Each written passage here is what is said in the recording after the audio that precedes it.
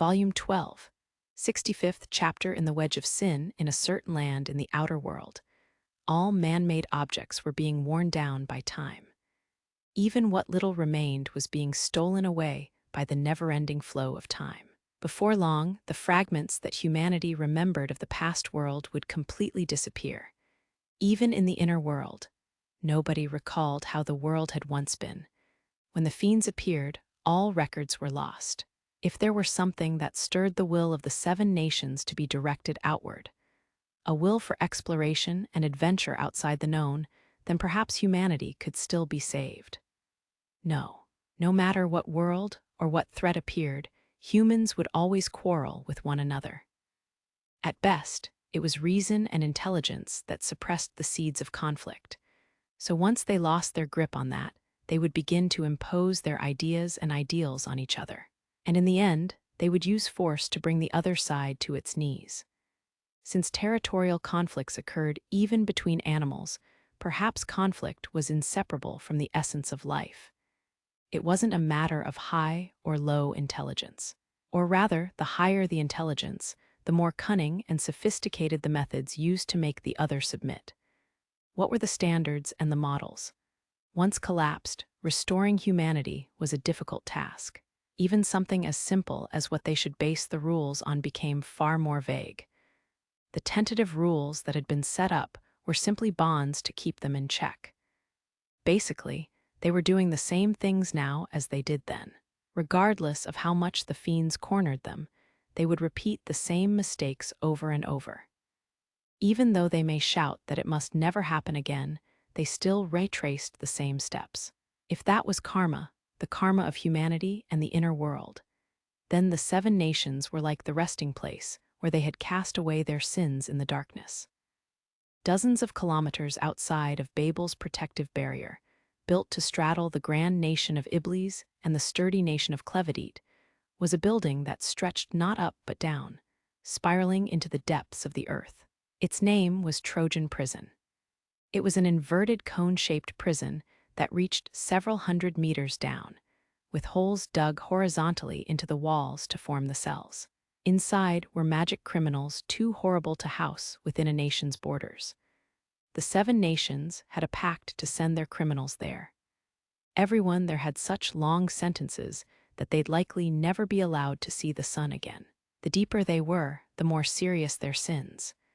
Those at the very bottom, the worst of the worst, were beyond the reach of the sun.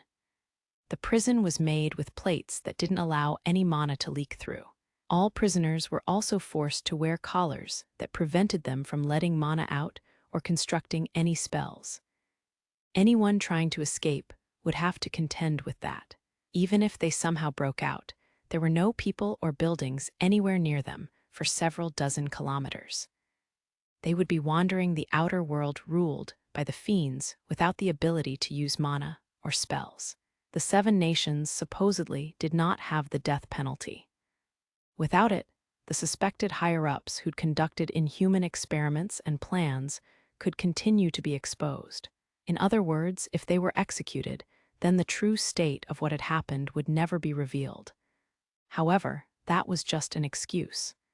In reality, everything was left untouched in the darkness of vagueness and irresponsibility. But that wasn't the only example.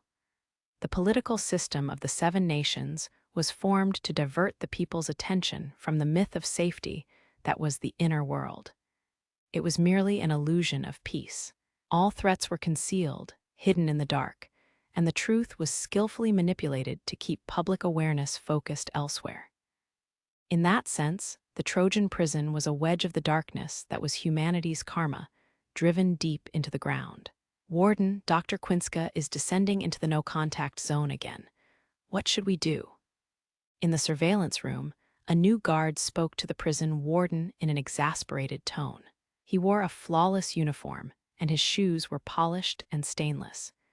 It was as if he were the embodiment of the prison's strict system. Nobody would ever visit a remote place like this, so there was no one to see him, but his appearance alone made him look like the perfect guard. The man had been posted here half a year ago. Even though he was a newcomer, he was only in his 30s, so it wasn't really seen as a demotion. but it was still like a bad roll of the dice. While it was a top-secret prison run by all 7 nations, its personnel consisted mostly of people from Iblis and Clevedite due to its location. The new guard was no exception, as he hailed from Iblis. He'd been shocked at how remote the place was, having risked his life just to get here. Just let the professor do as she pleases. As long as she does what she has to, we can turn a blind eye to it to some degree. Besides, nothing good can come from getting involved with that mad scientist. Make sure you remember that. The warden, wearing a uniform that looked like it would rip apart any moment now due to his bulging muscles, let out a heavy sigh. As expected of the warden of a top-secret prison, his strength was authentic. Although he'd had to give up his rank when he became the warden, he had originally been a single-digit Magicmaster candidate. But that was why he'd been appointed in the first place. In other words, his outstanding ability was the most effective way to ensure the safety of the guards. Even so, it was natural to prepare for any eventuality. All of the guards here, no matter how small their job might be, were strong enough to hunt powerful fiends in the outer world. Incidentally, the guards rarely left the prison. They only left when fiends approached the prison due to unforeseen circumstances, perhaps once a month. In those rare cases, the fiends were usually eradicated instantly by a strike force. The other times were when the prison was being supplied. Bringing in food and other supplies was a big job, and the guards were often sent out to help. Overall, they had little opportunity to make use of their Magicmaster powers. So perhaps it was a demotion after all. The warden then spoke again as if he'd remembered something. When did the professor's favorite guinea pig die again? I believe they were already dead by the time I was appointed, though it doesn't seem the report has reached the nation yet. Indeed, Dr. Quinska's guinea pig. It had been a long time since her image on the monitor screen had moved a muscle. Her cell in the deepest part of the prison was probably filled with an unbearable rotting stench by now. Well, it doesn't matter, the warden replied dismissively. Nobody's going to care who or how many die here. After all, those who are here have no way of serving the people other than that, and it's not like they'll get out of here before they die, or even after they die. Ha ha, that's true. Oh, it's almost time for the prisoners' meals. Already, hey. The warden glanced at the clock on the wall, then gave orders to the surveillance chief in the room. The chief adjusted his military cap, saluted, and sounded an alarm loud enough to echo throughout the prison. Warden, how much should we distribute today? The consumption has been rather intense lately. At this rate, our supply will be eaten up, and we won't last another month. The amount of food that was distributed changed on a daily basis at the warden's whim. Lately, however, due to certain circumstances, several days' worth of food had been eaten through very quickly. Being as remote as they were, once they ran out of food, it would take a while before they could be resupplied. When that happened, the prisoners would get less food, and in the worst case, nothing at all for several days. It was a situation that would happen when there were delays in getting supplies, but this time it could be even worse. The chief estimated that a quarter of the prisoners might even starve to death. However, give out everything that's left today, the warden said in an almost cruelly clear tone. Understood, the chief's lips twitched slightly, but he crisply gave the instructions. The new guard, who nervously listened to their exchange, frowned and furrowed his brow. He almost opened his mouth for a second, but hesitated. As a newcomer, he had no right to interfere with the warden's decision. The prison actually hadn't been constructed just to contain the worst of the magical criminals. No matter how serious their crimes were, it wouldn't have been worth the trouble to build such a huge structure in the outer world. The prisoners confined in Trojan prison were top-class convicts, and even though there was no death penalty, they would undergo a punishment more severe than death. For those who used magic, the provisional punishment was the harshest and most severe. Special tubes were stuck into their bodies that continuously drained mana from them. The length of the procedure depended on the severity of the crime, but for prisoners on the lowest level, the pain continued for as long as they were awake. Mana was drained out of them until just before they reached their limit. Then the device would automatically shut down when the mana ran out and turn back on when they recovered, making it a gruesome punishment with unending pain.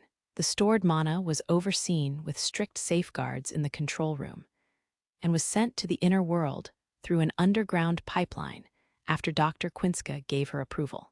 Mana was first collected and compressed, and then the pipeline would be activated several times a month in the morning hours when the fiends were less active.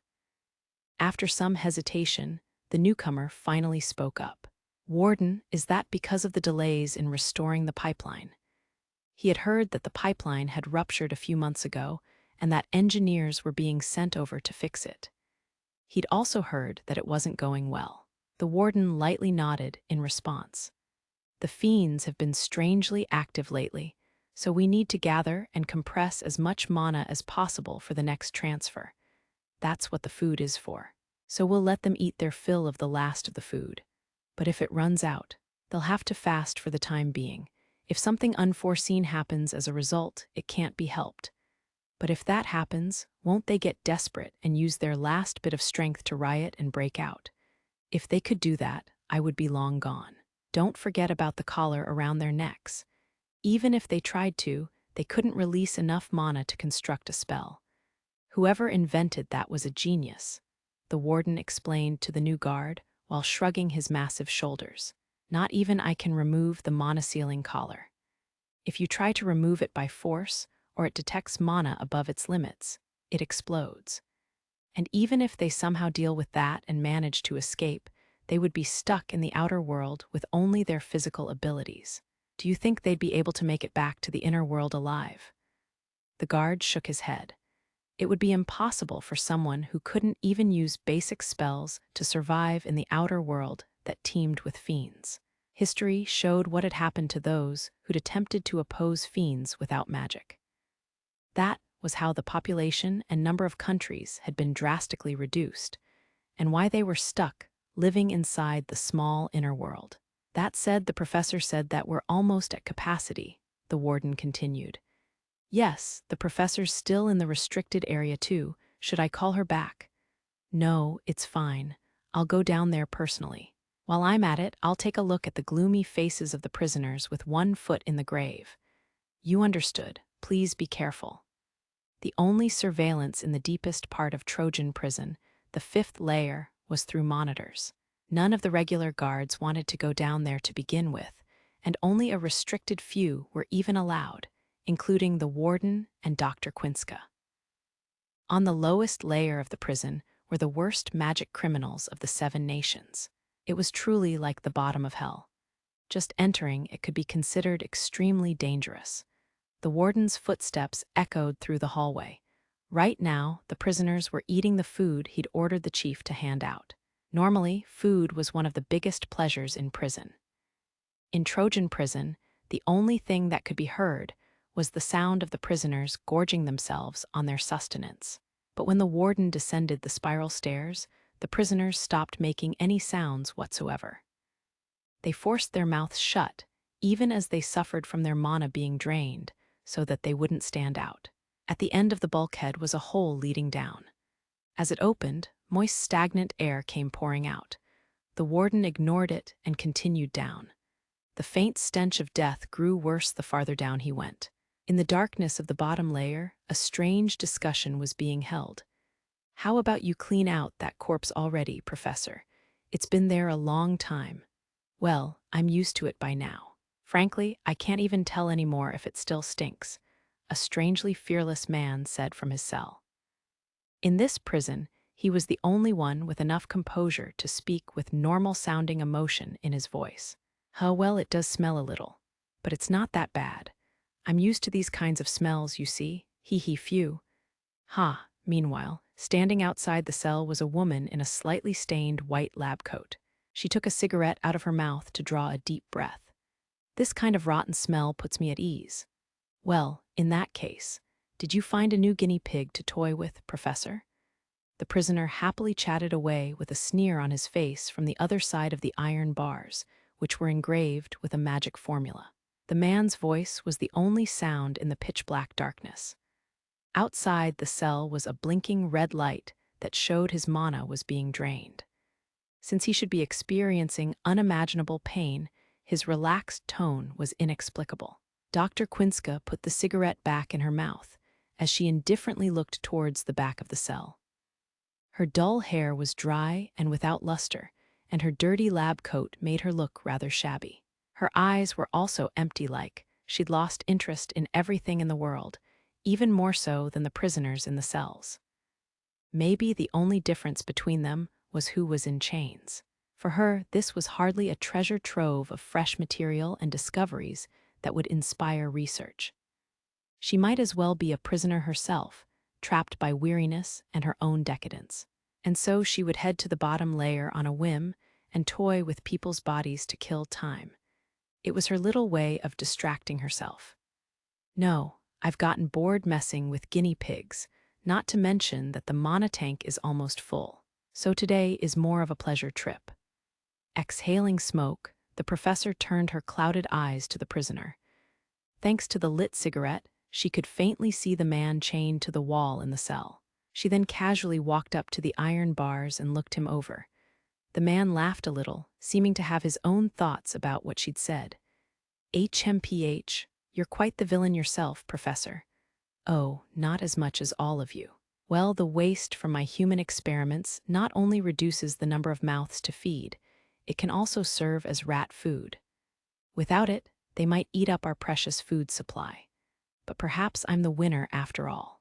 You just kill, but I enjoy killing. It's hard to judge who is worse.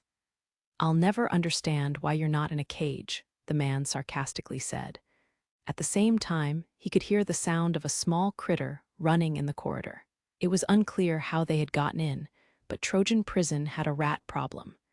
The sound disappeared into the quiet cell next to the man's cell. Soon after, he heard sounds of delight as the rat found some food. It was a small janitor scavenging for decaying flesh. By the way, little prisoner, what would you wish for when you die? Like, what would you want for your final meal? Nothing. When I die, I'll die in silence. A good answer. The professor smoked the last of her cigarette and flicked the butt at the prisoner. For just a moment, the light of the cigarette falling onto the floor illuminated the man's rough figure. I would choose coffee or a smoke, but I couldn't wander around with a cup, so I guess it'd be a cigarette. That's when the sound of footsteps approached the professor from behind. I've told you time and time again. No casual contact with the prisoners, Professor. The warden said the last part more forcefully and towered over the professor as he looked down at her. His eyes beneath his military cap were chilling. If it isn't the warden. Good work coming all the way down to the bottom layer like this. Oh, is it already time? Closing time's not an issue. More importantly, how are the adjustments to the tanks going? I got a report that they're about to fill up. However, the professor kept her eyes on the prisoner and her back to the warden. She also pulled out a new cigarette as she spoke in an uninterested tone. You're going to tell me that, Gordon. Not to worry, it'll be full in another minute or so. I'm more concerned about the ruptured pipeline. Suddenly, the professor's face was smashed into the wall. A flurry of red bloomed. The warden had grabbed her small head from behind and driven it into the wall. Blood stained the wall's surface, dripping down to the floor and pooling there. Anyone could see that death had been instant. However, the warden responsible for it was as calm as could be. There was no emotion in his eyes. That sure was flashy, Gordon. It was the least bit of mercy I could show her. Even if I let her live, the freed prisoners would have beaten her to death after this. I'm sure she's thanking me with tears of joy in the afterlife. As a finishing touch, the warden half crushed her body into the wall and closed his eyes. The next moment, a loud alarm sounded throughout the prison, signaling an emergency. The mana storage tanks had reached their limit. The light on the panel near the cell went out. The provisional punishment had stopped. I've got the signal from Mekvis. What are you going to do, Dante? Are you going to help? The warden opened his eyes and casually questioned the man in the cell. One of Kurama's executives, it's worth considering. Still, I would have liked to have talked with Dr. Quinska a little more.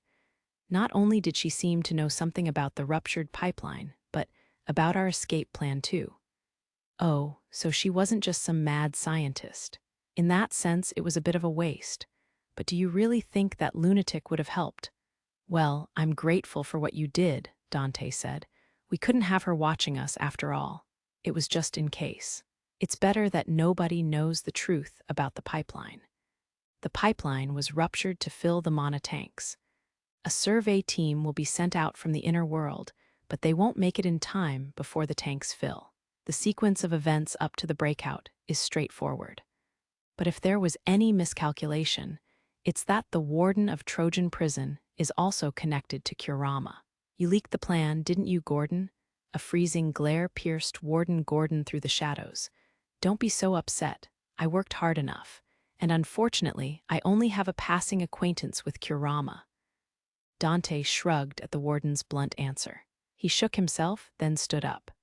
At the same time, the needles and tubes used for the provisional punishment fell off.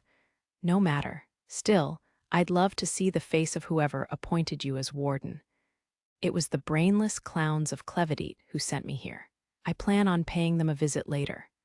That sounds good. Personal grudges can be trusted. I'm curious about Kurama's intentions for taking advantage of the situation, but more importantly, now's the time to celebrate our freedom. Suddenly, his cell made a sound and opened. The cell next to his did the same, and the one after that, and so on. The cries of guards who'd rushed to the scene could be heard in the distance, but were quickly drowned out by the joyous shouts of the freed prisoners. Dante gave them a sidelong glance as he scratched his head. That Mekfi's bastard, huh? Well, I didn't need their help to escape. I already had preparations made, but if they were able to see through it, that's a little interesting. Maybe I'll have a chance to greet them before long. I was planning to return to the inner world for a minute anyways. For revenge? Warden Gordon asked. Oh, yeah, that's not bad. Very fitting for an escaped convict. But while I didn't like being locked up here, I've been thinking about this and that. Dante was practically half naked due to how worn through his prison uniform was. His build was so big that it was hard to imagine he'd been stuck in prison for so long. Glancing at the red emergency light, he walked over to the dead Dr. Quinska, who was buried into the wall. He then crouched down, scooped up some of her blood with his finger, and licked it. Yeah, hungry or not, blood is still disgusting. What are you doing? Asked the warden, frowning. That said, it doesn't taste particularly off either. Huh. I predicted that the professor would have been mixed with a part of Mekfi's, but I guess I was wrong, Dante muttered, giving the blood another lick as if tasting wine. So is it this one. Next, he peeked into the neighboring cell, but the only thing there was a rotting corpse hung up on chains. Guess it was just my imagination, he concluded, shrugging. He found it a little confusing. The professor had shown signs of knowing the truth behind the ruptured pipeline, but he had no way of confirming that now, and he didn't have the time to poke any further into it. All right, it's time we get out of here, guys. Several people walked into the hallway as Dante spoke, each one a convict. I should make my own move, the warden muttered. Everything's gone as expected so far. He looked up. Something came falling down, accompanied by the sound of breaking glass. Falling dozens of meters down through the stairwell and onto the floor were several people. They were the guards who'd been in the surveillance room on the top layer. Among them was the newcomer guard. Having crashed onto the floor, their bodies were twisted and broken, a big pool of blood forming beneath them. Sorry about that, newbie. The warden had only told his inner circle about the plan, and the other guards were probably being slaughtered by prisoners venting their grudges. But it was an inevitable sacrifice. As if he'd just remembered, the warden gave Dante a bunch of keys. Here, use these to remove the collar. Only the warden was allowed to carry the keys. However, Dante only grinned and shook his head. I'll be fine for now.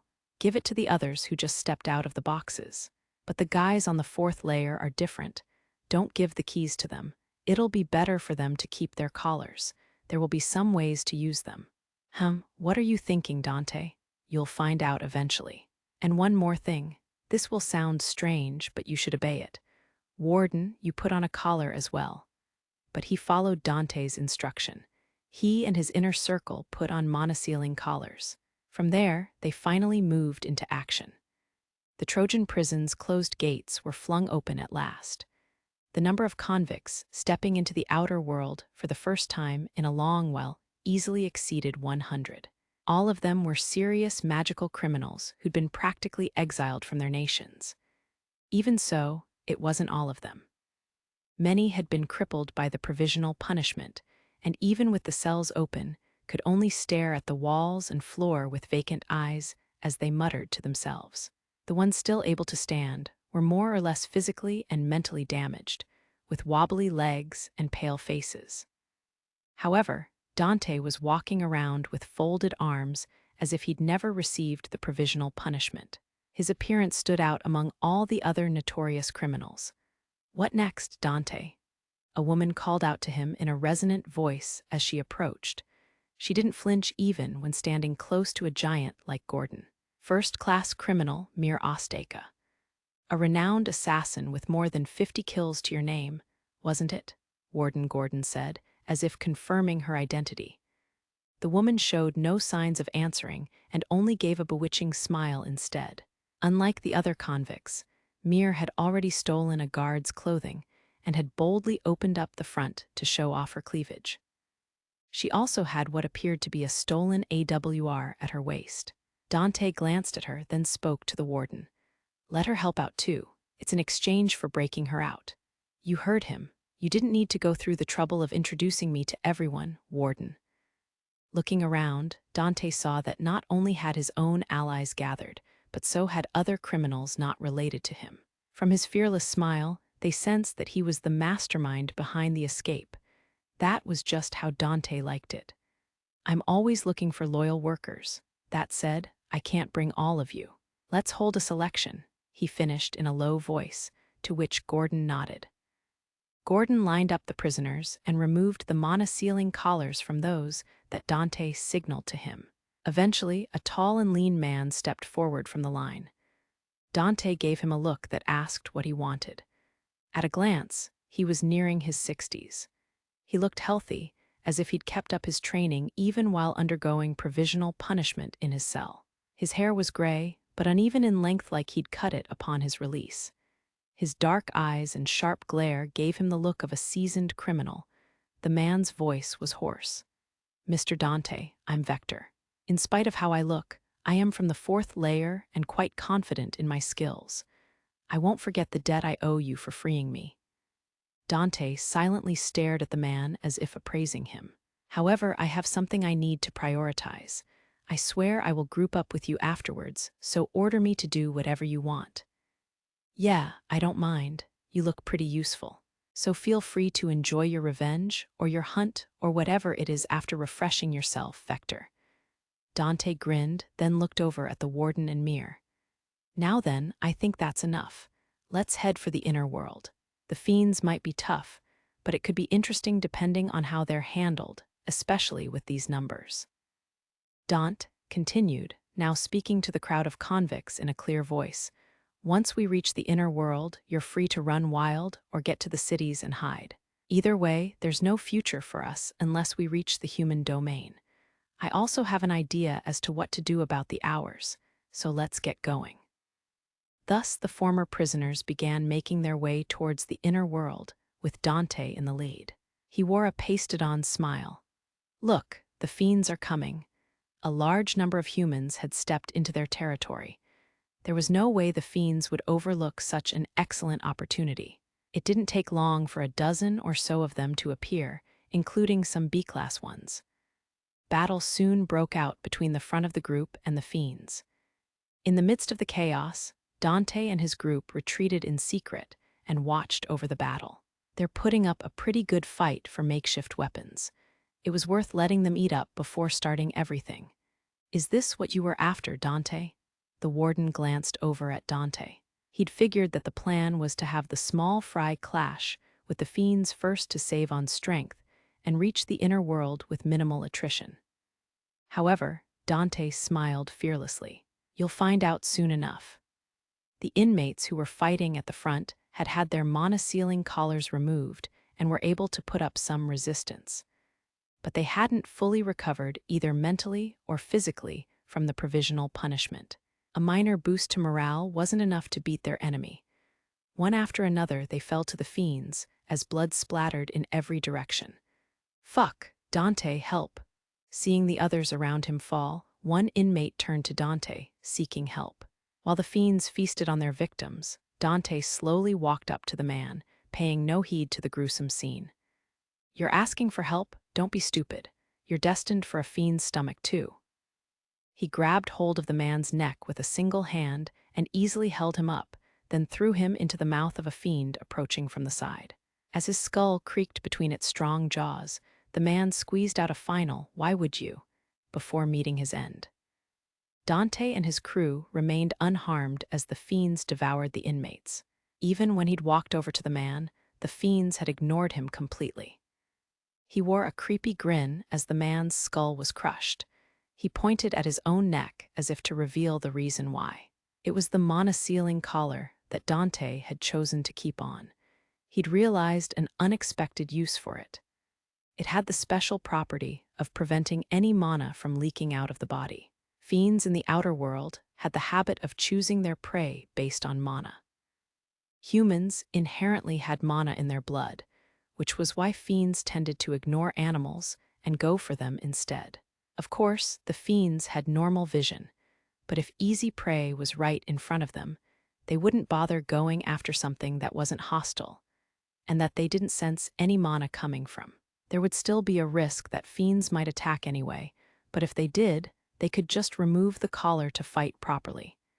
This was the strange plan that Dante had put into action. "I see. What a brilliant idea.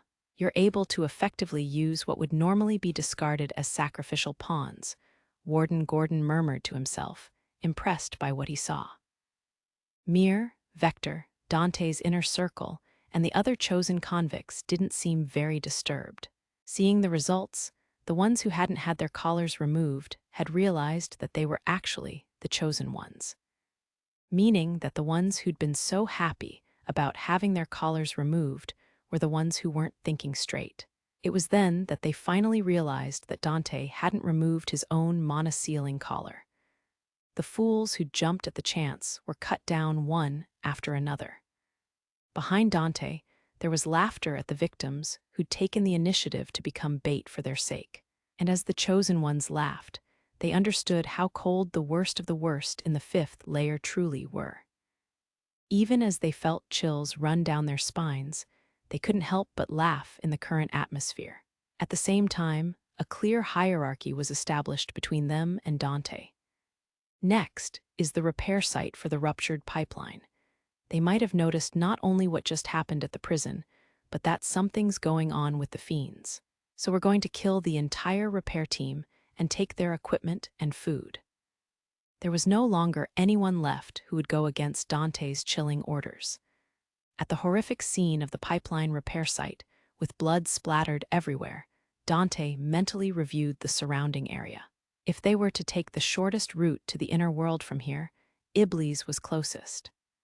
However, the nations differed in their vigilance, including how detailed and frequent their patrols were in the outer world. Elise was a large nation that was active in eliminating fiends, so Dante chose to go for Clevidite instead, which would give them a relatively smaller risk of being discovered. But he didn't start moving that way immediately. It was hard to enter the protection of Babel's barrier without being detected by any nation. And there was no time to casually probe for a spot where it was thinner, not to mention they'd stand out with their numbers and appearance. So Dante decided to enjoy some rest while they waited for a certain person. Judging from how you look, it seems I am a little late." A person who had suddenly appeared out of nowhere approached Dante and spoke in an aloof tone. "Looks like things went well for you. I was having a good time myself and just accidentally happened to overdo it." "Dear me, sounds like a good time to take a breather," Dante replied. He looked in the direction of the voice. The voice belonged to a beautiful man with long hair. He wore a dazzling outfit as if attending a formal ball. The first impression was of a gentle nobleman, but considering they were in the outer world, that would just be far too unnatural. Ha ha, I'm glad to see you haven't changed much, Dante. I'm also relieved that Gordon seems to remember me. Having the attention suddenly turned on him, Gordon's expression was sour. Mekfis, don't think I've started working for you. This is just an alignment of interests. I'll be doing as I please. Yes, I know, and you're free to do so. You were practically another inmate yourself, after all. In that dark prison, I suppose the only difference between guard and prisoner was what side of the bars you were on. It must have bored you to death. Mekfis wore a thin smile, but suddenly closed one of his eyes and pressed the point. But I will have you fulfill our requests. I thank you for your cooperation, he finished with a civil smile, not letting any of his thoughts show as he bowed like a gentleman. Congratulations on your freedom, Mekfis continued. However, that being said, he looked around with a deliberately troubled expression. There are more here than I had anticipated.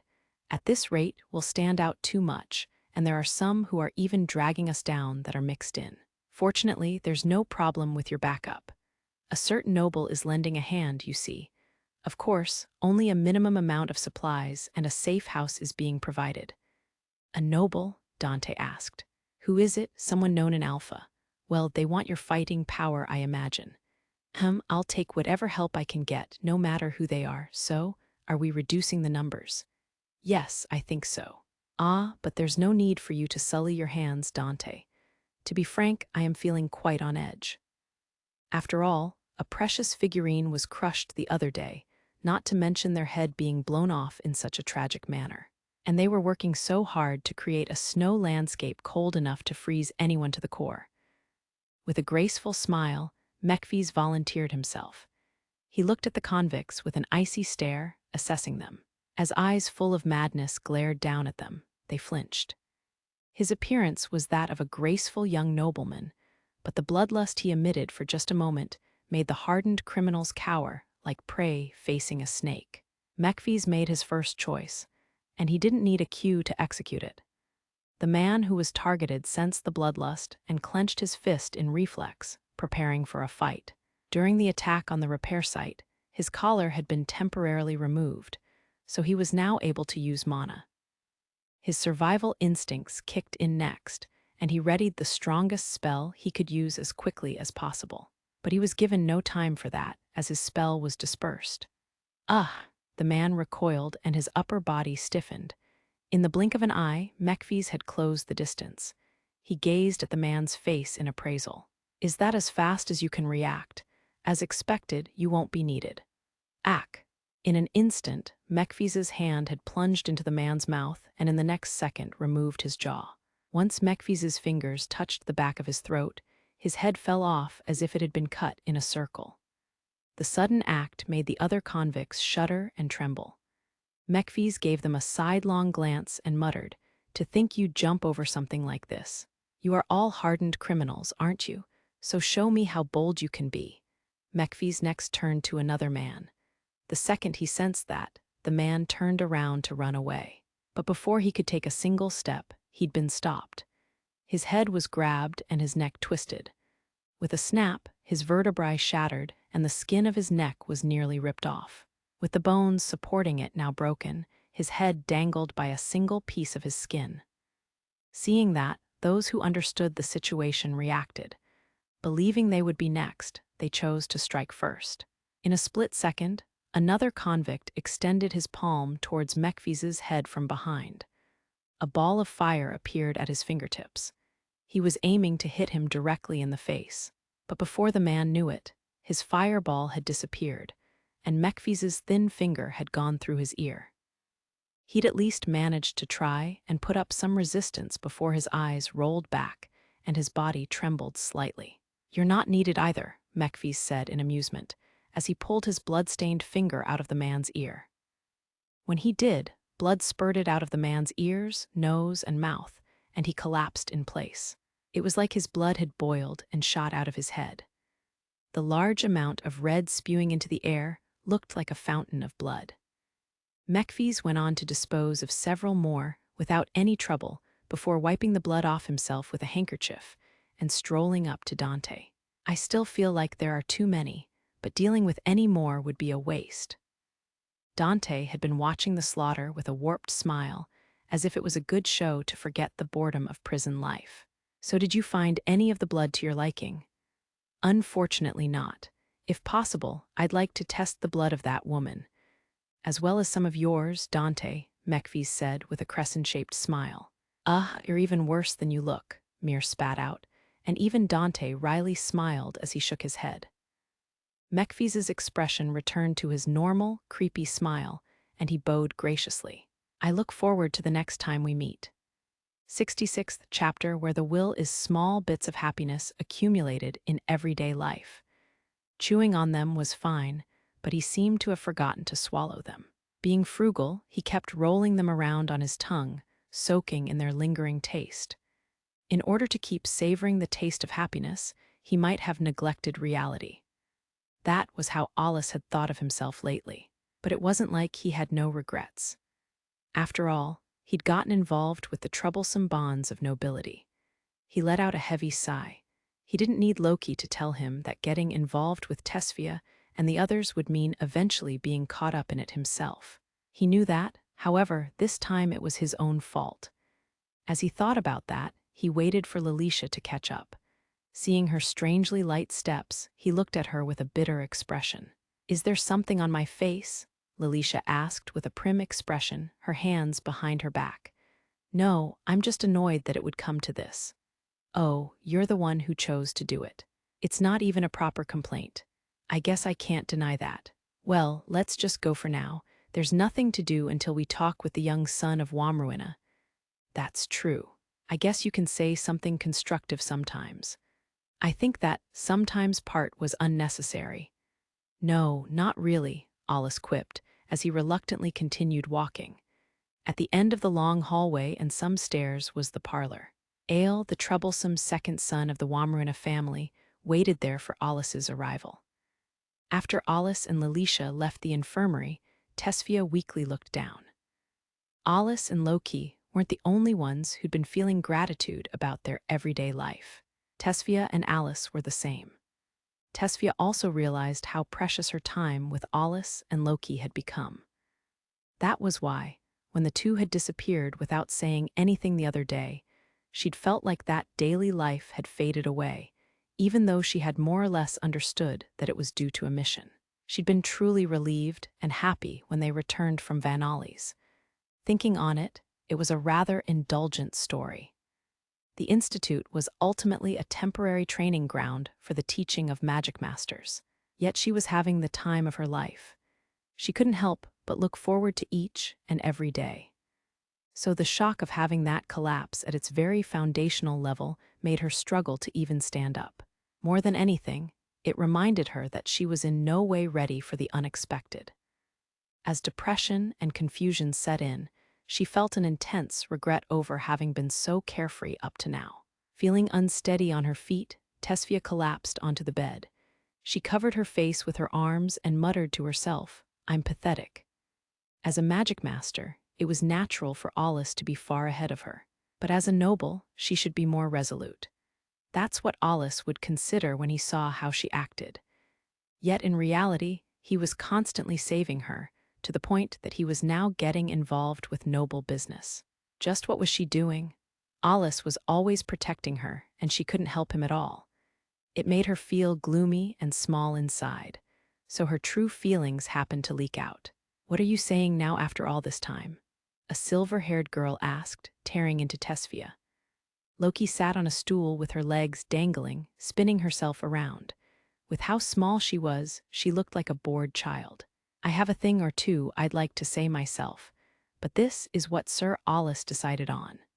If he'd really found it troublesome, he would have withdrawn, but he chose not to. So why don't you think about the reason for that? Does that mean he's let his guard down a little? That we're closer now? Tesfia murmured, while covering her eyes. Loki furrowed her brow in annoyance. Listen up. At the very least, you've been deemed worthy of that much effort. But it's nothing more, so don't get full of yourself. Above all, you got Sir Alus involved in your own problems. So, Miss Tesfia, what? Loki paused for effect as she stopped spinning, and stared directly at Tesfia with a serious look. Please brace yourself. Now that he's getting involved with quarrels between nobles, there's no turning back. No matter how it turns out, you'll have to take responsibility as one of the parties involved. Make sure you don't forget that. Yes, Tesfia weakly answered, after a pause. The previous events had come at her like a bolt from the blue, so she'd been taken by surprise.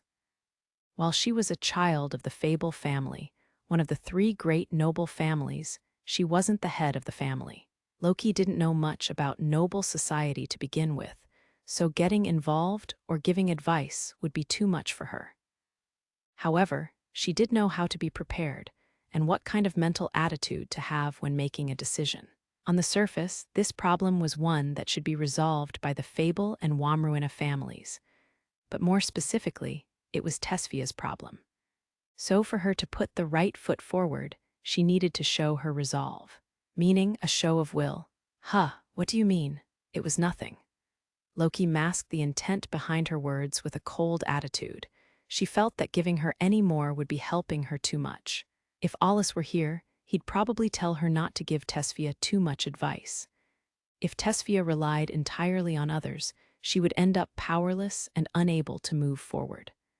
Frankly, I never imagined that Sir Alus would go that far. And to think he'd take Miss Lilisha with him. That was the problem. Lilisha had maintained a neutral position, and Alus had gone ahead and taken her with him to meet with Aile anyway. Lilisha was nobility, and she understood how the world of nobles worked. Her presence would help the negotiations, but bringing someone with an unclear stance was a double-edged sword. With the Womruinas being one of the 3 great noble families, there was no guarantee that the Rimfuge or Frusivan families weren't working with them behind the scenes. If that was the case, negotiating with Aile would put Alus in a perilous situation. In other words, it was as foolish as a rider taking a horse into battle without gripping the reins. I'm sure there won't be any time to be carefree in the future, so get whatever rest you can to recover mentally and physically. Since you're so helpless, I'll stay here a while. Yeah, thank you, Loki. Tesfia felt a weight drop off her shoulders. Despite Loki's patronizing words, she could feel the kindness behind them. And when she felt it, her heart eased. The wound in her heart hadn't fully healed yet, but she could deal with the tingle that remained. I'm here too, Fia, Alus said, following Loki's lead. The presence of the 2 girls reassured her, but Tesfia couldn't just rely on them, especially as a noble. She couldn't show any more of her disappointing side. She might have realized that a little late, but she had 2 people that supported her, so she should move forward by her own strength. She closed her eyes, then moved her arms from her face and jumped out of bed. Are you okay, Fia? Alus asked, sounding worried. Tesfia responded with a firm nod. I wonder why. There should be nothing but anxiety, but I feel a little relieved. It wasn't just because Loki and Alus were by her side.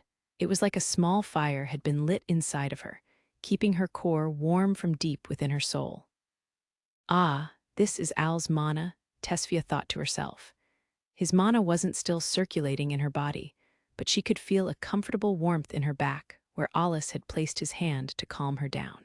She put aside the part where he'd seen her naked. If she didn't, she wouldn't be able to focus on anything else. And just remembering how she'd been a while ago made her shudder. Self-loathing washed over her as she thought back to her attitude. She'd been depressed, brooding, and frozen in place, unable to move forward. Tesfia couldn't forgive that weakness of hers. At the same time, she was a little scared. But things were different now. Ah, my back is hot. No, my chest. Huh. As the reason for her rapidly beating heart became clearer to her, Tesfia's cheeks turned pink.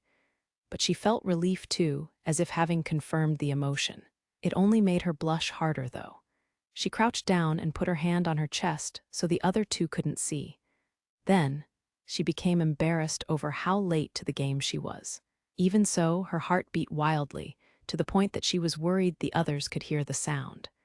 Are you okay, Fia? Does it hurt somewhere? Her best friend's consideration startled and almost pained her. I'm okay, don't worry. Fanning her burning cheeks, she inwardly apologized to Alus over and over. More importantly, what about you, Alice? You got hurt because of me. This is nothing. Also, it's not your fault, Fia. What? But like I said, it's not your fault, Fia. Alice left no room for dissent. She wouldn't let Tesfia blame herself. Thank you. Geez, you always get hung up on strange things. It's nobody's fault. In fact, let's just make sure things are resolved well, and then nobody has to take responsibility in the first place. I'll do whatever I can to help, Alice said, admonishing her friend in the usual manner, as she showed no regard for her own injured neck. Yeah, thank you, I mean it. With her head cast low as her way of repaying her friend, Tesfia focused on the words and finally returned to her usual bold self. It might be wrong of me to say this, but Alice, Loki, lend me your strength. Of course, Alice replied. What? No thanks, Loki said. Huh. Tesfia felt like she'd been left high and dry, her mouth amusingly wide open. Loki, ignoring the flow of the conversation, had completely surprised them with her refusal. There was a pause before her lips trembled like she couldn't hold it in any longer. Then she smiled mischievously as she continued. Like I said, I refuse. But while I won't personally help you, I can't sit still if Sir Alus is moving. In other words, she gazed at Tesfia, who was slow on the uptake, and let out a grand sigh. In other words, I can at least accompany you a little. Meaning, I can rely on you a bit. Yes, it's fine. Why do I always have to spell everything out for you? To tell the truth, Loki's decision was based on the changes Alus had gone through. Though she was reluctant to admit it, these two were probably one of the reasons. Without them, Alus wouldn't be able to fully return to his usual everyday life. Although it doesn't really matter how enthusiastic you are, since nothing will begin until Sir Alus returns. Yeah, I know that. It also looks like Lilisha is helping too. Loki wanted to fix Tesfia's misunderstanding immediately, but she let it be for now. Both she and Alice were misjudging Lilisha. From what Loki could tell, that girl wasn't just a noble, a soldier, and Alus's observer. After Letty had warned her, Loki had made sure not to judge Lilisha by her appearance. In fact, it was strange for Lilisha to have been chosen to keep watch on Alus, since she didn't have the ability to use magic. It was possible that she'd just been acting, but there'd been no reason for her to pretend in that situation. She felt like there was more to it, but she could be trusted at least to the point where her betrayal wouldn't hurt. That's what Loki had decided after seeing Lilisha's behavior and actions thus far. If she'd had harmful intentions towards Alus, she'd had plenty of opportunities to harm him directly. And if she'd tried, Loki would have put her body on the line to stop her when Alus took her along with him. That said, her head hurt from thinking too much. Lilisha couldn't be fully trusted as an ally, which complicated the situation. And Loki had her own thoughts about the recent changes in Alus as well. I just hope it ends peacefully. Wait, you mean it might not? Al made it sound like a pain, but he was pretty calm, wasn't he? Loki looked exasperated at Alice's question. That's because you two were involved. It means that Sir Alus has acknowledged you to some degree. He might complain, but he'll take on your troubles. Not to mention that Sir Alus has changed a lot lately. Despite her tone, she felt reassured by the changes in Alus. But there were still sides to him that were unchanged. In particular, he wasn't skilled enough to please everybody, not politically and not socially. Sir Alus might be close to his limits by now. That rude noble was clearly getting on his nerves. Tesfia was confused, but that was as far as Loki would talk about troubling matters. Sir Alus is someone who has done a lot of fighting and work behind the scenes, after all. If Aile really was annoying, it wouldn't be unthinkable for Alus to use force, even if he was fighting the Womruina family. From her point of view, if there was some bloodshed, or even in the unlikely possibility of death, the Governor-General and Alpha would do anything in their power to protect the ranked no. Even in the worst-case scenario, he would receive a greatly reduced punishment. And if Alus was unhappy about that and left the nation, no one could stop him. But it was unlikely that he would be so reckless, considering how he'd behaved before. Loki recognized that, and decided that thinking something like that would happen was pointless in the first place. However, The other two somehow seemed to have picked up on Loki's baseless fear. "Loki, can you not say something so scary?" Tesfia asked.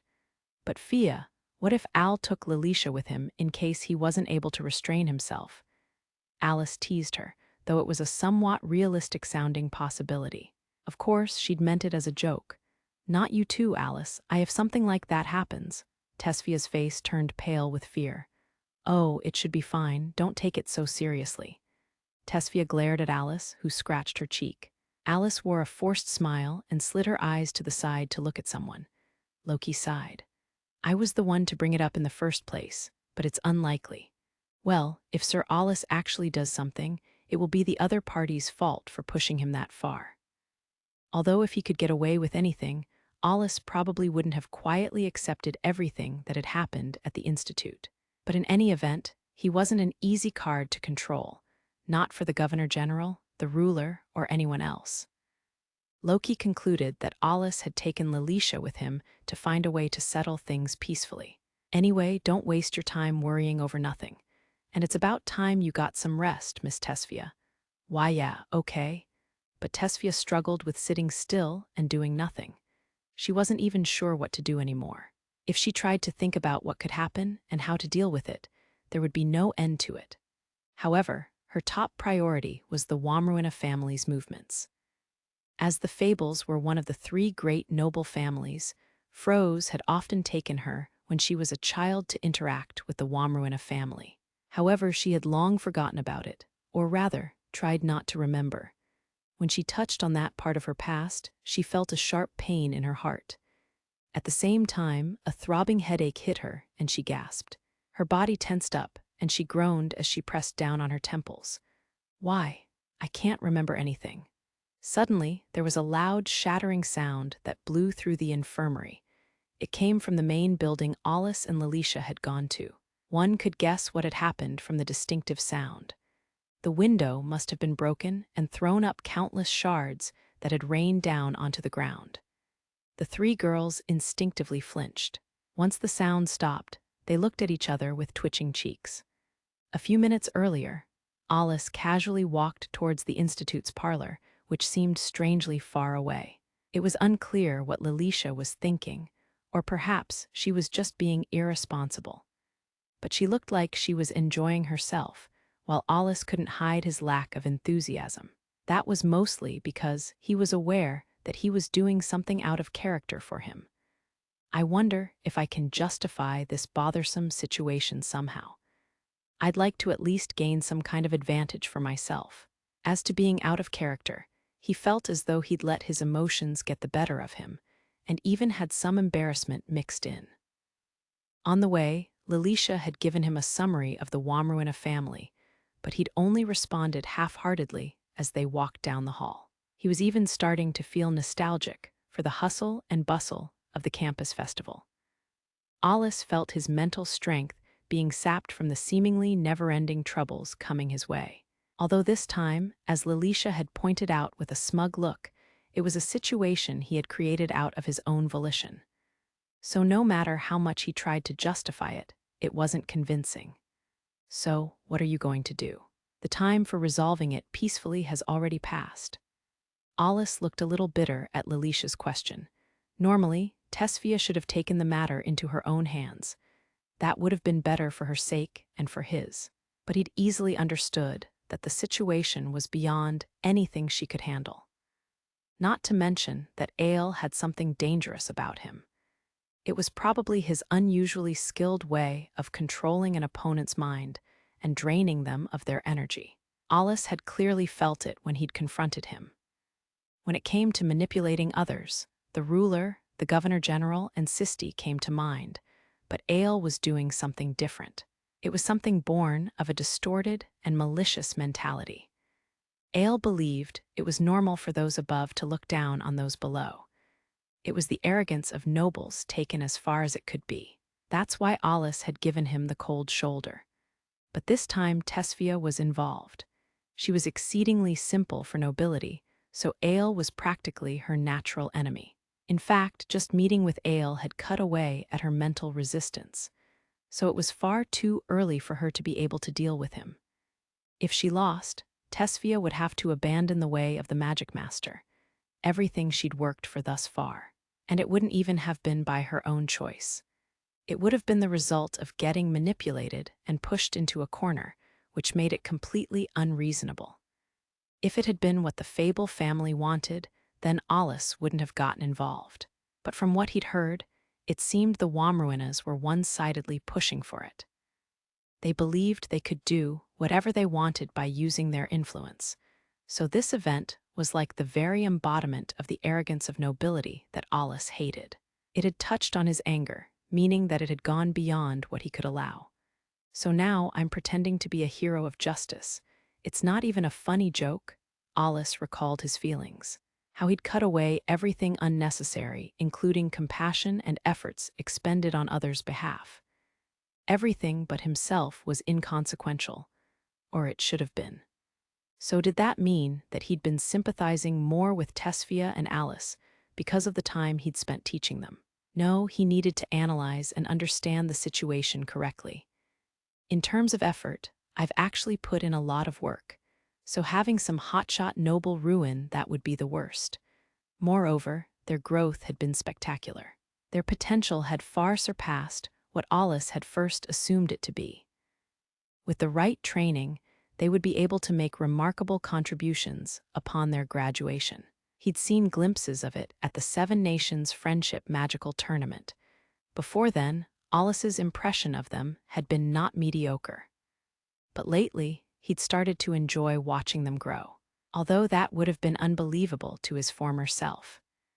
Restricting his comfort zone to the Institute would have been unthinkable before, when he'd only known the battlefield.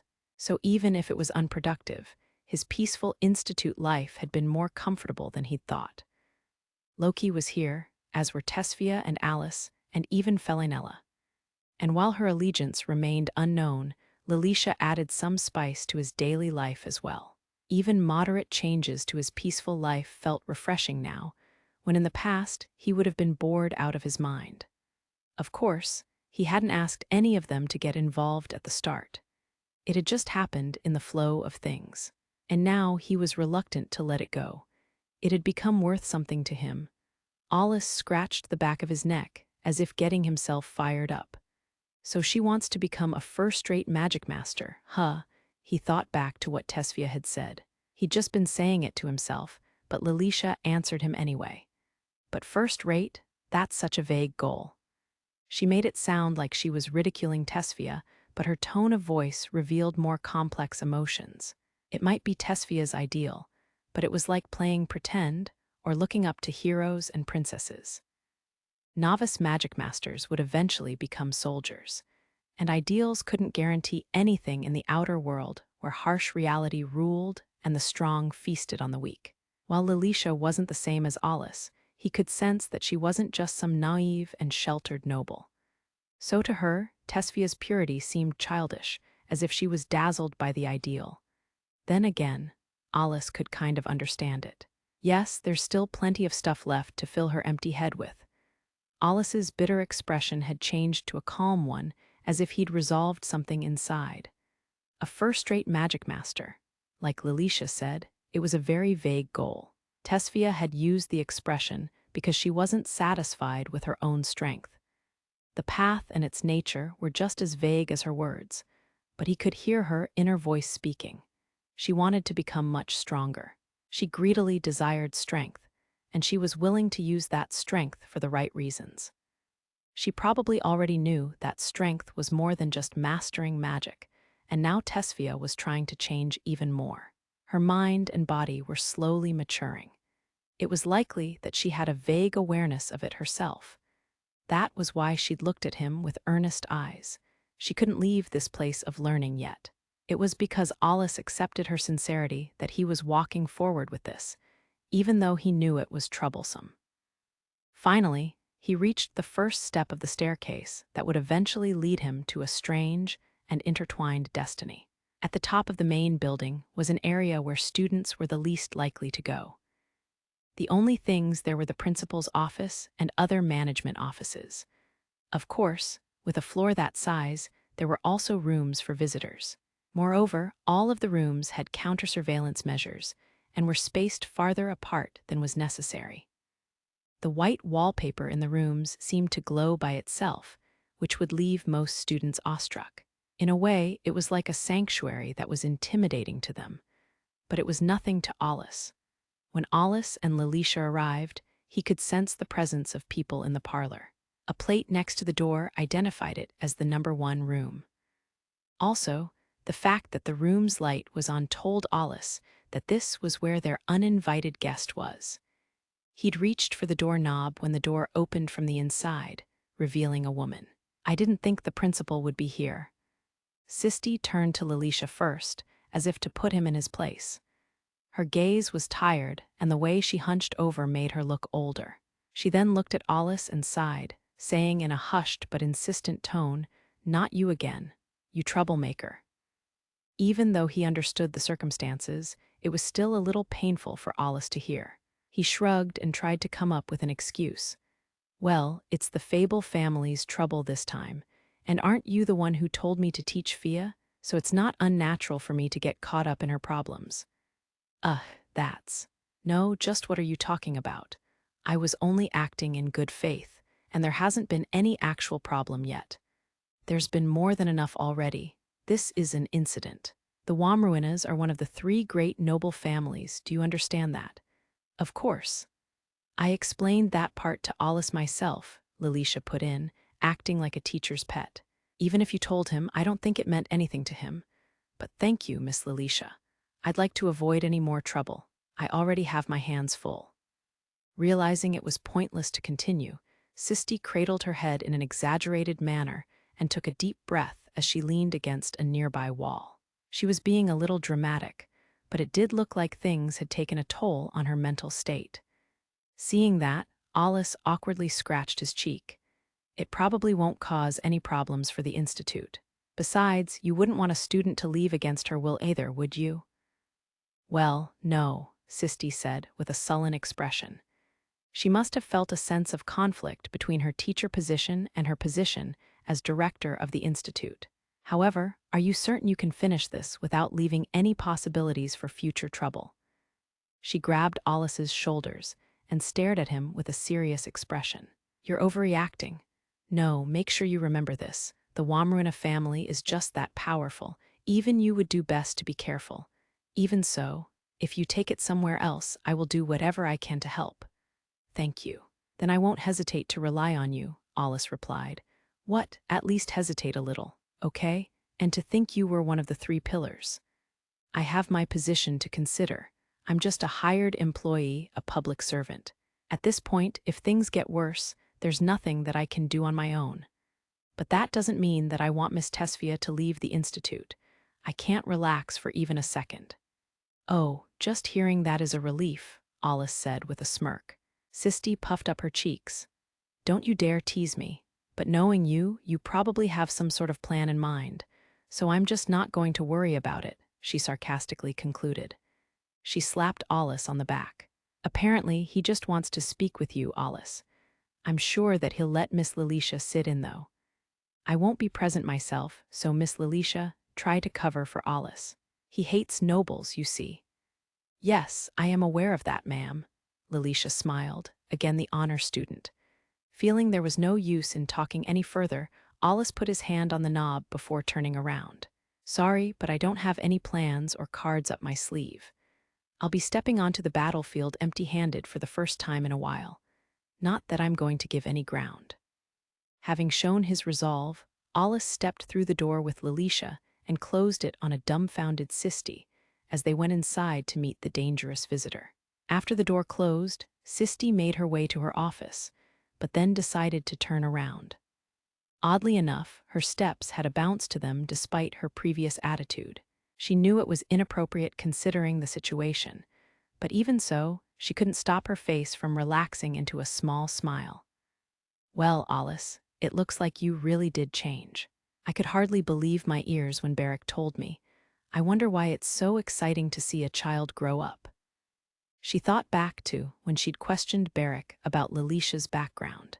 At that time, Barrick had also mentioned that Alus had told Loki about his past. It might look like a small thing to an outsider, but for Alus, it was a big step forward. Seeing the change in him, Sisti felt like she'd achieved her purpose as an educator. It wouldn't resolve the present problem, but it was still something to rejoice over. A bright mood overcame her, like she'd returned to active duty. Or perhaps, like she'd become younger in a way. Although he'd never admit it, Alus had given up calculations and prospects of the future in an attempt to do what he felt was right. And his motivation had had to do with his relationship with a fellow classmate. They had formed a kind of bond. Oh, how nice it is to be young. Alus had said that for once he didn't have any cards up his sleeve. It wasn't much different from being reckless.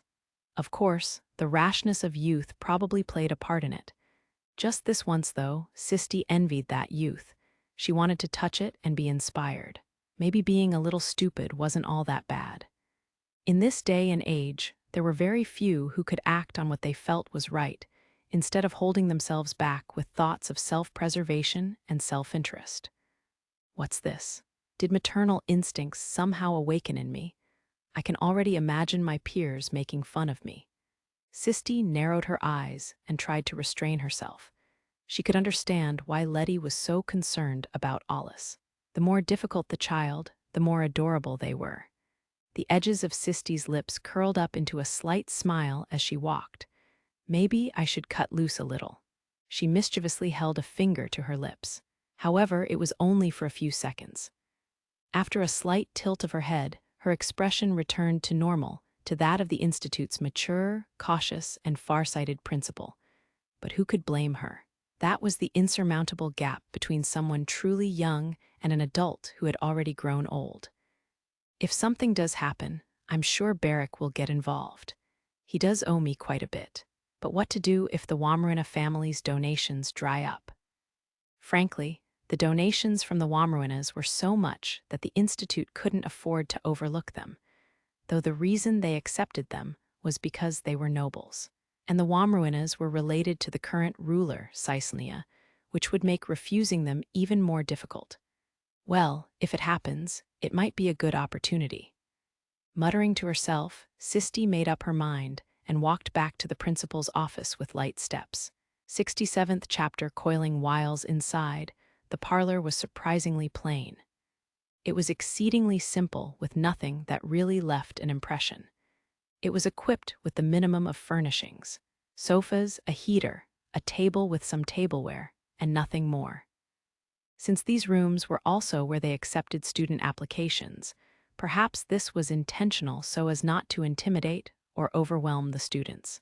In this rather uninteresting room was Aile, not looking particularly irritated or arrogant at the moment, as he gazed at Alus and Lilisha. A pair of sofas stood in the center of the room with a frosted glass table between them. Aile sat in the middle of his sofa.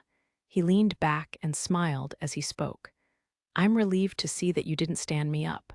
Alus gave him a scathing look, as if asking him whose fault this was.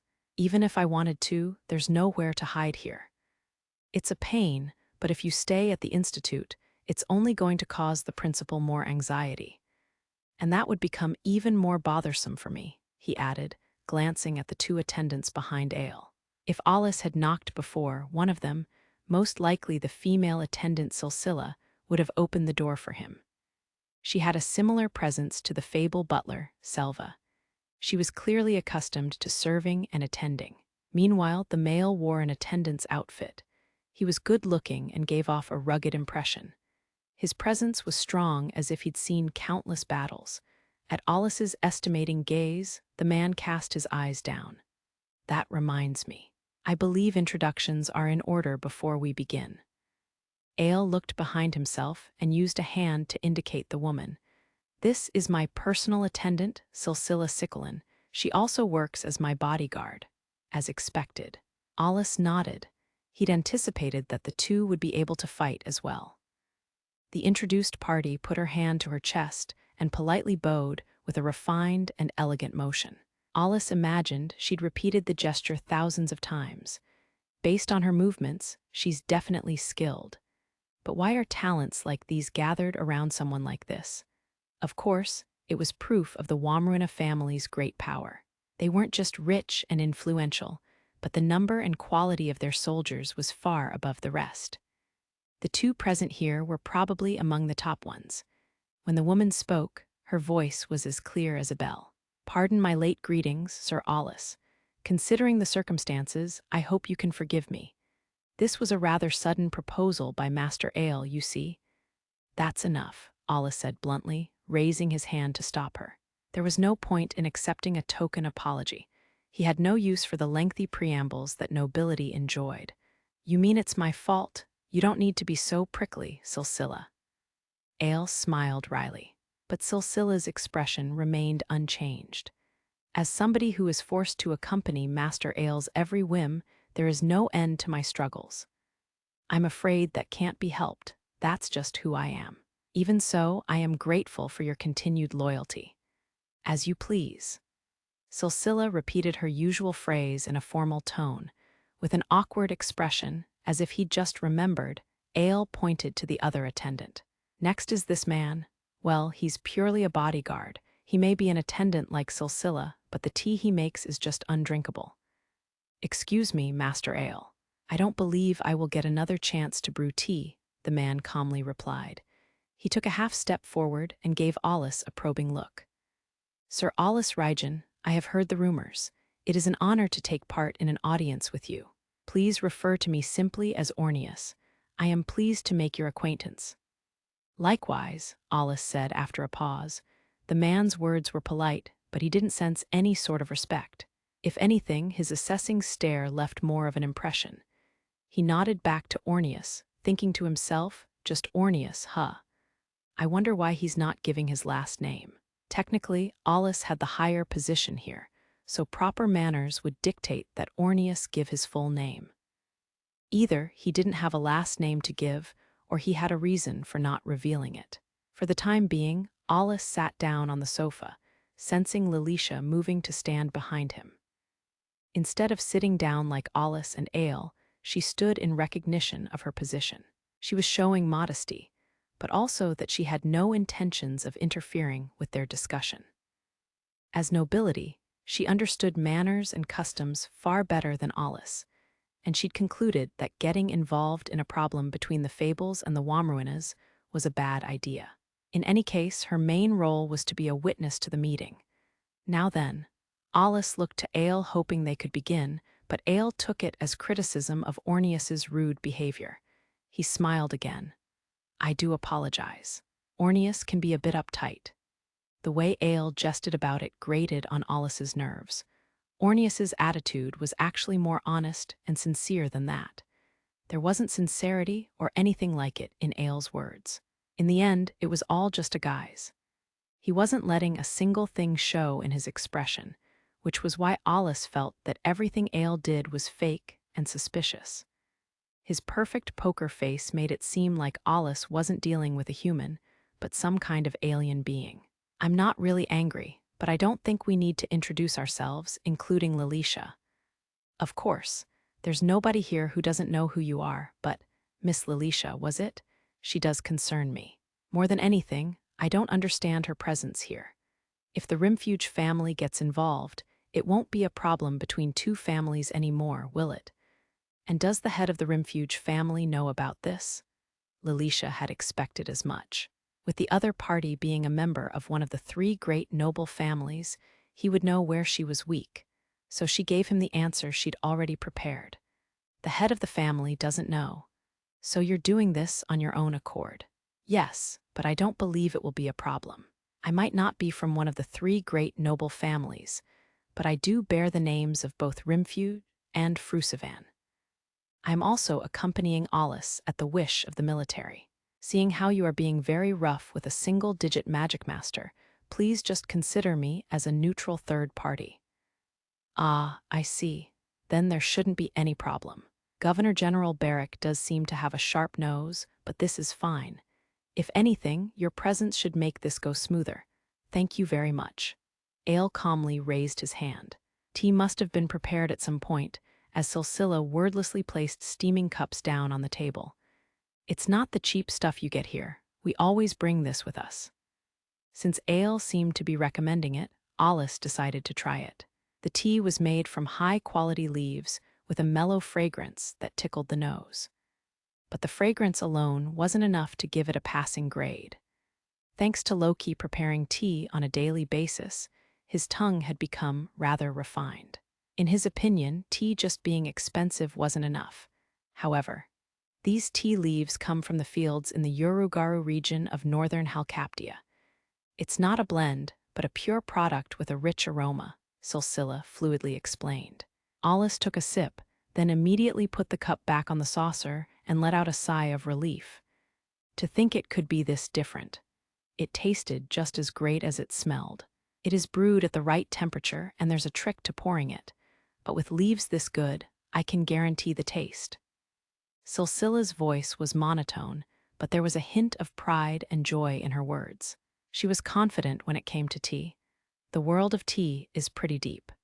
Yes, I personally picked these leaves out, but that doesn't mean that the leaves are everything. Being able to brew good tea with poorer quality leaves is also a matter of skill. That's another major point worth bearing in mind. All right. Cicelnia was getting worked up and continuing on, overpowering Alus. Okay, I believe that's enough, Cicelnia, an exasperated Aile intervened. I'm sorry about that. When it comes to tea, she just doesn't know when to stop. After all, what was it again? He glanced at Cicelnia. A tea master. Right, that's it. She has acquired almost all the qualifications when it comes to tea. In any event, her enthusiasm knows no bounds. I'm also a certified tea advisor, so if there's something you don't know, I can answer any questions you have. His first impression of Cicelnia had been that she was quiet, but Alus had been shown an unexpected side to her. But she did seem to realize by now that she should hold back from going on any further.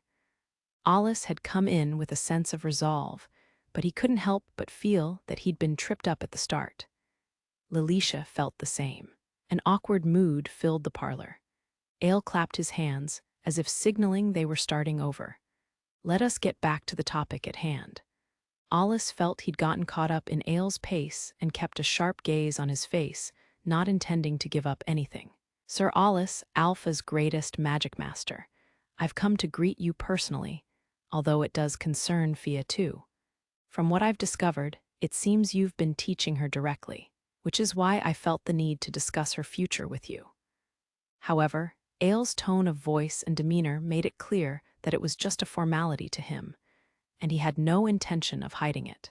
So to get to the point, I will be taking Fia. I assume you have no complaints. Alus crossed his legs and replied plainly, Sorry, but that's not going to happen. I won't let it. To be honest, I didn't expect that answer. This was a miscalculation. I was sure you wouldn't want to get involved in these kinds of problems. Or perhaps you've taken a liking to Fia. Even as he spoke, the soft expression on Aile's face didn't change. It was doubtful that Alus's behavior had really been unexpected. Taken a liking to, well, you can interpret it that way.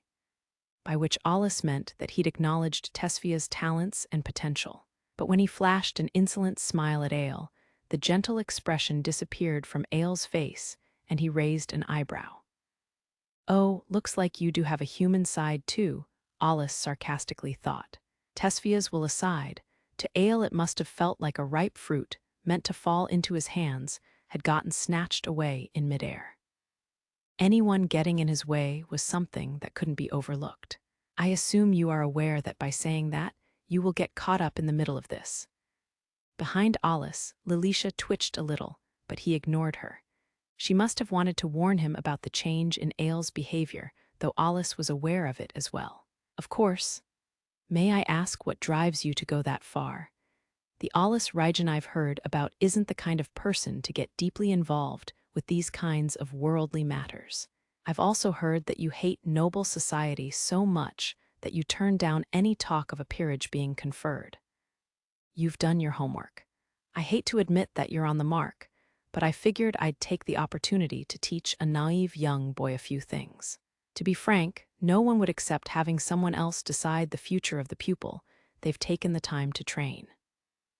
Upon being told that, Aile unexpectedly put his hand on his chin as if he'd never heard of such a reaction before. Not to mention that it directly concerns my interests.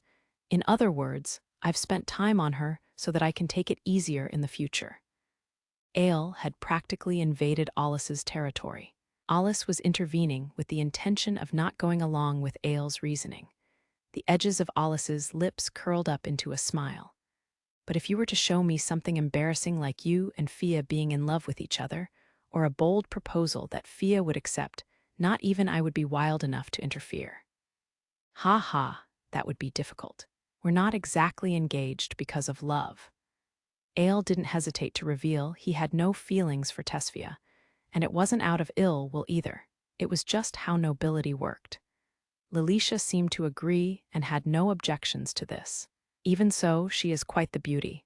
I see, it seems my research into you was a little lacking. So what do you intend to do, Sir Alus? Perhaps you will kill me with one of those techniques you use behind the scenes. Aile calmly asked, with an innocent smile. So he even knows about my dirty work. Alus was a little annoyed at the Womruina's outstanding investigative abilities. He had another job, that of eliminating Kurama executives and other serious criminals and terrorists. This was all under direct orders from the Governor General and was supposed to be top secret. If they knew about that, then the Womruinas had a deep connection to the military, similar to that of the Governor General. But Alus couldn't let anything show, so he simply replied, "No, I won't do anything on my end. How I act depends entirely on you. As nobility, I'm sure you understand." A significant change came over Aile's expression for the first time. The edges of his lips went down, and any gentleness disappeared from his face, leaving only a blank look like a mask. "Then, I'd like you to understand that the Womruinas are not nobility, but royalty. You're the one who needs to steel his resolve, Alus. Any more than this will cut down your lifespan. Knowing that, are you prepared to fight a family that once was king? There is nothing in this for you. Resolve. Sorry, but I've never made a decision without resolve in my life. So let me tell you this. You are not the one who decides whether my choice will benefit me in the future. And I can't stand having my efforts be wasted, especially this time. And finally, I couldn't care less if you're nobility or royalty." Aile stared at Alus in bewilderment, his lips twisted up in a crescent-shaped smile. "That's right, you don't even obey the ruler's orders. But this is different. If you get involved in this, you will have to follow the rules of nobility." Alus had come well aware of that. He remained calm, but Aile continued to argue. "My engagement to Fia is formally promised in writing and signed by both families. Do you understand what that means?" That was one of the major points of concern that had been mentioned before, and it was the basis of what Aile was claiming. Of course, he hadn't produced the so-called writing, so it was possible that it was just a bluff. Even so, it was a strong card to play. As proof of that, Lilisha's expression turned a little severe, but that was as far as they would go with it. From here on, they would negotiate rather than intimidate and threaten each other. "So, you mean you have a certificate then?" Lilisha asked in Alus's stead. "If not, I wouldn't have come." As expected, there was no sign that Aile was bluffing. He continued with an unruffled expression. "If Fia becomes mine, the Fable and Womruina families will eventually become one. The Fable family will be absorbed into the Womruinas, and a glorious future will await both of them." Lilisha looked shocked. A simple marriage was one thing, but it was a completely different matter if they were going to unite. The head of the Fable family, Froze, would never allow it, but the Womruinas seemed to be scheming behind the scenes. It appeared that Aile was willing to go to any lengths to accomplish what he wanted. Lilisha had been somewhat calm to this point, albeit a bit nervous, but now her expression had changed. Although Alus could sense the atmosphere had changed, he wasn't familiar enough with how nobility worked, so he confirmed it with Lilisha. "Lilisha, what does this mean for our talks going forward?" Lilisha presented a complicated expression at his question. "There are no special rules of negotiation. Just about anything can be used as a bargaining chip to ensure a successful negotiation." But she hesitated to continue. With Aile's intentions now clear, it was no longer just a matter of Tesfia's marriage. It concerned the political balance of Alpha itself. Two of the three great noble families might merge. If the political marriage took place, it would have a tremendous impact on the balance of power in the noble world. And as a result, the Womruinas would become more powerful than ever. When Lilisha thought of that, she was glad she came. Nobility and politics were inseparably connected, and if the Womruinas gained even more power, their influence would start to rival the ruler's influence. The position of ruler was typically hereditary, but it reflected the will of the people to a degree. Furthermore, they couldn't ignore the nobility and high-ranking bureaucrats, meaning that if the Womruinas saw Cicelnia as a problem, they had ways of pulling her down from her position. The Senate, where nobility and bureaucrats gathered, would be key for such moves. By absorbing the Fable family, they could use their influence as a foothold to completely turn the situation in their favor. Naturally, such events would lead to chaos, opposition, and conflict. Lilisha felt a chill run down her spine as she imagined a terrifying future. The Womruinas originate from the royal bloodline, but so far they've just been satisfied with being one of the three great noble families, showing no signs of expanding on their power. So why would they suddenly change? Either way, they must have been preparing for this for a long time. If they're not careful, they might even overthrow Alpha itself. Forcefully overthrowing the state is a crime, but by upsetting the balance of power, it would be possible to do it legally. As if to confirm Lilisha's unease, Aile lifted his hand to signal Cicelnia. She immediately pulled out a small rectangular box from her pocket and opened it. Inside was a thick piece of parchment, rolled up and tied with a golden thread. This is the original deed of engagement between the two families. The document was unfurled and placed on the table, and Lilisha moved faster than Alus to confirm its authenticity. Alus glanced at her from the side and saw visible frustration on her face. "Is it real, Lilisha? If it was fake, that would be forgery of official documents and a major crime. I can't tell if the signatures from both families are real, but ... it bears the seal of the Senate. Proof that they've witnessed and approved it." Lilisha stared intensely at the parchment, as if to burn a hole in it, but she could see no flaws. It even had the signature of a guarantor. Lieutenant General Morwold is the guarantor. A powerful noble with a high position in the military had even signed it. He was the leader of a faction that opposed the current military system and was also Barrack's political opponent. Lilisha was at a loss for words. The bad feeling she'd had before was starting to feel very real. The Womruina's preparations also made it seem like it was too late to stop it. It was clear that everything had been planned well in advance, so the completeness of the deed made sense. While an engagement between noble families was a serious deal, it usually didn't require such a thorough deed. For the time being, Lilisha returned to her original position. "I've confirmed other pieces of proof before, so it appears to be authentic." "I see," Alus said. However, both Alus and Lilisha had realized something about the head of the Fable family, Froze Fable. Specifically, with such a detailed deed in place, it made no sense for her to want to go back on her daughter's engagement. In other words, that meant that this deed was. While it was only speculation, the two came to the same conclusion. It's a deception. There must be a dirty trick in play. They also needed to consider the hypnotic suggestion that Aile had planted in Tesfia. Alus had sensed slight mana traces inside her. Not to mention that Aile probably wouldn't hesitate to use such means. But the irrefutable fact was that the document before them was legally valid. That meant that there was next to nothing that Alus or Lilisha could do. When Cicelnia rolled up the document and placed it back into the box, Lilisha had yet another bad feeling. Like the political world, the military world was built on a delicate balance between noble families. The Governor-General had considerable skills to be able to maintain such a balance, but Froze Fables and Visius Soculent's assistance was also a great help. Aile and the Womruina family were looking to change the current system. If that happened, there would no doubt be a major upheaval in Alpha.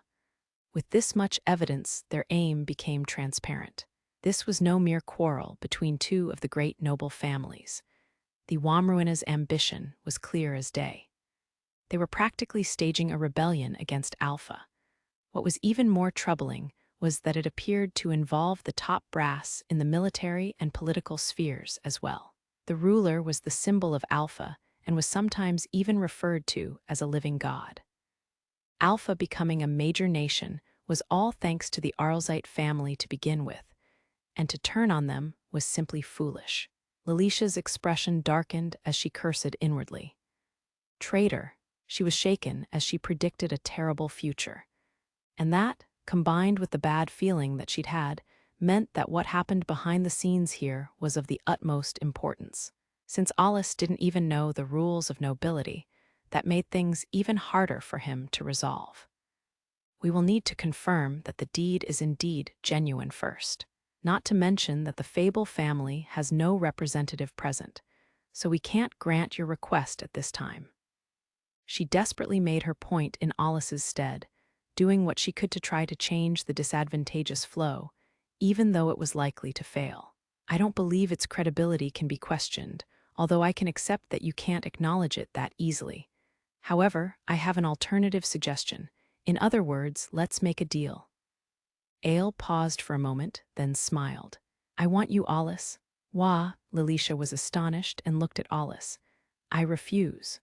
Alus shot down the offer without hesitation. Lilisha was relieved to hear that, but she was exasperated by Aile's audacity. He was acting like a big shot on a different level from the engagement. Alus siding with the Womruinas would seriously upset the power balance. If that happened, the engagement itself would be completely pointless. That's far too unrelated to this matter, she exclaimed. And singles are a force to be reckoned with in the military. It's just out of the question, don't you understand that? Aile played stupid at her overbearing words. Is it? I'm not the head of the family yet, so I was just speaking off the top of my head. Besides, I merely offered another idea, so that's quite the attitude to take. Also, singles being under the direct control of the Governor-General is just a matter of convention. There aren't any laws that dictate the practice.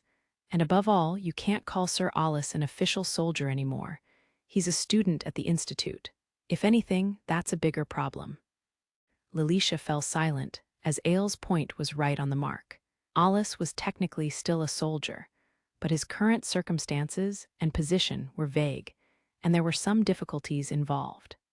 It was a special exception made in acknowledgement of Alus's extraordinary powers. She more or less abandoned her neutral position to make her point. Are you planning on making an enemy of the military? She practically glared at Aile. That's not my intent at all. And it was Sir Alus who asked to be discharged from the military due to the expiration of his service, wasn't it? The military forced him to stay, I hear. Wouldn't you say that's a problematic attitude to take towards a hero who staked his life to serve the nation? As Lilisha was rendered speechless again, Aile pressed his advantage. You should consider your own position here. I'm sure your brother has told you about your family business. What are you? Lilisha's voice trembled slightly. Aile turned to Alus. By the way, do you happen to know what kind of work the Rimfuge family does behind the scenes, Sir Alus? What are you talking about? Alus didn't really have any interest in it, but answered anyway. Perhaps you'll understand if I mention a Furka. They're well known in that line of work, the executive unit that works directly under the ruler. Although it's been some time since the ruler kept a hand on their reins, they're still quite active. Aile then turned to Lilisha. The current head of a Furka is your brother. How does he see you? Perhaps he has the same appraisal of you as that mediocre Gil? And how did that turn out?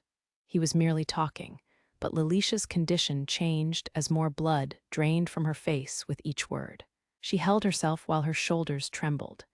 Perhaps you are going to get discarded too, Aile said, as a finishing blow. Lilisha's pupils dilated and she staggered, as Aile gave her a chillingly cold smile. The blade of words that had hurt Tesfia now chipped away at Lilisha's spirit as well. Aile had skillfully made use of the Womruina's information network to strike at her vital points. In addition, his words conveyed mana that disrupted and bound Lilisha's mind. Lilisha was surprisingly fragile. Just like your incompetent brother, you've been shoved into the military as a disposable pawn, haven't you? How pathetic. Lilisha's knees finally buckled, but before she could collapse, a hand reached out to her. Alus stopped Aile with a cold tone.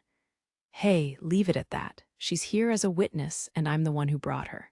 So don't get too full of yourself. His voice was low but conveyed power. This opponent wasn't just cunning, his methods and attitude were repulsive, and he wouldn't stand for it. It already felt like it was pointless to negotiate. It was just starting to get interesting too, Aile replied nonchalantly. I'm sure you would benefit from hearing it. No, I have nothing more to listen to. Are you ready to protect your master? The latter was directed not to Aile, but his two attendants. Alus raised a hand and cracked his joints. Without hesitation, Cicelnia stepped in front of Aile, and Orneus kicked up the table between Aile and Alus. As the sound of breaking glass rang out, a surging wave of Alus's mana filled the room. Sensing the danger, Orneus tried to move the heavy table, but was unable to before it was swallowed up in a powerful shock wave of mana that assaulted Aile. A thick wall of mana had appeared before Alus, which was then pushed forward as a wave towards Aile. Cicelnia shielded Aile with her body as Orneus jumped in from the side. He put his hands together and then thrust them out, deflecting the wave to either side like a breaker. However, that wasn't the end of it. The glass shattered against the walls, and the furniture in the room was thrown up into the air. With the sounds of the furniture slamming back down onto the floor, Aile looked around the room with a smile on his face. Then he turned to gaze at Alus. A small laugh leaked out as he motioned for his two attendants to stand down. How scary. The ranked number 1 truly is awe-inspiring, but a threat is nothing more than that. It will be difficult to make me tremble just from throwing mana my way. So, sorry Orneus, but can you not make a move yet? Tusk. Alus bitterly clicked his tongue. As expected, the boy before him was abnormal. A normal person would falter or even faint from fear. But even in this situation, Aile had calmly observed how far Alus was willing to go. Unfortunately, you're the opposite of emotional. It seems that bit of information was correct. You wouldn't snap over something like that. Or rather, it was nowhere near enough for you to lose yourself in anger. You're almost inhumanly cold-hearted. So in a way, that makes you trustworthy, even in a situation like that. Like I said before, I've investigated you, and it would be wise not to underestimate my power. While Alus wasn't a fan of Aile's analyzing of him, he remained quiet and simply stared at the self-satisfied boy. Well, I'm willing to forgive this much. It was more a light greeting than anything, and I went a little too far myself, so I apologize for that. Despite his words, Aile gazed at Lilisha with a smug smile. In spite of the fierce exchange, she wore a vacant look in the middle of the now ruined room. Her stunned expression was similar to Tesfia's. However, if there was a difference, it was that unlike Tesfia and her family situation, Aile had plunged his fangs into Lilisha's very personal vulnerability. Hey, keep it together, don't react like that, and take everything he says seriously. As Alus said that, the light returned to Lilisha's eyes. He was a little relieved to see it, since it'd be a pain if she lost it as well. At the same time, he recalled something that had happened before. That sharp reaction she'd shown when he'd unconsciously reached out towards her head. She'd looked ready to scream and curled up to protect herself. She always appeared carefree and bold, but in reality she was delicate and timid, like she was always scared of something. Alus was typically dense when it came to these kinds of things, but he felt like he vaguely understood her. At the very least, it was clear that she was more complicated than she appeared on the surface. I am fine, I was just a little surprised. Even now, she kept up the facade, but from what Alus could tell, the amount of sweating she'd done made it obvious that she had been shocked. Seeing how things had calmed down, Cicelnia spoke up in an exasperated tone. Master Aile, dealing with the aftermath of fighting in the Institute would be troublesome. Surely you don't intend to drag in the witch too? At her gentle reprimand, Aile's devious smile disappeared. That certainly wouldn't be good. I would have loved to have observed a portion of Alpha's greatest Magicmaster's power up close, but oh well. Unintentionally angering people is a bad habit of mine, he said in an almost playful tone. You're playing with fire. No matter how many lives you have, it won't be enough. For better or worse, a single one has been enough. Aile brushed off Alus's statement, even though Alus still looked ready to fight. Cicelnia remained vigilant, and Orneus was still as aggressive as before. He was only barely obeying Aile's order not to make a move. The dense mana coming from his person clearly wished to do the opposite. There won't be a second time. I'll take that to heart, especially since it seems you're not just a Magicmaster tamed by the military either. Aile responded in a calm tone as he looked over the disaster that had swept through the room. However, the appointment and dismissal of governors general are up to the ruler. If your actions here are reported to her, it might be used against Beric later. Incidentally, the Womruina family prides itself on such political maneuvering. Unfortunately, if something were to happen, neither the governor general you're indebted to, nor even you yourself would be able to retire peacefully. If Beric fell from his position, the forces covering for Alus would naturally weaken. But Alus frankly didn't care even if he was exiled from Alpha. If anything, it would be like a wish come true. Things would be different, though, if Beric got involved. If Alus left the military, he would prefer that all debts be repaid first. Himself aside, he would want to prevent Beric from being blamed. Of course, Alus was more or less sure he'd repaid his debt. But even so, if Beric were to disappear now, Alus's own future would be clouded in darkness. In addition, it would allow for the unwanted rise of the detestable boy in front of him. Is that why he did all of that in public? Alus even entertained the idea of killing Aile and his 2 guards, but that would be difficult. He couldn't use any flashy spells in the Institute. And then there was all the commotion that had happened earlier. It wouldn't have been strange for annoying onlookers to have gathered outside after his burst of mana sent objects flying down from the top floor, though he'd used his 6th sense to confirm that there was no one directly below. As if seeing through Alus's calculations, Aile addressed his 2 attendants. Don't worry, you two. He is smart, so he doesn't even need to consider the consequences of killing me here. Of course, that's only for right now, he concluded, but his words also served as a light check against Alus's possible moves. With a fearless smile, Aile looked at Cicelnia covering him and Orneus, who was ready to fight. He took a few steps forward, stepping on the glass shards as if to provoke Alus a little. Master Aile, any farther than that is.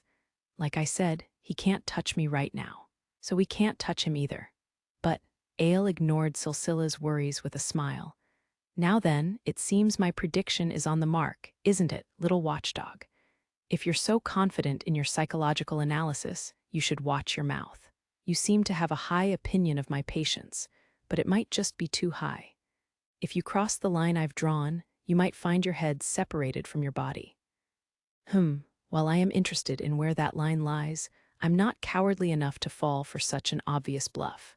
However, the Institute is under the jurisdiction of the principal. Just like how you won't play into my hands, I won't play into yours. With Sisti politically siding with Beric, if there would be a scandal in the Institute, she might do whatever it took to cover for Alus. Aile was taking that into consideration. Aren't you sly? I will take that as a compliment. Aile interpreted Alus's remark as ridiculing him, but Alus had been half serious. While it was just for an instant, Alus had unleashed a shock wave of mana with killing intent. Yet Aile was acting like nothing had happened. It wasn't so much composure as some kind of abnormality that allowed him to remain calm in the face of death. The boy was probably extremely detached from his own life, or maybe he'd been born with something broken inside him. His brain was just wired differently, allowing him to bypass instinctual fear. He was someone worth fearing in a different sense than Alus. At any rate, it was clear that Alus had already lost the chance to try anything, including cheap provocations. It's a little messy, but how about we chat a little? Aile said, shrugging as he looked around the room. I don't mind. I am glad to hear it. As usual, the only thing Aile showed was his pasted-on elegant smile. Beneath that smile, Aile considered this his first win. By making it through Alus's bluff, he'd gained a slight advantage. Also, Lilisha still hadn't recovered from her shock. She wouldn't be interrupting him again for a while. As a result of this subtle bargaining, the negotiations had become more favorable to him. It felt like walking a tightrope from up high without a lifeline. But I was the one who managed to walk all the way to the other side. Aile pondered how to proceed from here. If he immediately cornered the other party, how likely was it that Alus would go beyond bluffing and truly use force? He evaluated the prowess of the greatest Magicmaster and compared it to that of his own people. It would be rough, he concluded. Even some of the strongest of the Womruina family's forces, Cicelnia and Orneus, wouldn't stand a chance against Alus in a magic battle. For the time being, he'd been able to confirm Alus's personality, or more specifically, his inhumanity and almost instinctive sharpness. It seemed to be true that even the military struggled to rein him in. In reality, nobody could truly control him. He could reject the military and even the rules set down by the nation. It was all but clear that he had no intention of obeying someone of the Womruina lineage either. That was something that Aile couldn't stand. He'd encountered plenty of strong people who'd stood against him before. He had crushed each and every one of them, not with his own power, but through his overwhelming authority. Authority to control the many beat the power of the individual. If the opponent had the strength of 1,000 men, then he could just send 10,000 at them. That was the principle that Aile followed. And if the opponent still refused to become a pawn, they would just be erased. No matter how strong they would have no choice but to bow down before the many.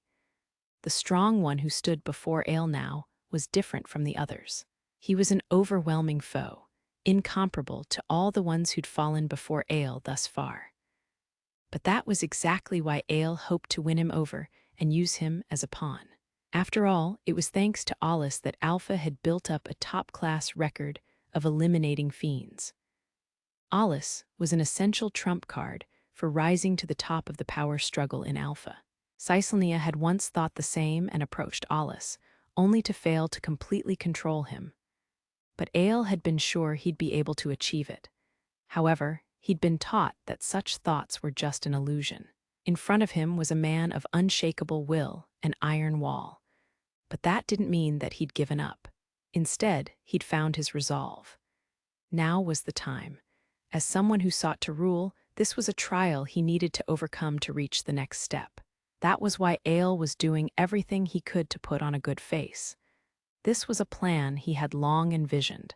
He smiled feebly, as if he'd just come up with this idea. How troubling. It seems we just can't come to an agreement. But I have no intention of getting into a fight with a single. I hope you can understand. Although, I suppose there is one method, especially if you wish to annul the engagement with Fia. Alus stared at him, saying nothing. Aile continued without flinching. It's a traditional method to resolve quarrels in the nobility.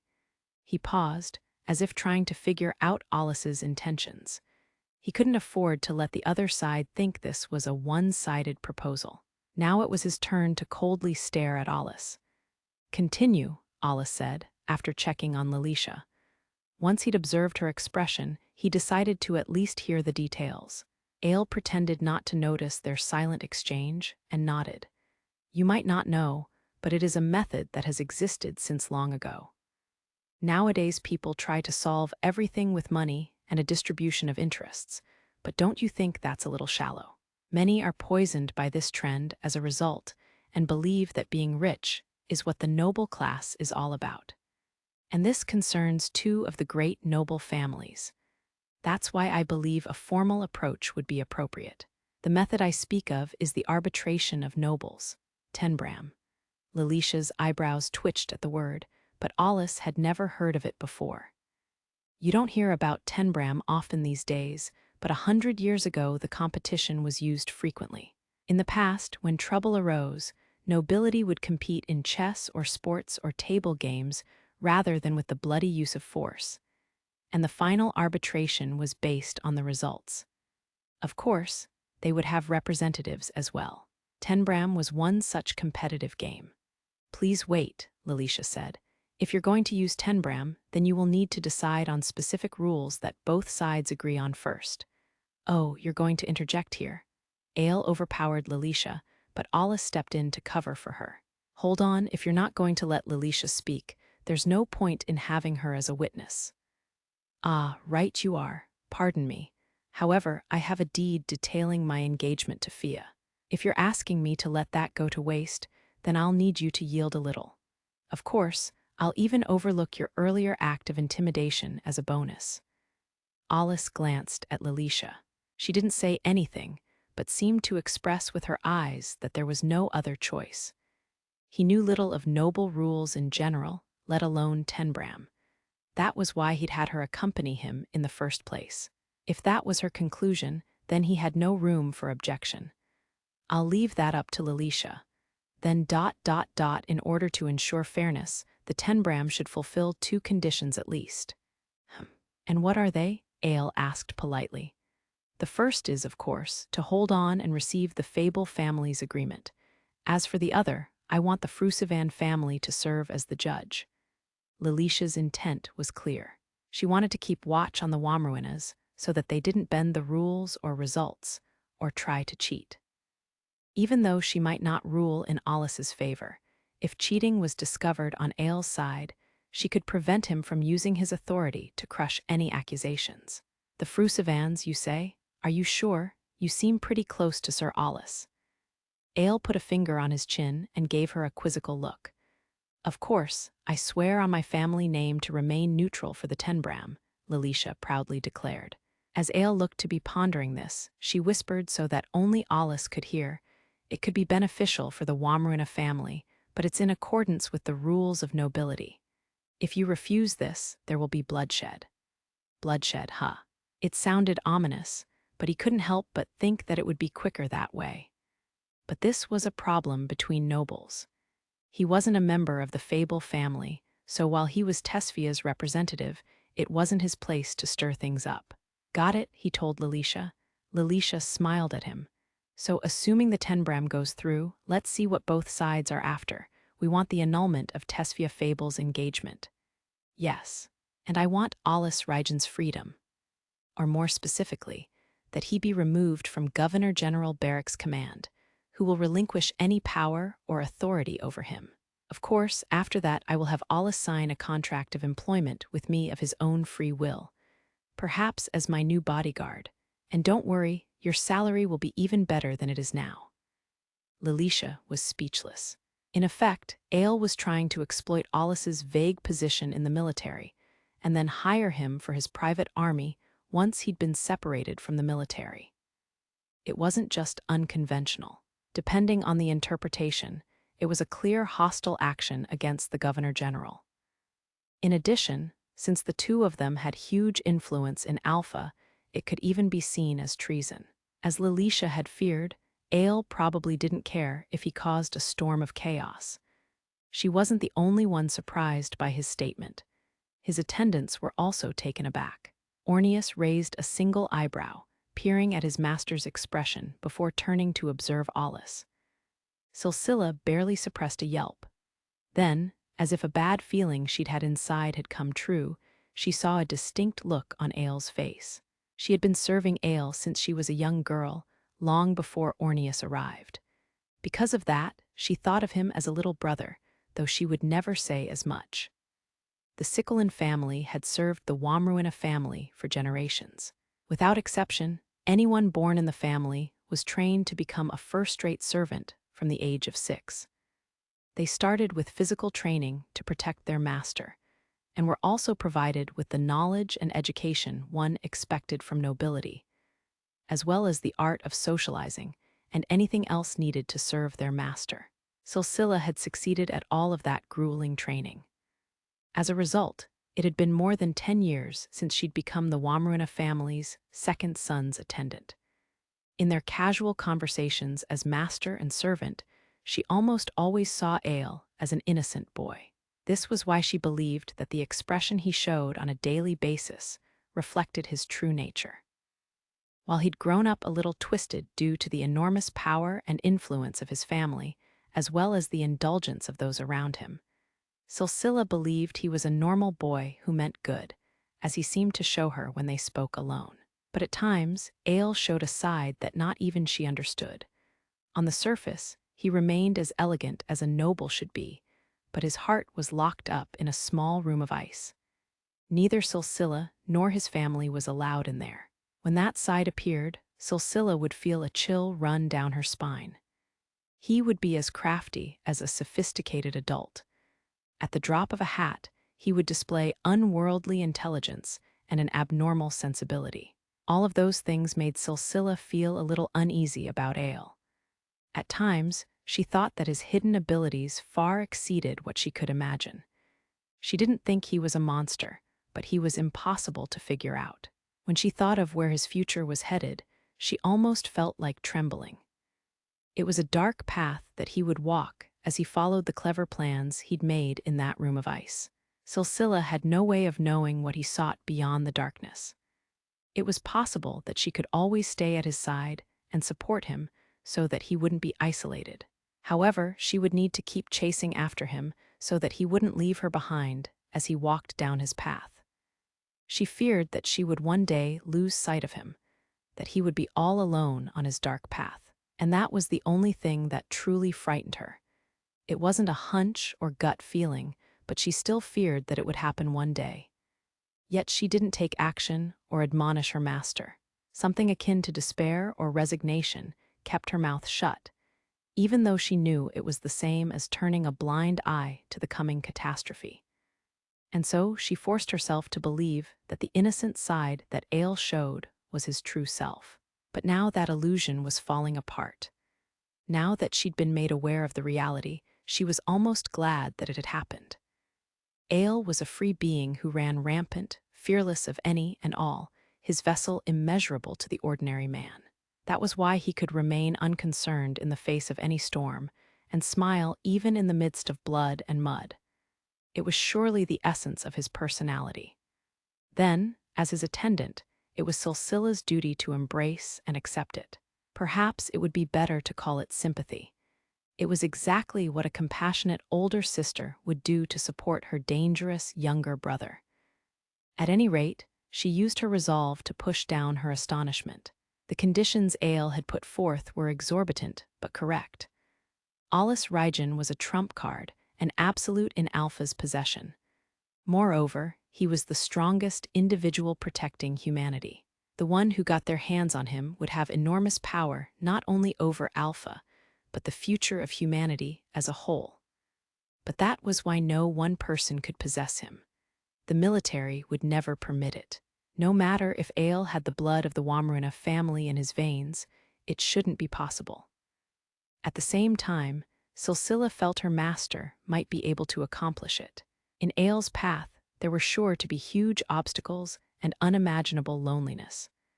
Not even the head of the Womruina family could see a glimpse of their second son's thoughts. Her master had taken a step forward, and Cicelnia gazed at his back, wondering how grand his ambitions were. On the surface, he was likely wearing his usual graceful smile. For Cicelnia, it was so easy to imagine that she didn't need to see it for herself. And so she let out a soft sigh and thought to herself, "Phew, what a bother. But I alone must always stay at his side. Yes, that's exactly what I will do, no matter what you say." For a moment, Aile's gaze flickered as he awaited the other party's response. And Cicelnia stared at his back in support. While Lilisha was at a loss for words, Alus remained silent. He was considering the conditions that Aile had stated, but not whether they were possible. His thoughts were on a different level. He had no particular objection to leaving Barrack's command. He had a feeling, though, that he would be able to do so anyway if he graduated from the Institute. And there were several other ways. Of course, he wouldn't take such forceful measures while he was still indebted to Barrack. "Okay," Alus answered, showing no expression. It was such an unexpected answer that Aile looked puzzled for a moment. Even Alus would admit that something was wrong with him. But he was the type of person who would make these kinds of decisions without hesitation. He wasn't being negligent. He had calmly examined the risk and reward. Above all, in his mind, this was a cold calculation. He was prepared to use his power as the greatest magic master to push his own way through, even if he had to bend reason a little. He would continue on the path he'd chosen even if that meant a rain of blood would fall. Alus could show restraint with Barrack, but if it was someone he didn't like, such as the boy before him, he had no such reservations. That's why he didn't hesitate to speak in a grave tone. However, I'm betting my life here. It's no fun if only the Fable family benefits from this, so I'd like to add another condition. I assume you have the same resolve. Of course. I never expected that acquiring the greatest magic master would be a cheap deal to begin with, so what more do you want from me? As long as it's not for me to drop dead here and now, I won't hesitate to accept any condition. Well, that's a shame. Aile wryly smiled at that, but didn't seem particularly upset. It might be a shame for you, but I hope you can settle for something else. Not only was he extraordinarily calm, he even seemed to be looking forward to hearing what Alus would demand. Alus's sharp sense of smell picked up the scent of a broken human. He once again thought that Aile was not a sane person in many ways. At the same time, he felt he wouldn't need to show a shred of restraint in what he would say. Meanwhile, Aile eagerly awaited Alus Rygen's next words. As far as he was concerned, the deepest desires of the heart couldn't be hidden so easily. They could show themselves at any moment, in any place. So to Aile, seeing through the true nature of a person was simple, even in a trivial exchange. Conditions given in situations like these tended to reveal a person's wishes. When it came to money and influence, the Womruinas were top class. For a commoner, they could pretty much make the impossible possible. As a member of the family, Aile had had plenty of people state their wishes before him, when making wagers, during audiences with him, in official meetings, on the streets, and so on. When it came to Tenbram, it was always the most boring things. Money, women, power. Such things meant nothing to Aile. He would brush them all off with a bored expression and then crush those low-life wishes in the Tenbram, making sure they never came true. But in front of him now was the ranked #1 Magic Master, different from all who'd come before him in the past. Aile couldn't even imagine what he'd ask for, so his heart was leaping for joy. What will he wish for? Money or power? No, I recall him liking rare books and documents, so something like that. Perhaps something for Fia. What about his greed or lust? No matter what it is, it will show your true nature. However, I'm sure that nothing he wishes for would demoralize me. Wealth and power, though. Perhaps a woman. Then maybe he'll want Cicelnia. Ah, that wouldn't be bad. She would get in the way anyways. Having two monsters getting along would work out for me. Even if Alus asked for something incredibly mundane, it wouldn't be enough to diminish Aile's appraisal of him. It would be only one answer from him. But Alus's next words made Aile doubt his ears. His elegant smile fell apart into an expressionless face. Alus had to repeat himself. Didn't you hear me? Then I'll say it one more time. Don't ever appear before me again. If you see or hear my name anywhere, back off immediately. Make sure your name isn't mentioned by anyone who has anything to do with me. The next time I see your creepy face, I won't be nice enough to warn you before I kill you. Whyu? An angry voice shouted out, but it belonged to Cicelnia, not Aile. However, Aile interrupted her by raising an arm. Cicelnia frowned and wondered why, but she saw his eyes were opened wide. Alus's answer must have been completely unexpected, as she'd never seen Aile look like that. No, well, I can see why the Governor-General and the military have their hands full. You're experienced and straightforward. It's easy to tell what you like and hate. It's as though you've declared that you'll cut down anyone who touches you. I see. Those who violate your territory will immediately have the tip of your blade pointed at their neck. Cicelnia got goosebumps at Aile's manner of speaking, but the boy seemed to be enjoying himself. The next moment, the exact words she'd feared came out of his mouth.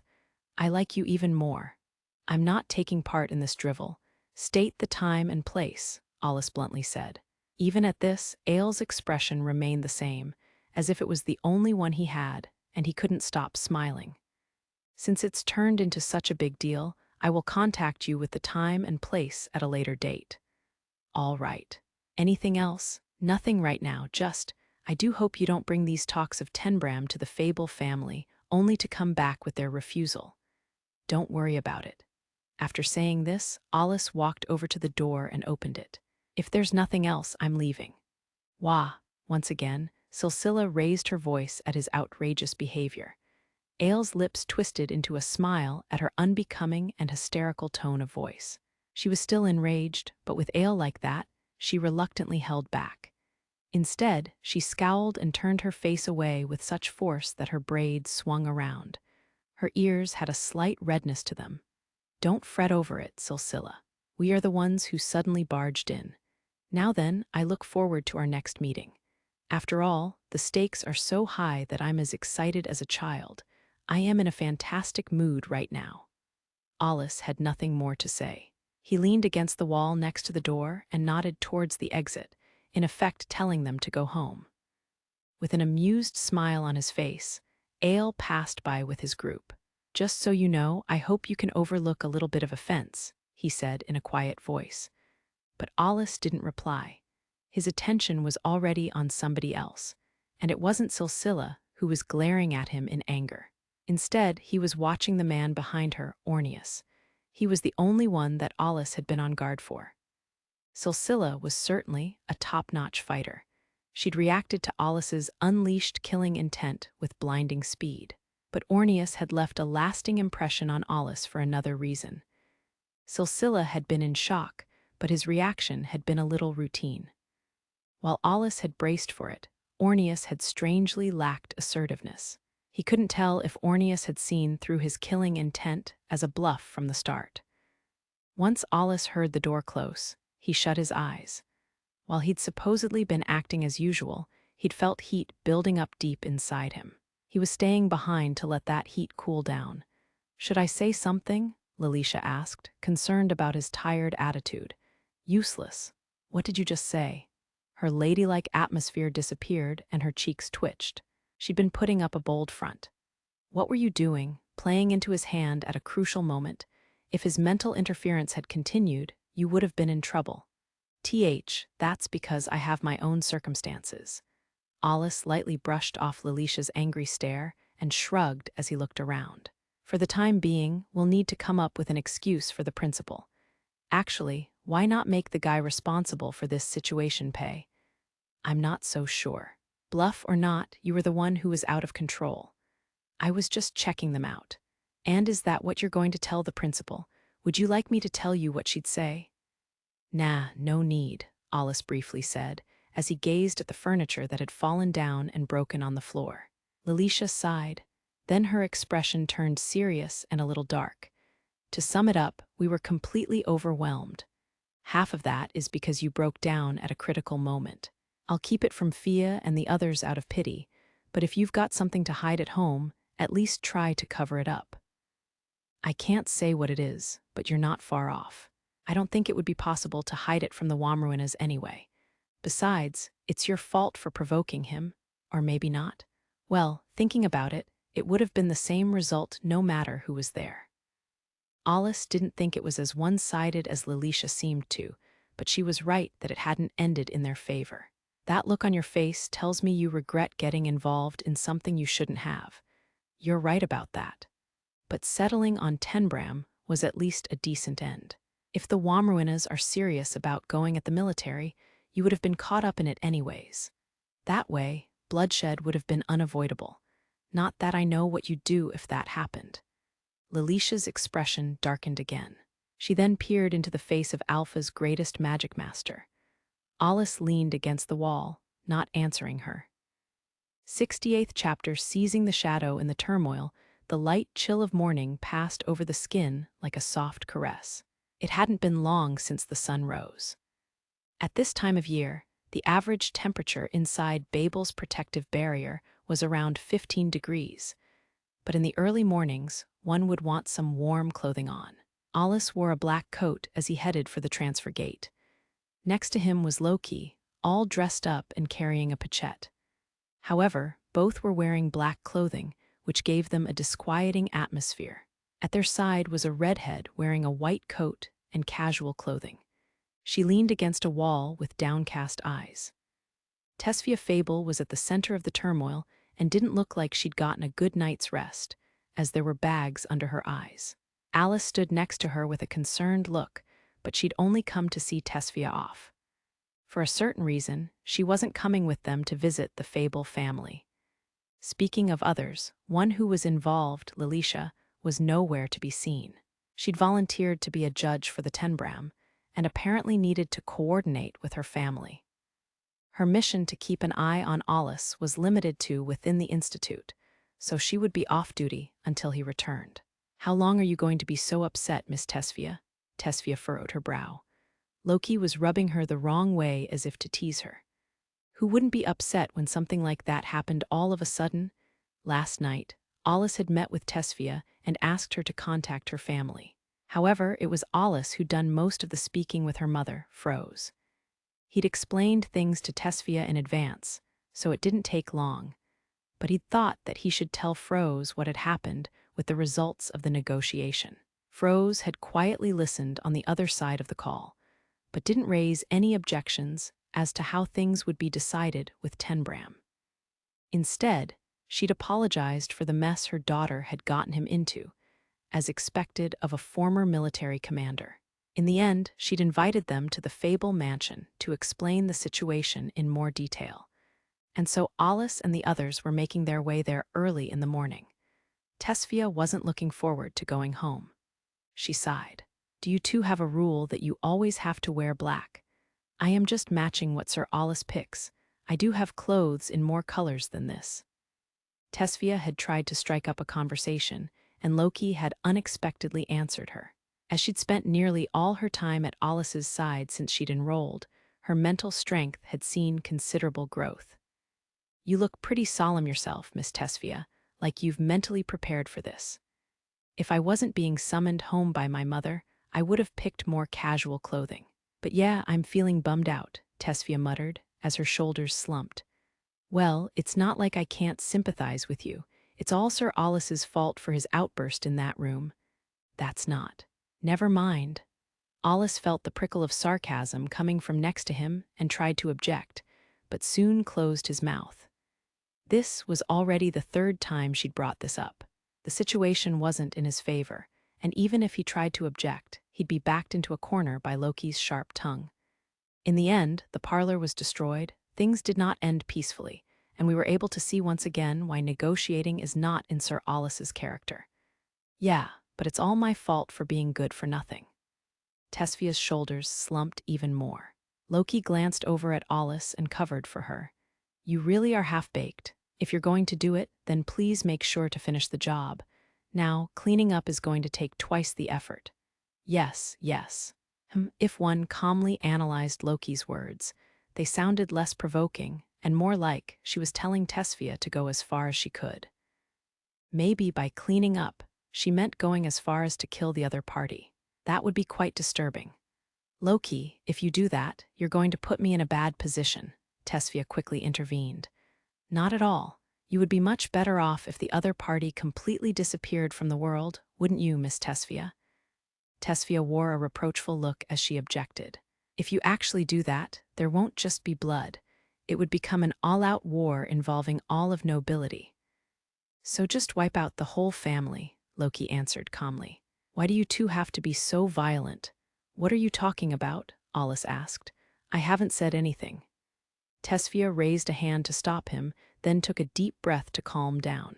"It's already over, so nothing's going to come from complaining." "Yes, indeed. By the way, Sir Alus, we got a big bill for the parlor from the principal this morning." "I figured it would come to me." "Well, I do plan to pay it." It was an outrageous amount, but Alus was ready to accept it. In fact, if it stopped Loki's attacks, he would even be willing to pay it in one lump sum. Eventually, Alice saw that the noisy exchange had come to an end and stepped in. "Come on, Loki dear. Al did his best too, so let's leave it at that. Besides, if he hadn't gone, I would have." "Alias, thank Yahoo." With a whimper and tears in her eyes, Tesfia embraced her friend. "Hey, don't flap around too much." The transfer gate will be better able to accurately determine the coordinates if you actually focus, Alus told her. He grabbed her by the shoulder and pulled her closer. Tesfia yelped as she was torn away from Alus. If you're like that now, I don't want to imagine what happens next. He let out a heavy sigh as he activated the transfer gate. Goodbye, then. Good luck, Fia. Take care of her, please. Alus waved at them from outside the transfer gate. She had tried to insist on going with them to the Fable mansion, but Tesfia finally managed to talk her out of it. She was happy at her best friend's offer, but she didn't want to get her involved with nobles. It was a lot for a commoner who wasn't even a soldier to be involved with Tenbram. With that in mind, Tesfia had asked her to stay behind to explain their sudden absence from the institute. We're going, then. We'll be right back, okay? With Tesfia's self-doubting voice ringing in their ears, the three disappeared. After several transfers, they arrived in the area that was closest to the Tower of Babel. It was the neighborhood that was farthest from the protective barrier, making it the safest. Because of that, nobles, the rich, and other special people lived here. This was also where the Fable family lived. According to Tesfia, a servant was going to come from the house, so until then they would wait at the meeting place. Once at the house, they would discuss matters with the Fable family and come up with countermeasures for the Tenbram. Incidentally, Alus was sneaking in his AWR, Night Mist, under his coat, and Loki had several AWRs tucked under her casual clothes, just in case. After confirming there were no suspicious people around, Alus called out to Tesfia. Should I assume that you know about Tenbram too? Is a general outline not enough? Tesfia timidly replied. Alus gave her a cold stare as if he'd expected as much. Of course it's not. But I've never even seen a real one, and it's only really been brought up a handful of times. I see, so it's not a game held for the public. I've only skimmed through references of it in books, but what I can tell you now is that my participation won't determine the outcome. What? Why are you saying that? So why did you settle on those terms? I figured it was the only way to reach a compromise. That Aile is pretty sharp. It felt like he was seeing things 2-3 steps ahead. If things had gotten more complicated there, it would have ended in a worse way. I had to read the mood. The odds had been stacked against them as soon as the engagement deed was produced. I can imagine. Anyhow, the Tenbram comes first. From what I've gleaned from old documents, the most common type is the chess type. The basic idea is that two sides use the participants as pawns to move the game along, and one side loses when the master is defeated. Based on that, the rules are simple. Although this is old information, there's probably a modern twist to it. Another difference between the old and the new was the addition of magic. It was essentially a form of strategy game. Judging from Lilisha's reaction, it must have had quite a lot of depth to it. The problem is that Tenbram was mainstream over a century ago. It might have been used behind the scenes as a means of arbitration, but nothing has been made public about it. A century ago, the fiends had not yet appeared, and humanity was split between several countries in conflict with each other. It was a time when bloodshed was commonplace, so it was easy to guess that Tenbram would have had a violent side to it that went beyond a mere game. It was less a competition and more a proxy war. That's when Loki asked a question. You mean before magic saw rapid development? Of course. That's the problem this time around. Magic combat will probably be as important as hand-to-hand combat, although I get that there's more differences to the modern Tenbram, so we'll need to confirm that. At any rate, the Master's plans will play a bigger role than an individual's power. When she heard that, Tesfia turned pale and broke into a cold sweat. Hold on. Who's going to be the Master? That's obviously going to be. Alus stared pointedly at Tesfia. You're joking. I told you that I've never played Tenbram before and barely even listened when people talked about it. I bet. By the looks of it, you don't have a clue how to lead a group in hand-to-hand combat either. And no. Well, with humanity turned against the fiends and magic at its current heights, it'd be a surprise if you did know how to fight people. But when it comes to that traditional Womruina family and that shrewd Aile, it wouldn't be strange for them to be an exception. Then our odds are, Alus gave the panicking Tesfia a light chop to the forehead and sighed. Don't panic. There's still plenty of time before we get a date from them, which gives you time to read up on everything about Tenbram, especially on what's prohibited. Losing due to foul play would be no laughing matter. Oh, of course. My everything is on the line here. So you better get motivated, and I'll do what I can too. However, this isn't someone you can beat with something you just learned. Any orthodox strategies will be blown away. What? But then how do I? Before Tesfia could continue, a black magic car rolled into their field of view and stopped just in front of them. The door opened, and out stepped the elderly butler that served the Fable family, Selvagrinus. Despite his age, he stood straight as an arrow. He wore spotless white gloves and exquisitely maintained leather shoes. He was the perfect elderly butler in all ways. Selva greeted the group with the same soft, calm expression that he'd worn when he had fought Alus on a certain night. He held a hand over his chest and bowed. Alus responded with a nod. However, Tesfia was still gripped by anxiety and seemed to be in a daze. It was her first time seeing Selva in a while, but her legs were frozen. She looked small and vulnerable, so he called out to her over his shoulder. Like I said, I'll give you a hand. My life's on the line here too, so we're going to win no matter what. Why, yes. Alus smiled wryly and straightened his back as if he was a recruit standing before a drill sergeant. After a couple of hours on the road, Alus and the others were finally seated in the Fable Mansion's parlor. Incidentally, Alus had previously met with the head of the family, Froze Fable, and he'd also fought Selva before, so he wasn't nervous. But he'd been a little surprised that after they'd passed the gates, it had taken them 5 more minutes to actually reach the house. There were several beautifully landscaped gardens on the grounds. Except for the paved pathways, trees and colorful flowers and beautiful green grass covered the rest of the space. Aside from the main mansion, the estate also had 2 separate mansions nearby, as well as another building that looked like a training ground. The garage alone was big enough to park a dozen magic cars. The scale was too different from what Alus was used to. He didn't let it show on his face, but when Selva saw Loki's eyes open wide, the elderly butler smiled at her surprise.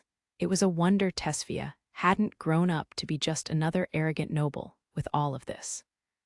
Alus was tempted to imagine that the traditional noble family was just a front for illegal dealings behind the scenes. He sat down on the sofa that was not too soft and not too hard and gazed around the parlor. It was far more lavishly decorated than the ones at the Institute, with paintings on the walls and other works of art he'd never seen before. It was like he'd wandered into a different world. Tesfia, meanwhile, was nervous. It was hard to believe that she was simply about to meet with her mother. After preparing tea for everyone, Selva left to get his master. For a while, a heavy atmosphere hung over the 3 sitting on the sofa.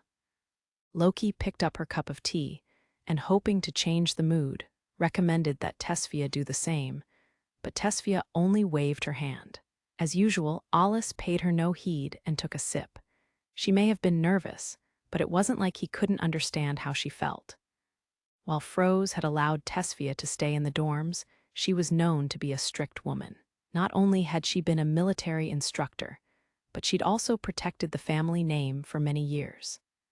Alus had understood that from previous conversations, but it was still clear that this family's parent-child relationship was far from the norm. But it's not like their relationship is frozen solid, Alus thought.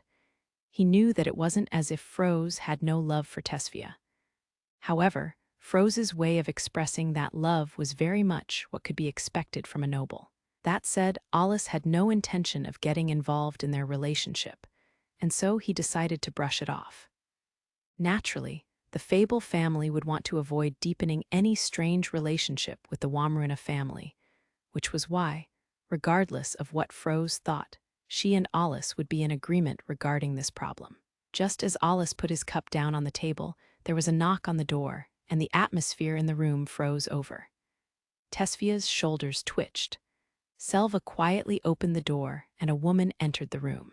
"Mother, I have made a judgment without your guidance," Tesfia said with a trembling voice. She bowed. However, the head of the Fable family, Fro's Fable, gave her a faint smile. She walked over to her and placed a hand on her head. I'm still relieved to hear that you didn't succumb to the Womruina's power and authority. Perhaps you are now finally aware that you will become the next head of the family. I'm also partially responsible for this, although I never expected they would bring up the engagement now of all times. While Tesfia looked relieved, Alus and Loki were still seated with their eyes cast down. Alus may have negotiated with Aile, but he was still an outsider. He believed Froze wouldn't particularly take a liking to someone who was trying to get involved with the Fable's affairs.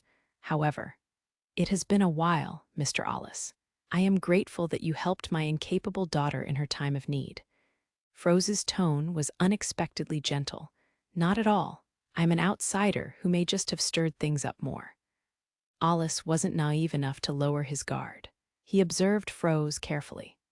However, her smile showed no sign of waning, so perhaps she really was grateful to him, which meant that what he would do next would come naturally. Since Alus had already given her a brief explanation of the circumstances, his remaining task was to get her to approve of the tenbram, as well as to gather information from her and come up with countermeasures. As the head of the esteemed Fable family, Froze should be able to provide the facts he needed, as well as advice.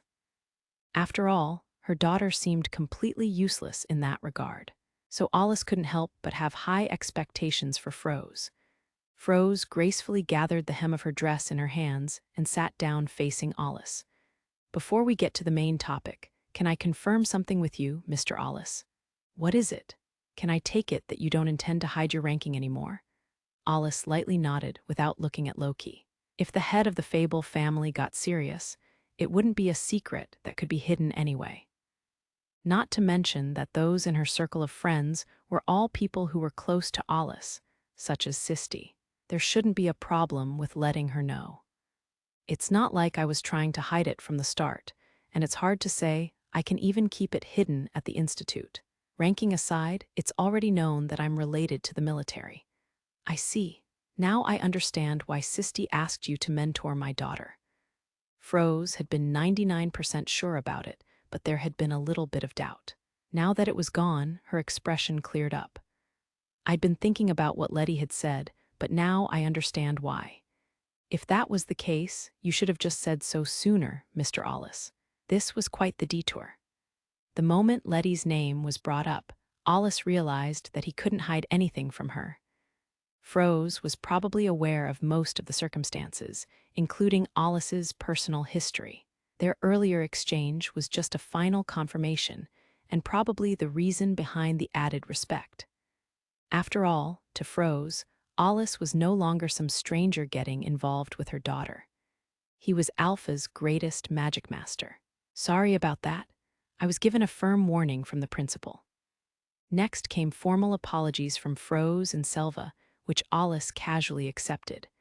However, nobody had yet realized that there was a definite difference in understanding between Alus and Froze. It all stemmed from what Letty had said in the past, "Allie's all mine." Froze hadn't been especially convinced before, but things were different now. She'd been looking all over for a worthy partner for her daughter, but it seemed her daughter had had the more discerning eye. It was less suspicion and more of a hunch. When Tesfia had informed her of the outbreak of a problem with the Womruina family, her sixth sense had kicked in. While their conversation had taken place through a screen, when Tesfia started explaining about Alus, her expression had subtly changed. Froze had been somewhat surprised, but she found it reassuring that her daughter was becoming more like a woman. She'd considered Tesfia to still be a child, though she did feel a little hesitant since Letty was a friend of hers. But as the head of the family, she was resolved. This was something important. It was a battle to carry on the lineage of a distinguished family. That's why Froze abandoned her noble's dignity to say the next words, all the while convinced that things were proceeding in a way that would lead to a happy outcome. Please do take care of my daughter, Mr. Alus. Why, yeah, it feels a little late for that, though. It's something that I asked for, after all. Alus's reply also straddled the vague line of misunderstanding, further complicating matters. Froze brought her hands together with a bright smile. My, you did. I suppose it's the wild blood of youth that is the decisive factor in these kinds of things. And Sophia effortlessly just. She cast a meaningful glance Tesfia's way. The girl tilted her head in response. What? Indeed, youth is worth so much on its own, Froze muttered to herself. Alice felt danger. She was surely under a false impression. Mrs. Fable, before we get started, it seems you're misunderstanding something.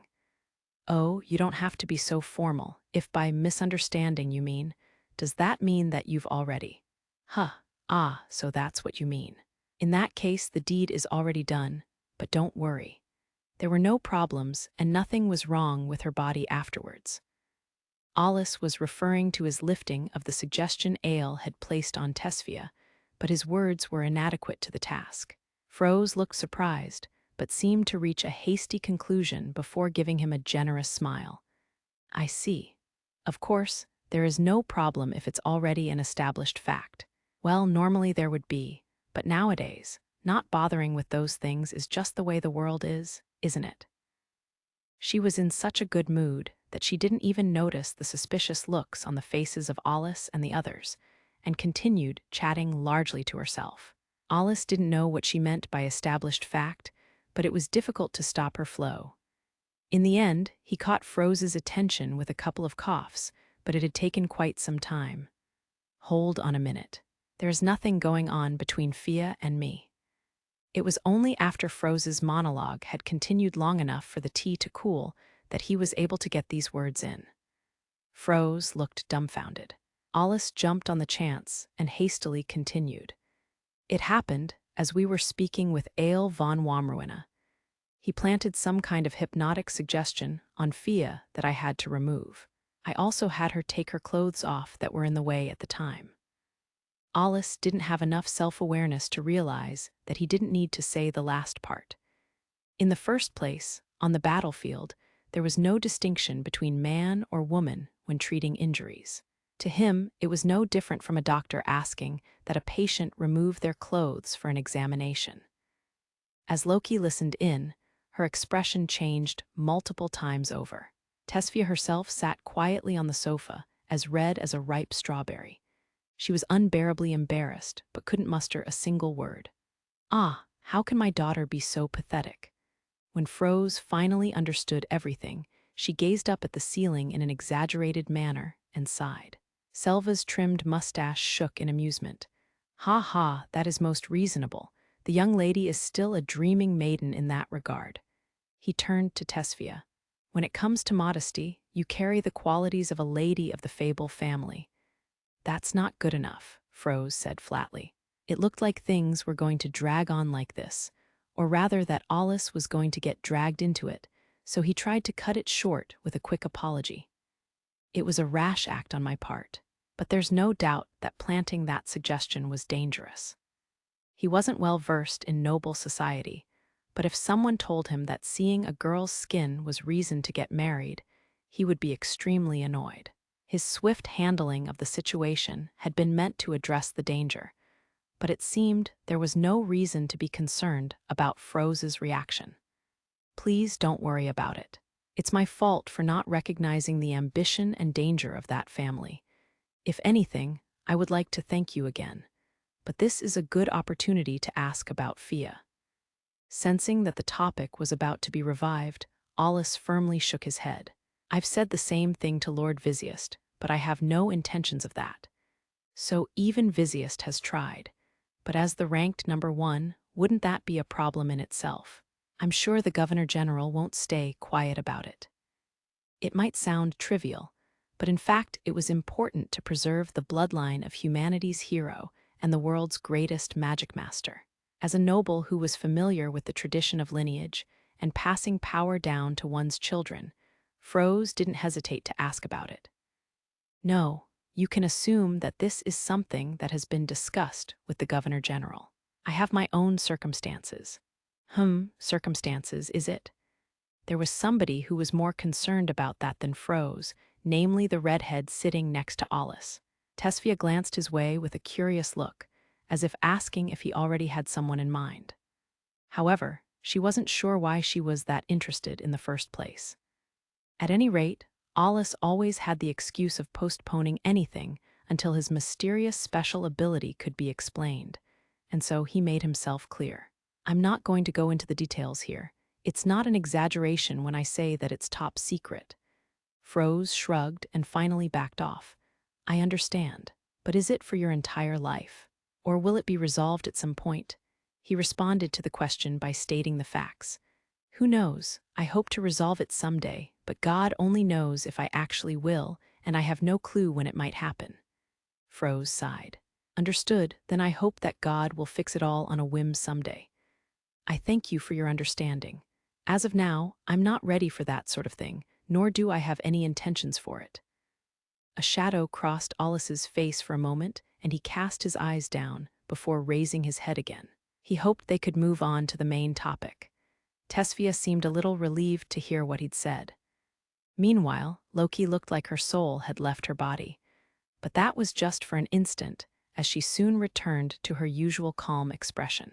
That aside, everything so far had been like a prelude, yet the head of the family had a relaxed attitude, almost too relaxed.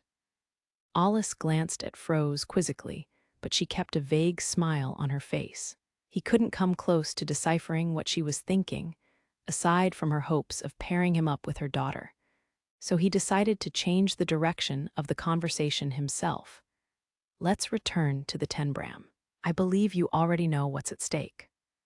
Froze should have agreed to it knowing the conditions, but Alus wanted to check just in case. He explained that the conditions were the annulment of Tesfia's engagement and his own possible change of command and affiliation. Froze nodded. Yes, I've heard, but the Tenbram won't be held. And why is that? Fia's engagement has already been annulled. That Womruina son picked a rather sloppy fight with no justification for it. That brought up the question Alus had been thinking about. Apparently, Froze was convinced that the annulment had already taken place. Yet Aile had shown them a legally valid deed of engagement. I suppose I'll need to confirm the facts first. It was bothersome, but since Lilisha wasn't here, he had no choice but to ask Froze himself. Mrs. Fable, the engagement between Aile and Fia hasn't been annulled. The other party presented me with the original deed. Lilisha, the daughter of the Rimfuge family, was there to witness it. Froze suppressed her surprise, only showing a dubious look. What does that mean, Mr. Alus? I have already annulled the engagement. The deed was destroyed. I saw it take place before my very eyes. No wonder she looked so certain. It might have been a fake. That is possible, in which case it must have taken place back then. What a dirty trick to play, Froze exclaimed. It was the rule that an administrative official under the Senate's jurisdiction be present during signings of all important documents between noble families. I see. They must have bribed the official, she concluded, her voice full of irritation. Perhaps they'd used a hypnotic suggestion, or the official had simply been bribed, but there had been only one chance to switch out the deed. When the deed was annulled, it had been passed to the official to blot out the signatures. That must have been when it happened. Then what does that mean? I'm sorry, Fia. This was a blunder on my part. Annulling it is still my wish, since I have no intentions of being taken in by the likes of the Womruinas. Mother, I'm partly to blame too. I don't have many memories of the Womruina family, so that must have been when the suggestion was planted. As the next head of the family, I will easily thrust something like this aside. Alus found Tesfia's spirit admirable, but his own life was at stake too. He would be in trouble if she wasn't motivated. Although Tesfia was still unreliable, Froze seemed committed to making her the next head. All right, this is something we can't afford to lose, Froze said. Fia, focus on the threat at hand first. The Womruina family can't be allowed to do what they please with the Fable family. Why, yes. Still, now you've gone and done it. This time you've completely crossed the line, young son of Womruina, Froze muttered, shaking her head. Aside from her bewilderment, there was another thought in her mind. It was, in a way, a unique opportunity. After all, the other side had managed to get Alpha's, or rather the world's, greatest Magicmaster caught up in this business. While Alus might not have been entirely willing, he was taking the initiative to help. That meant that in the coming showdown, he would fight side by side with her daughter. In the battle of a lifetime, with both their lives at stake, the tension created by striving towards a goal against a common enemy would surely deepen the bond between them. So even her inexperienced daughter was certain to have a chance in more than one way.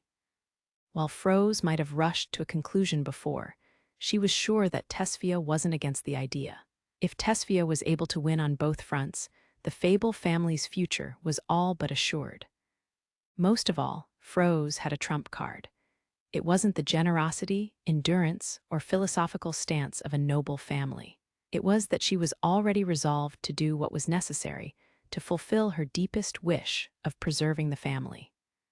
Froze closed her eyes and thought of a lone katana stored within the mansion.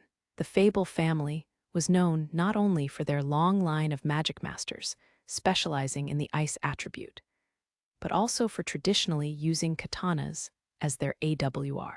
Even with AWRs continuously seeing new developments, they continued to protect the hallowed sword of their ancestors. The katana Froze was thinking of was possibly their most treasured heirloom, passed down through the generations. It was not only an AWR, but a work of art. Its value was immeasurable. It had once been said that selling it would bring in enough to buy a small country. She'd even heard tales from her grandfather that the current head of the Womruina family had asked to buy it, an offer which he'd naturally refused. Froze considered using it for trade if the worst came to happen, although losing it in her generation would not only ruin the family name, but also stain the Fable's history. She would never be able to face her ancestors. Even so, she had the resolve for it. Moreover, she was prepared to take the blame and step down as the head of the family if it came to that. Her expression turned dark for a moment, but in the next she'd shaken off all gloom. She then began to plan a strategy for the sake of her daughter's future, and the future of all those related to their family. But in truth, even Froze had only heard of Tenbram a handful of times, which was something to be uneasy about. Fortunately, there was someone present who possessed the wisdom of the elderly, whose help would surely be of use here. Selva obliged his master's gaze and smiled. For the young Miss's sake, I will gladly wear these weary old bones out. He then began a long explanation, and with his knowledge and Froze's input, the basics and theories of the traditional game were revealed. Tesfia listened intently, making sure not to miss a word, and Alus focused as well. As the lecture reached a lull, Alus spoke up. That said, I'd like to take this opportunity to ask you something, Mrs. Fable. The way he was indirectly confirming her mood was the result of his unfamiliarity with how to speak to nobles.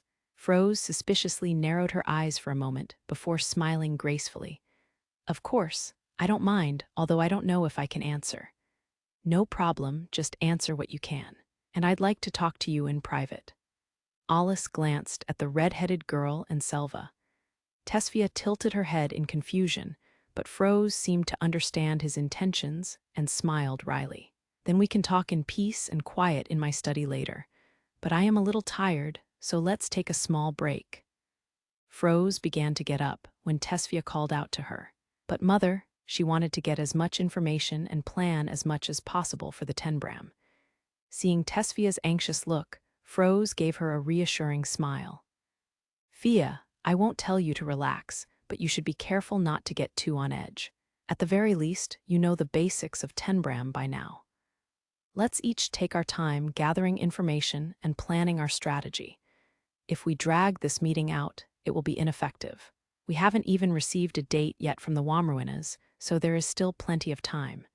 Selva, I know things will get busy, but I hope you can gather information as well. Of course, Master Froze. I won't miss anything. Then, as if she'd only just remembered, Froze said, I'd like to ask who will be participating in the Tenbram from our side. It was clear what she really wanted to know when she glanced at Alus. I would participate if asked. If not, I wouldn't have gotten involved in the first place, Alus replied in a blunt, self-deprecating tone. Meanwhile, Loki, who'd been watching their exchange, quickly raised her hand. Once she'd gotten their attention, she spoke up. If possible, I would like to be of help too. Both Tesfia and Froze looked surprised at that. Froze said, "My, you too, Miss Loki." "Yes, but I will leave it up to Al's decision. I would appreciate the opportunity to participate in the Tenbram." She looked at Alus, who shrugged in return. She wasn't supposed to be a participant, but she listened closely to Selva's lecture as if mentally taking notes. In that case, there was no reason to refuse. Loki continued after a small cough. "Well, Miss Tesfia is so unreliable that I'll need to lend my support too, to make sure she doesn't hold Al back. I'm also certain that there's something I can learn from a traditional game between nobles." "El Loki," Tesfia's eyes teared up. She looked ready to jump over and hug Loki, but the small girl brushed her off. Froze gazed at the heartwarming sight with a smile. "I see. What a reassuring ally. Then please do lend us your strength."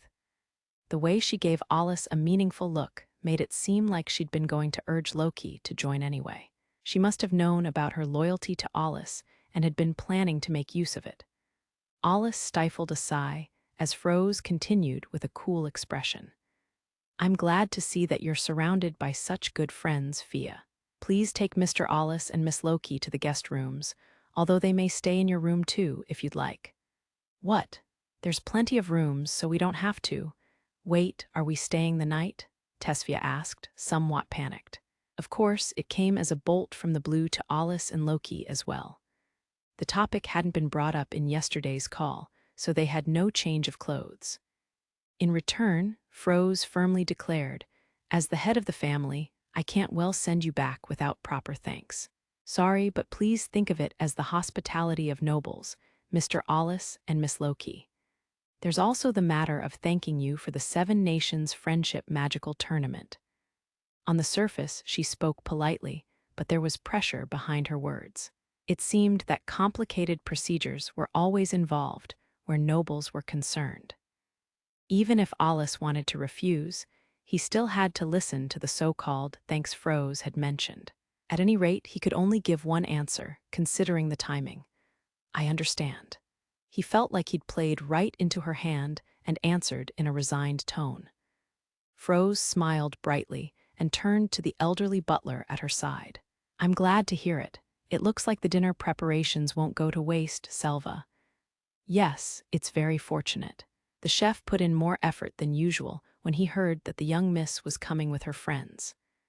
Selva broke into a smile and added, "In fact, all the servants of the house have been busy preparing the welcome since yesterday."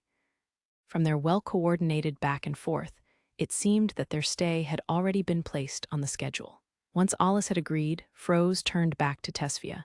"Fia, take them to their rooms." "Yes."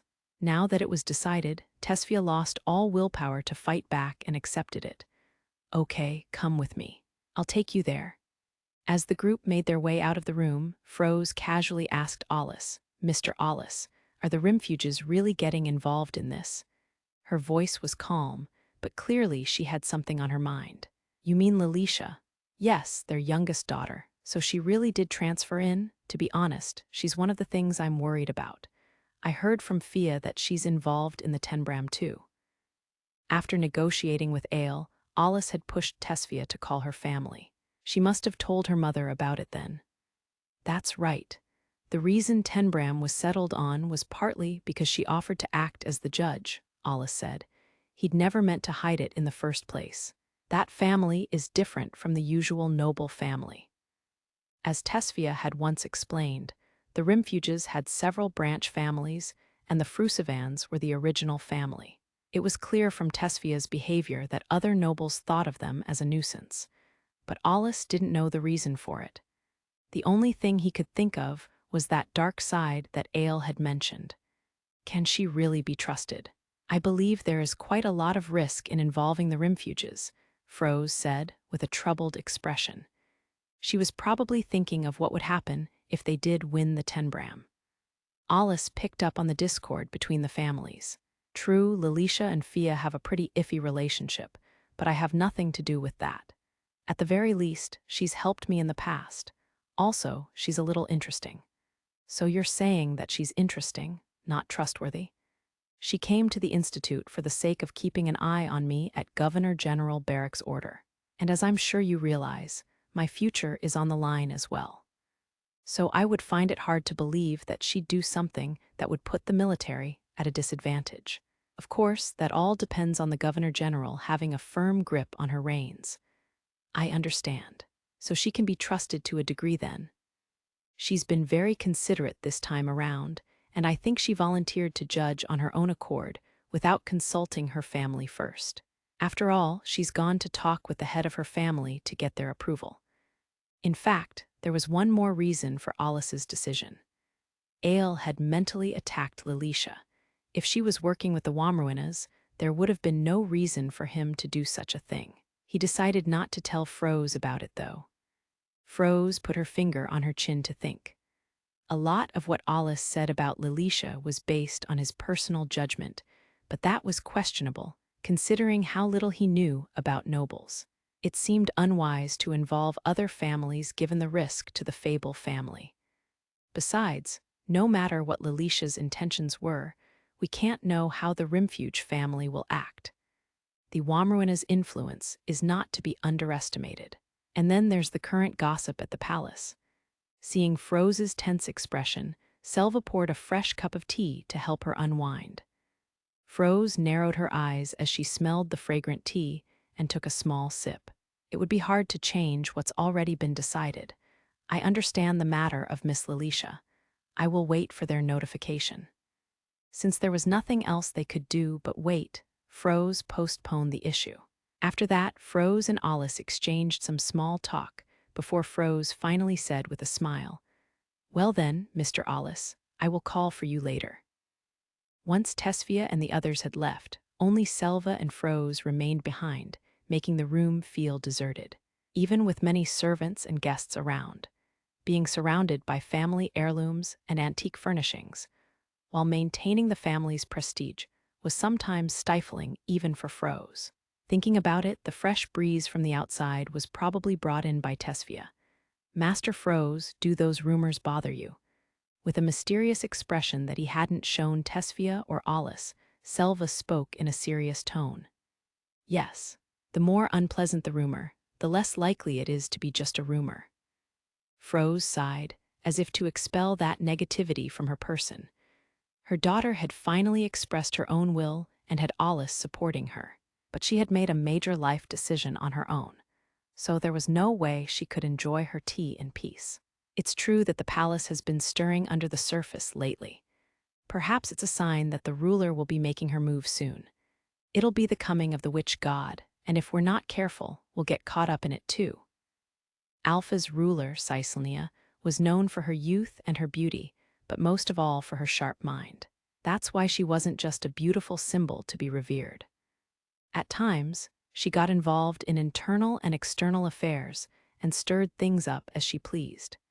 She had nothing to be ashamed of as far as her birth and upbringing were concerned, and she wasn't afraid of powerful people.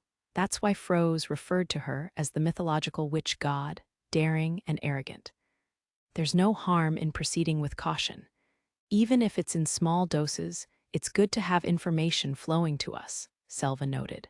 Yes, I'm sure she'll go through the proper channels when dealing with the nobles that she trusts, at least.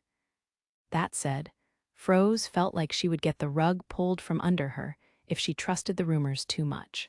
It was difficult to tell if the bait hanging down was even real or not. After all, the source of the information was questionable. It was said to be from the palace or the upper echelons of the military, but even with Selva's efforts to confirm it, they had no conclusive evidence. Normally, I would love to just laugh it off, but not even you were able to find the source. No, unfortunately, no matter what thread I followed, they all ended up with a close aide of the ruler as the source. This was why Froze couldn't completely drop the rumors from her mind. She sighed, when it rains, it pours. Right now, she was faced with a decision that would test her mettle as the head. If she made a mistake here, the Fable family would be ruined. This wasn't the first time there'd been disturbing movements in the military. The top brass included some high nobility and others who wouldn't hesitate to break the law, and even Barrack couldn't contain them. Even so, it was far from being a situation where the ruler would have to intervene directly. So what would make Cicelnia move? Alpha was already a powerhouse known for its magic prowess. It was without equal when it came to the number of fiends eliminated and areas of territory reclaimed. Master froze, there are countless possibilities. It will be nearly impossible to deal with them all. I know. The best choice would be to stay cooped up inside and wait for the storm to become apparent. But I have a bad feeling about this rumor. It's circulating around, but on the surface, nothing has happened in the palace yet. Froze spoke her mind while suppressing a bitter smile.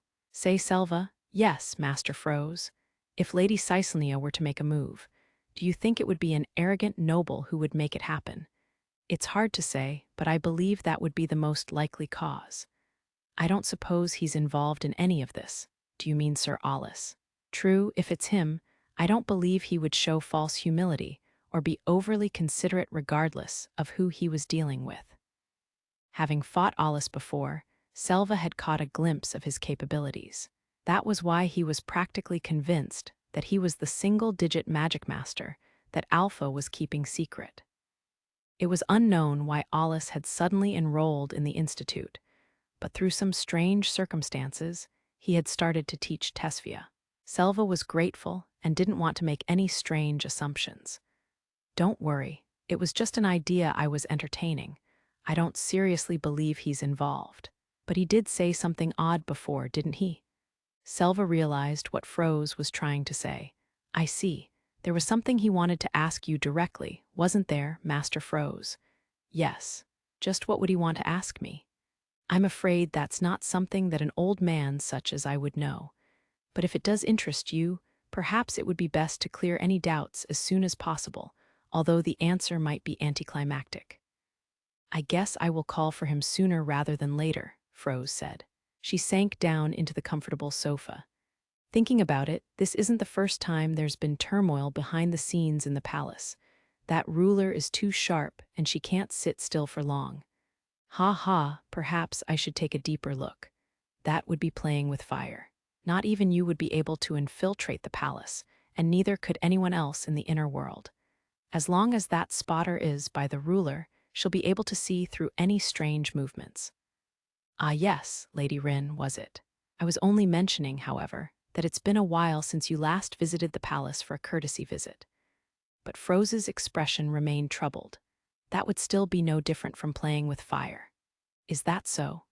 No matter what move Cicelnia made, and for what reason, she wouldn't do anything that would hurt her relationship with the Governor-General, at least not while her interests were aligned with his. Cicelnia had been right when she'd pushed Barrack to take the position of Governor-General. I would like to keep an eye on things for a little longer. But first, I will listen to Mr. Alus's question after a short break. Froze stood up to leave the luxurious parlor and go to her study. As she reached the door, she turned around, having thought of something. Selva, I want you to gather information not just on the Womruinas, but also whatever you can about the palace. Anything at all, no matter how trivial it may seem. Understood. The elderly butler bowed deeply as he watched his master leave the room. When they'd driven by the huge gardens before reaching the mansion, Alus had thought it was a bit much, but he hadn't been surprised. But walking through the mansion now, he found it was a world beyond his imagination. Regardless of how much money he had, he would never have dreamed of building such a huge mansion. That was why the almost shocking experience was so refreshing to him. Alus looked around curiously as they walked down a long corridor lined with door after door. Just how many rooms did the mansion have? Tesfia was a little dumbfounded to see him like that. It's not that unusual. I rarely visit mansions of the nobility, nor have I any interest in them. Well, most of the rooms aren't being used right now. All of the servants live in a separate building. Only Selva and the Chamberlain live here now, I guess. What a waste, Loki bluntly said. Once beyond a certain level, most nobles' houses are pretty similar. There's nothing bad about having more rooms for social gatherings, Tesfia said. Is that how it is? Tesfia looked at Alus. I honestly don't know if you're being sarcastic or actually surprised. I just thought it was a good opportunity to learn a little about nobility. Well, I can tell you what I know. Tesfia guided Alus and Loki through the mansion, repeatedly looking back as she talked to them. Each time she did, her side ponytail restlessly swayed back and forth as if revealing her feelings. After a while, she stopped in front of a room. "Is this your room? Good, let me in for a minute. There's something I want to ask you." "What? Isn't that a little wrong?" Alice thought she was bad at feigning calmness. The way her eyes darted around revealed how much she wanted to avoid having him enter her room. "As for the reason, we already know that your room is a mess, Miss Tesfia." "Ah." Loki put her hand on the door knob and twisted it without hesitation. A click sounded, but Alice stopped her by raising his hand. He turned to Tesfia. "If you really don't want us to, we'll stop." WL, I haven't used it in over half a year, so it could use some tidying up." Wait just a minute." Tesfia squeezed in between Loki and the door and slipped her head inside to take a peek. Not satisfied with that, she leaned further in to get an even better look at the room, sticking her butt out in the process. Eventually, she pulled her head out of the gap and breathed a sigh of relief, oblivious to how she'd looked. "That's fine, but why do we have to talk in my room?" "Just simple curiosity," Alice said. "By the way, I wouldn't care even if you had underwear lying on the floor." "I would, not that there would be. I just said I'd left it empty for half a year, so there's no way that would actually be true." Tesfia's face turned red at Alice's insensitive remark as she objected to what he had to say. That's when the silver-haired girl pushed Tesfia even more. "I think it's possible. Just what do you two think I am? I admit I might be a little lacking in femininity when it comes to keeping things clean, but I'm not that bad." "Then you wouldn't mind," Alice said. "All right," Tesfia came to a decision. She cleared her throat and reluctantly opened the door, and Alice and Loki stepped in. "Just what you'd expect from a noble's daughter," Alice said. Loki agreed. "It doesn't leave anything to be desired." The room was not only spacious, but luxurious. Among the various furnishings was a queen-size bed with a canopy. Due to the room's size, however, the large bed didn't have an overwhelming presence. Alice had seen the dorm room that Alice and Tesfia shared, but this was 3 times as big as that room for 2. Another door in the room was flung open for ventilation. It was a walk-in closet with plenty of tailored dresses inside, but also an elegant collection of casual clothes. "It's unexpectedly clean." Loki's muttered statement was quickly followed up on by Alice. "The Chamberlain is probably just a stickler for cleaning." Ugh. It seemed Alice had hit the mark, as Tesfia groaned in response. Ignoring Tesfia, Alice looked over the room once more. Not only was there beautiful furniture, but the room also featured mementos of her time spent here. No matter how neat and tidy the room was on the surface, some things couldn't be hidden, and they were reminders of what the room's owner was really like. There was an old bookshelf and desk that she must have used when she was little, a worn woolen rug, a small sofa, stuffed animals on the shelf and nightstand. Alice felt like he could understand why Lilisha had looked around his laboratory. "Is this, Alice?" He picked up a photo and smiled. The photo showed a slightly younger Tesfia and Alice from a few years ago. Alice had the same kind and soft expression, but as expected, Tesfia looked a little cheeky. "Miss Alice looks cute." "She looks like she's 12 or 13, Loki said, as she stood next to him and stared at the photo. Like Alice, she had grown up in the military, which was why she didn't have any pictures or other tangible keepsakes. When she'd moved into Alice's laboratory, she'd only needed a single bag for her personal belongings. The small bag contained everything she'd ever owned, all that she'd accumulated over her life. However, this room contained more things than Tesfia could ever carry. It was almost dazzling to look at. "What, Alice is the only cute one?" the red-headed girl asked with a blatant pout, cutting Loki's sentimental thoughts short. "It's vexing, but you used to be pretty cute too." "Hee, really? Wait, you mean I'm not now?" They both turned to Alice for his opinion, but he only gave a safe answer. "Well, they were both pretty cute back then. Also, Fia didn't have any wrinkles then." "I don't have any now either." "No, on the way here you were frowning a lot," Alice said. He looked at the picture again with a serious expression, wondering if he'd ever been like that, but quickly rejected the idea. He hadn't been. When he was that age, he'd been killing fiends and even working behind the scenes. He thought back to those days and easily confirmed that he had no such fond memories. His past was like a black and white photo, void of any emotions. "They look like they're having fun," he murmured. The words just slipped out. Loki was painfully aware of what Alus was really thinking. Because she knew his past, there were things she could say. And so, with a soft smile, she chose words that would touch his heart. "They really do, Sir Alus." For a brief moment, there was an intimate and calm atmosphere between them. But it was soon destroyed by a quizzical redhead. "What are you two doing? You're acting strange." "I don't want to hear that from you," Alus shot back and put the photo down. He sat on the edge of Tesfia's bed. There was a light rebound, as if it had springs or something else in it. Of course, he had no complaints about the comfort. "Don't just sit down on my bed. You haven't even taken your coat off. Don't complain about the small things when you don't even do the cleaning yourself. And there's barely anywhere else to sit. First of all, I'm sitting here because it's easier to talk this way." "Fine, so what did you want to talk about?" Before that." Tesfia sat down on the sofa and straightened her back. She was blushing a little and fidgeting. Thank you very much for everything that's happened. It probably would have been a disaster if I was alone." "No, it definitely would have been. You even came all the way to my home, even though you hate nobles, right? So, I'm sorry," Tesfia finished. She fiddled with her hair and wore an awkward smile. Alus and Loki both looked disinterested. "Pick between thanking or apologizing," Alus retorted. Loki went next. "Yes, rather than apologize, just say that you'll do everything you can even if it kills you. Even if it's a lie, you'd still be worth ridiculing that way." As Tesfia tilted her head in confusion, Loki felt like being mischievous. "Just so you know, Sir Alus isn't going to lend his help for free." "Hey," Alus reproached Loki for casually saying something so unscrupulous. "I may have wound up getting caught up in it, but Aile was probably planning on going after me eventually anyways, so it would have been the same outcome." It may have been that the entire incident had just been a pretext for Aile to get Alus.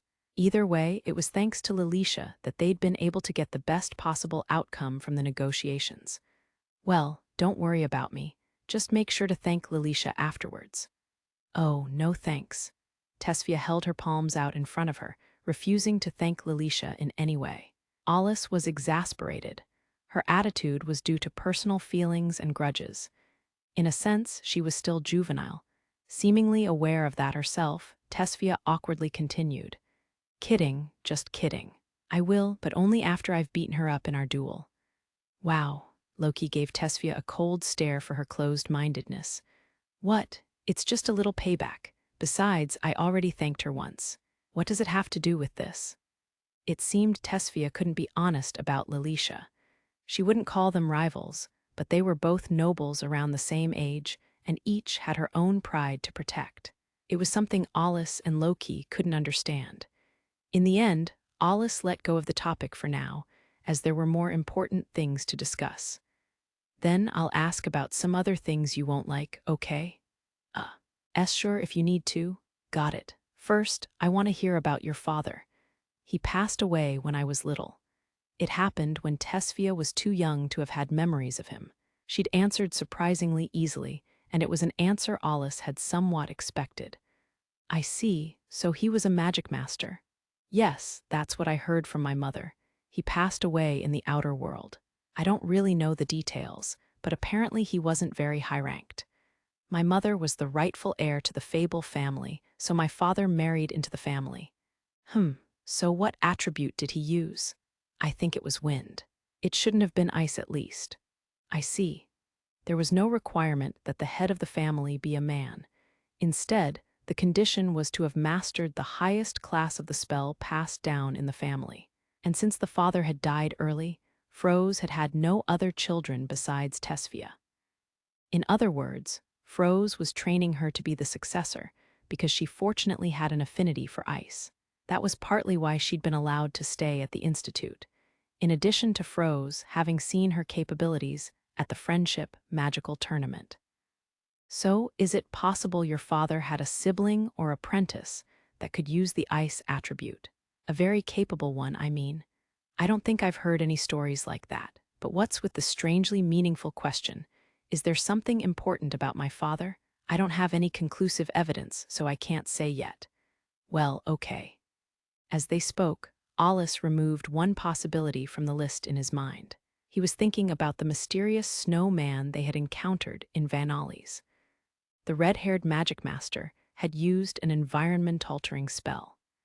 He'd also used a spell similar to Zeppel, the spell Alus had devised for Tesfia.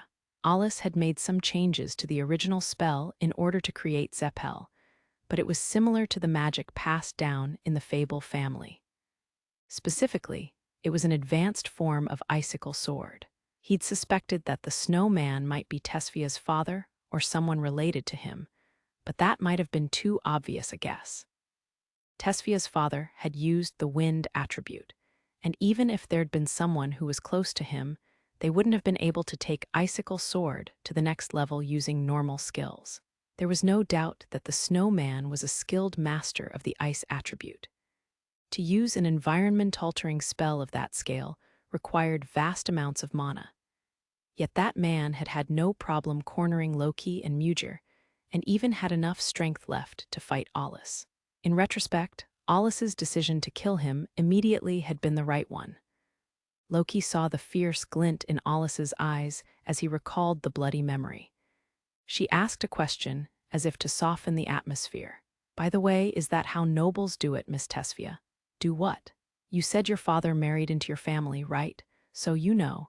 Do they take special considerations to pass down the parents' affinity? Tesfia was strangely slow on the uptake when it came to these kinds of topics. Loki hesitated to state it more clearly. She tried to think of other ways to phrase it, but the more she considered the delicate side of relations between a man and a woman, the redder her face became. Seeing that, Alus said it instead. In short, she's talking about marriages to keep the bloodline alive. In other words, producing children to continue the family.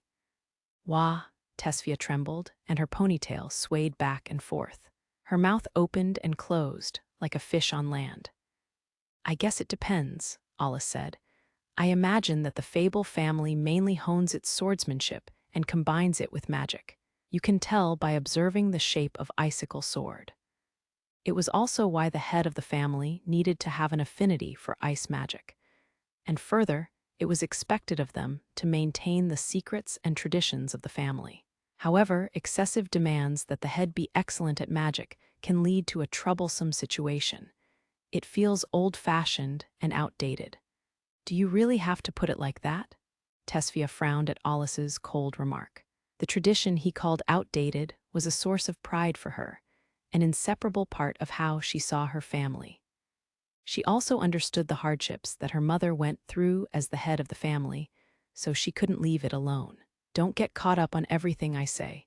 It's not like I hate every single thing about nobles. I do have a somewhat favorable impression of the Fable family, including looking after a certain inadequate daughter.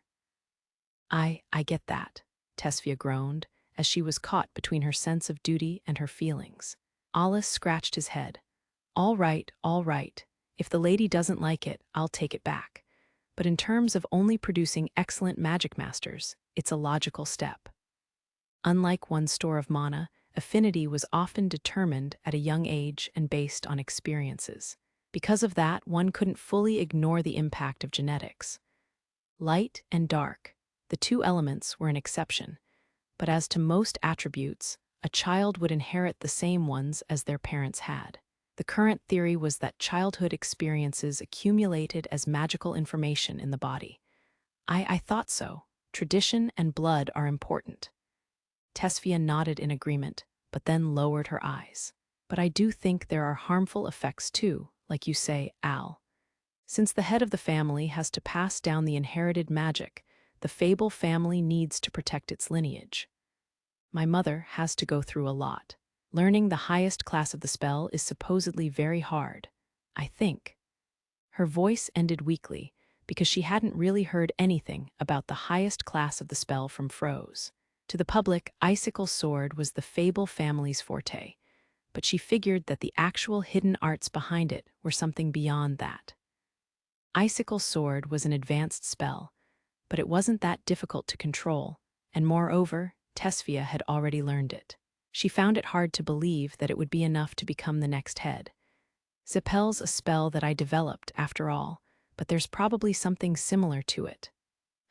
My mother is very strict, so even if I ask, I don't think she would just tell me. A deep crease formed on Tesfia's brow as she thought about it. Loki couldn't help but notice that. Miss Tesfia, I don't want to say too much, but I think you should focus on the Tenbram for now. Sir Alus will be participating, so I don't want anything to go wrong. I will help too, of course. Why, yeah. I know, but you're bound to get anxious and waver when you try to pursue two things at once. Not to mention that thinking about two things at the same time doesn't suit you. So you need to decide on one thing to do and then focus just on that, Loki declared. Tesfia raised her head and smiled a little. Thank you, Loki. Okay, I'll be myself. That's more like it. The two girls nodded at each other. They had gotten a lot closer. Alus felt like Tesfia had stopped triggering Loki so much, and Loki had started to understand Tesfia's personality. Also, in the past, Loki had only cared about Alus, but a change was happening inside of her. Alus himself had learned that real change was hard to notice on one's own. Hitting it off is fine and all, but the Tenbram isn't the only thing happening here. My main concern is elsewhere. But for the time being, that's enough about your family magic and your father. It's about time you took us to our rooms. Okay, Tesfia nodded, and with that, they were done talking about things in her bedroom. After walking through the mansion for a while, Alus and Loki were shown to a guest room that was completely furnished like a hotel room. The servants must have been sent out ahead of them to prepare everything. Tesfia gave Alus and Loki a quick explanation about the room. The door locks from the inside, and there's only one bed in this room. There's another room down the hall that Loki can stay in. Alus used to come here from time to time, right? Alus asked. What did you do then? Well, she stayed in my room. I see. Well, since you're both girls, why not treat Loki the same way sometimes? Sir Alus, I don't mind staying in your room as always. Loki said this like it was the most natural thing in the world. Tesfia's eyes opened wide. Really? Don't tell me you share a bed too. She covered her mouth in surprise. Hey, don't say anything that could be misinterpreted. Alus looked at Loki. Then he turned back to Tesfia. Don't worry, we have separate rooms, well, partitioned spaces more like. Actually, you already knew that. All right, but you won't be sleeping in the same room here, okay? Tesfia crossed her arms and deliberately winked as if to hide her embarrassment. Anyways, about sleeping in my room, of course Loki is okay. We're both girls, and we almost never get a chance to talk just the two of us like this. I don't need or want any such chance, Loki curtly said, rejecting her. But Tesfia acted like she hadn't heard her. All right, so Loki is staying in my room. Sir Alus. Fia, just a trivial question, but as a historic noble family, do the Fables have any distant relatives? Well, of course. There's always some relatives you don't know who greet you at birthday parties. A lot of them aren't nobles, but they're still part of the family, I guess. We have almost no regular interactions with them. All right, just wanted to ask. Tesfia left, pulling Loki along with her. Alus chose not to say anything as he saw them off. He hoped they would be able to use this opportunity to get along better, as Tesfia had said. This would probably be Loki's first time talking with a girlfriend while staying overnight. Tesfia and Alus got along exceptionally well, but Alus hoped that Loki could also have a more normal life. He waved at them as if he'd done a good deed and threw a casual, "See you later" at Tesfia's back. Inside his room, Alus hung up his coat and lay down on the bed. He rested his mind and body for a while. A knock came on the door. He'd said that he wanted to ask Froze something before, so he was more or less expecting this and wasn't surprised.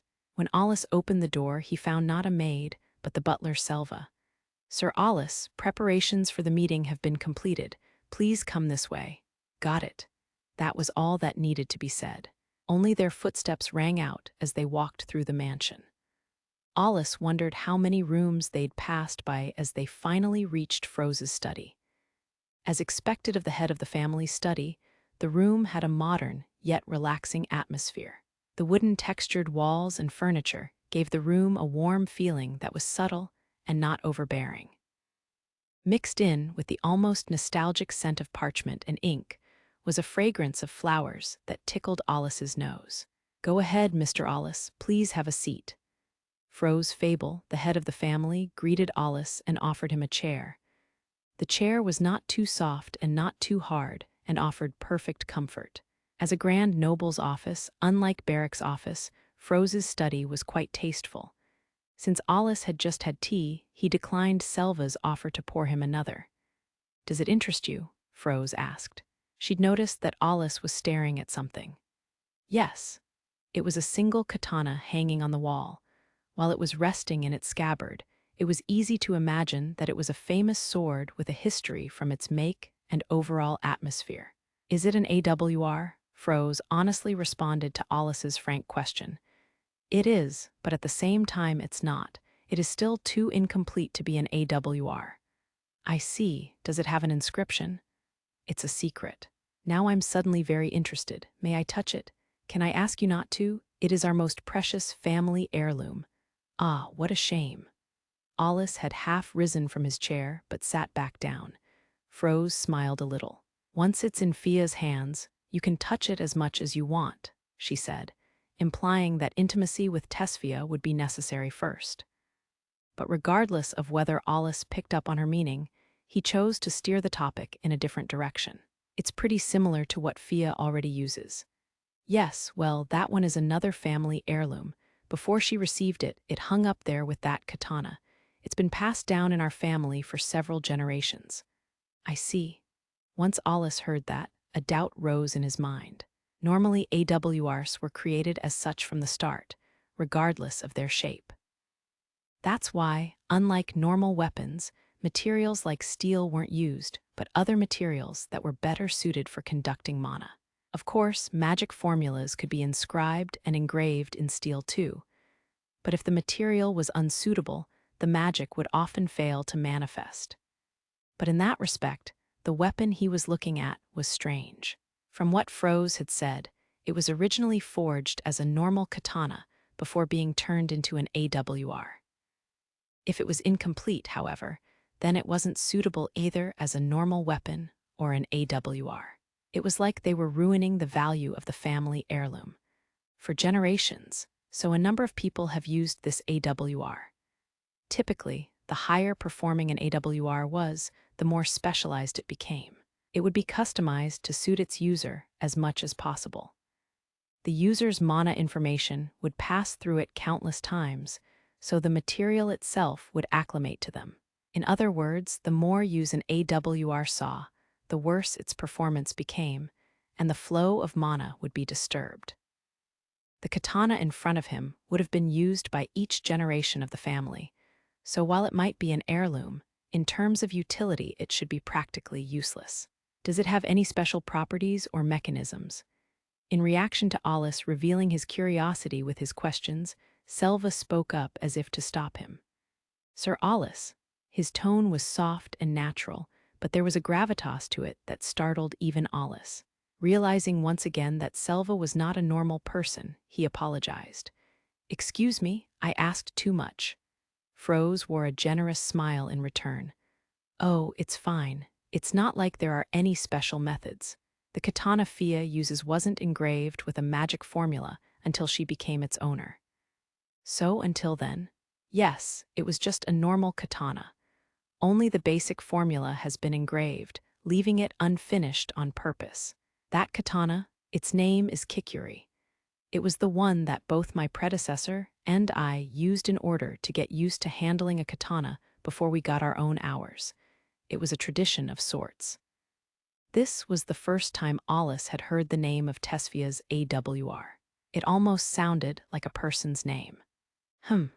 He'd never really taken notice of nobility before, but there was something he'd felt upon visiting the Fable family.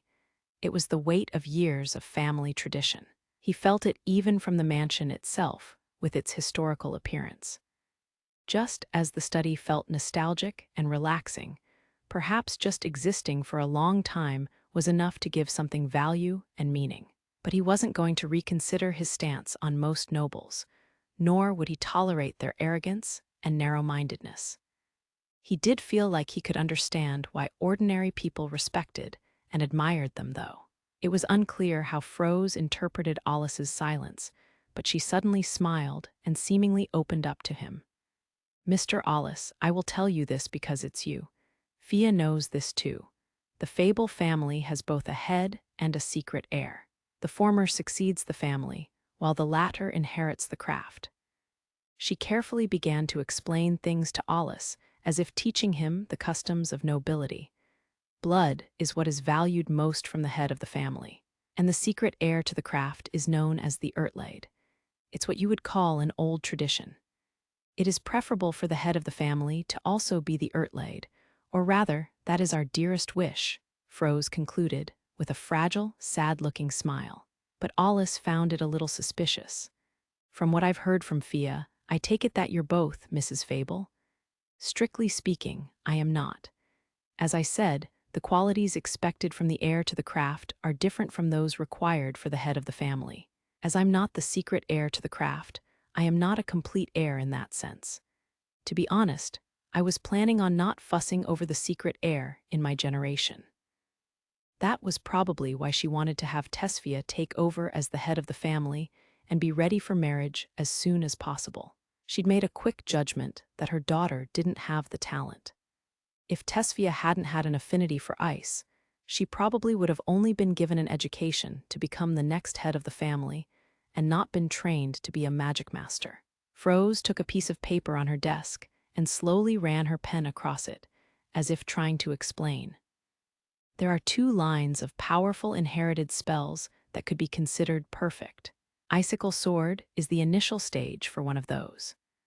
The practitioners would complete the initial stage and pick up the techniques needed to handle the perfected form. Be it Icicle Sword or other inherited spells, all of them carried strong possibilities of being stepping stones to the next level. So the rightful heir is one of those Ertlaids that has mastered the perfected inherited spells." A heavy mood filled the room when Alus asked this question. Froze wasn't offended, though. Rather, she had picked up on the nuance behind his question. He'd touched on the heart of the Fable family's secret. She paused for a moment, then exhaled and faced Alus head-on. "How much have you noticed?" "I had a vague idea when I was playing around with the formula for Icicle Sword. So Zeppel really was something similar then? I made it after I saw Icicle Sword." "How horrifying. I've never encountered a Magicmaster like you before. Your combat skills and ability to analyze the structure of magic are to be envied. Please do use those talents to teach Fia a thing or two." "I'm more interested in my own work," Alus sharply said, trying to prevent Froze from diverting the topic back to Fia again. Froze wryly smiled and looked a little resigned. "Yes, as you have surmised, the path that Zeppel indicates leads to the right answer. Specifically, I felt that Icicle Sword was well sublimated and it connects to the next step.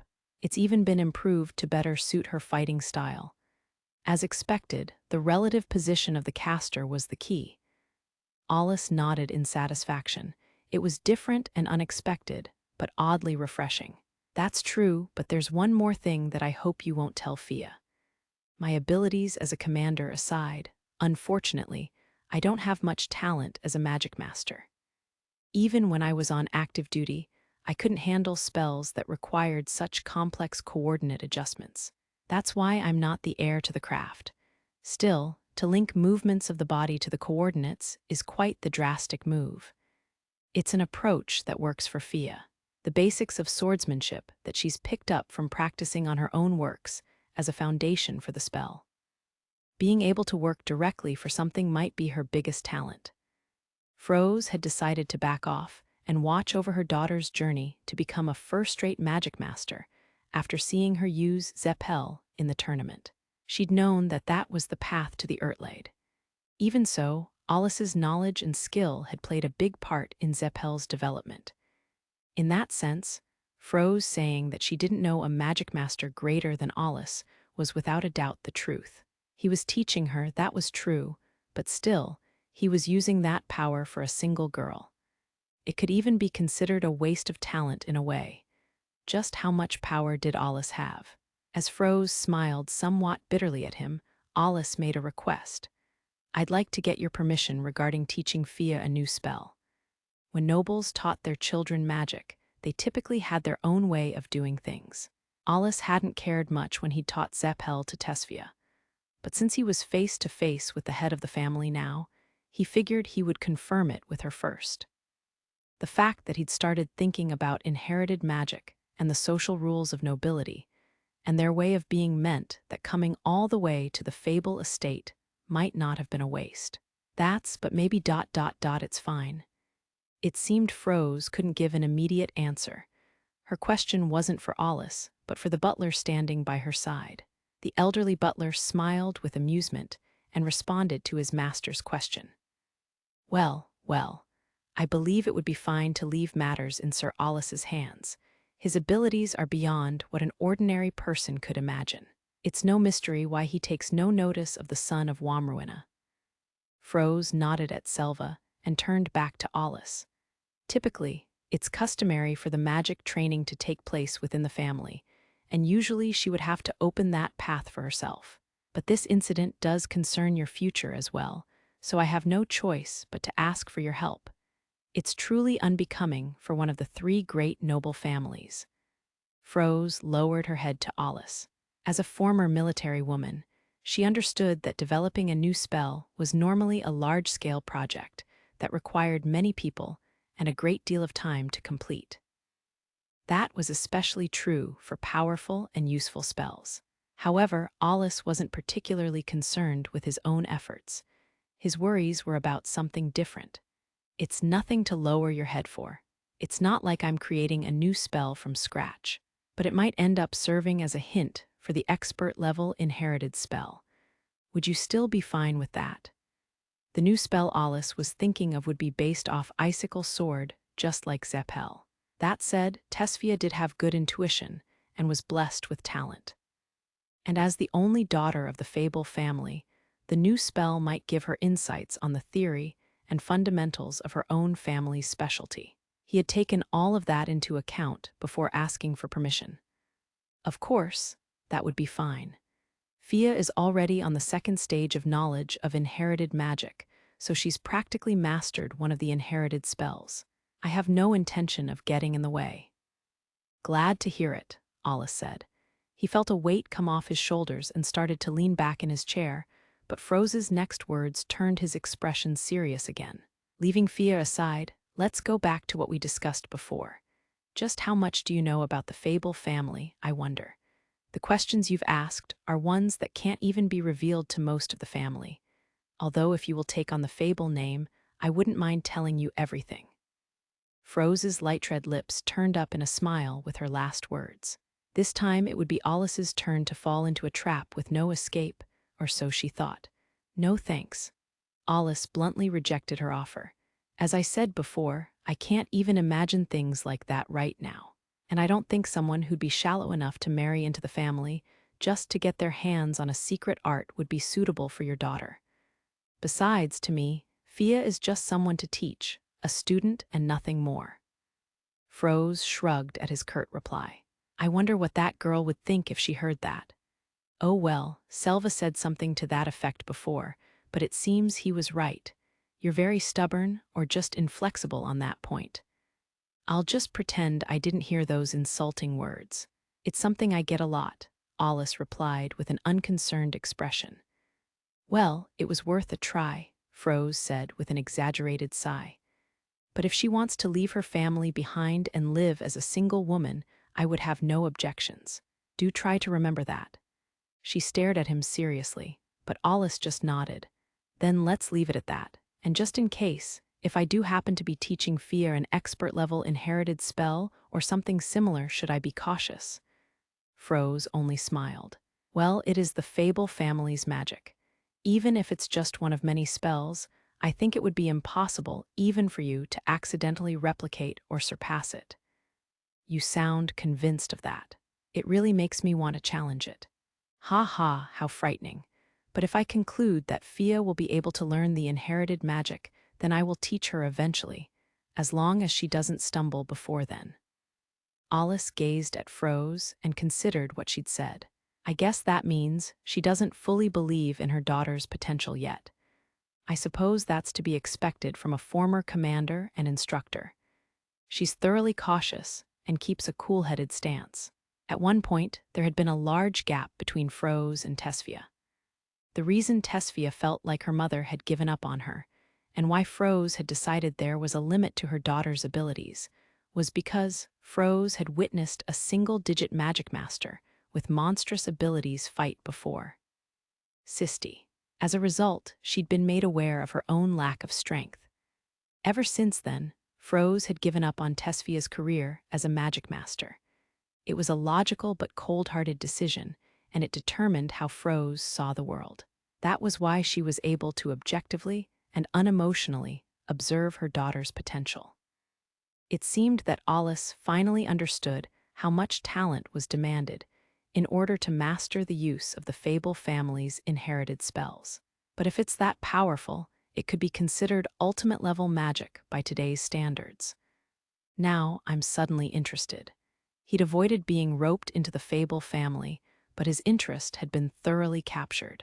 In fact, the Tenbram might just have been an excuse to visit the Fable estate for this reason. He'd wanted clues as to the snowman he'd encountered in Vanalli's, or rather the environment-altering magic that he'd used. Barrick had already hinted at the spells that nobles kept to themselves. And the Fable family was well known for producing Magicmasters with an affinity for ice magic. Considering those two factors, even Alice had found it worthwhile to step into the territory of the nobles he disliked so much. He'd asked Tesfia, but didn't receive information of any real value. So now he thought about the head of the family. He didn't care about most things, but when it came to AWRS and knowledge of spells he'd never seen before, Alice could be very greedy and aggressive. Spells he didn't know, be they created through personal construction or a vast amount of mana, fundamental talent, or if lost spells were involved. Just the thought of it made Alice excited. Getting secret information from the head of the family would no doubt give him clues. How should I attack this? When it came to feeling others out, the head of a noble family was better than most. Roundabout methods wouldn't open the door to the information he wanted, but if he wasn't careful, he would wind up stepping back into the topic of marrying into the family. After thinking for a moment, Alice turned to Froze and began. It seems the topic has been derailed. Now that I have permission to teach Fia new magic, let's leave inherited spells aside. I want to talk about the reason why I came here. It wasn't the Tenbram, but another incident. It concerns a mission that I was on a little while ago. Alice chose to go with a frontal attack. If he explained his participation in reclaiming Vanalli's and his encounter with the snowman, he hoped that Froze would part with some valuable knowledge. The mission was a military secret, but Froze was formerly with the military. She would understand the importance of what he told her and was trustworthy enough to keep the secret. Sure enough, Froze immediately responded to Alice.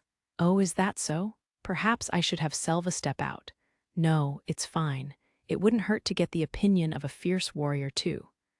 Froze read Alice's intentions and gave Selva a look that said to stand by. We've finished reclaiming Vanalli's, and knowing you, I'm sure you've already heard about it. Of course. I heard that Letty took command. She was quite obsessed with that place. Now we have another foothold to strike from in the outer world, so I'm sure Governor General Barrick is excited. Alice nodded. He gave Froze a meaningful look, and as expected, it was enough for Froze to understand everything. Ah, I see. You were there too, Mr. Alice. I'll leave that up to your imagination. But I'm not sure that even you have heard about this. There was actually a battle against a hostile power. By hostile power, you mean not a fiend but a human. The sharp-witted Froze immediately guessed the truth from his choice of words. He was glad she was quick on the uptake and continued. He was very strong and mysterious. Of course, I quickly eliminated him. Froze narrowed her eyes. Having been in charge of a battalion, she understood the gravity of the situation and how unusual it was. Any chance that it was another nation's Magicmaster? I guess not. From the way Alus was acting, she knew that killing the opponent hadn't been an accident. Alus shook his head. He displayed clear hostility, so I cut his head off, but afterwards his corpse vanished. I'm not being ambiguous when I say that. I mean that he disappeared. So what do you want to ask me? Froze's tone was firm. Alus felt like he was the one being questioned, but he answered without hesitation. He was probably attempting to sabotage the attack on Van Alys. There was only one main culprit, but judging from the situation, he wasn't from another nation, nor was he related to Alpha. Not even the military has been able to identify him. The only clue is the magic that he used. It was a spell that not even a single like me had seen before. Beyond, that was information that the Governor General had warned him not to share, but Alus didn't have much choice. I got in touch with the Governor General and did some research on my own, but I couldn't find any taboo spell that corresponded to it, so I figured I'd look into the inherited spells of nobles. So why did you choose the Fable family? From the fact that he used ice magic, and also my hunch. Your hunch, you say? Call it a coincidence if you want, but I don't know many nobles. But that's not enough for me to tell you the characteristics of our secret inherited spells. Don't misunderstand me. I want to cooperate as much as I can. I do owe you a lot, after all, Froze said sincerely, proving that she wasn't speaking with politics in mind. I understand your circumstances, but I do believe you might have some valuable information. I was hoping to hear at least a fragment of it. Froze put a finger to her lip as she thought about it. That was when unexpected aid came from the side. Master Froze, if I may be so bold, I wish to ask the same. It doesn't seem to be unrelated to the military, which you still have connections to. Selva politely bowed his head. At first glance it appeared that Selva was siding with Alus and helping him, but the truth was probably different. From Alus's point of view, it seemed like they were following the steps of a predetermined plot. That's unusual for you, Froze told Selva quietly. There was an atmosphere of consideration and harmony in the air. After a moment, she spoke again. Then how about this, Mr. Alus? What is your reasoning for believing that the mysterious enemy used a spell from our family? Just saying it's because he used ice magic isn't enough. You called it a hunch, but surely there's more. So can I ask you to explain that in detail? After hearing what you have to say, I will decide what to tell you. In her mind, she was making a concession. Talk about shrewd. She wants to wring all the information out of me. Alus had already gone beyond what Barrick told him to keep quiet about, so he needed to think about it. The other party had the upper hand in terms of what they would say, so he wondered if he should take her up on her offer. He just couldn't get used to the roundabout and hinting ways of nobles. He wanted Lilisha around for times like these, but he had the feeling that it would come back to bite him in the ass if he kept using her as he pleased. Alus sighed, I understand. In the end, he decided to be frank and hope that the other party would be fair. He then began to explain the details to Froze, starting with the enemy's appearance, height, age, and everything else he'd been able to confirm with his own eyes. Then he spoke of his theories, about how the body had disappeared. From the idea that the man had had companions to more unlikely ones, such as using a psychological trick to make it seem like he had died. Alus said everything he could think of, but without any evidence, they were all just theories.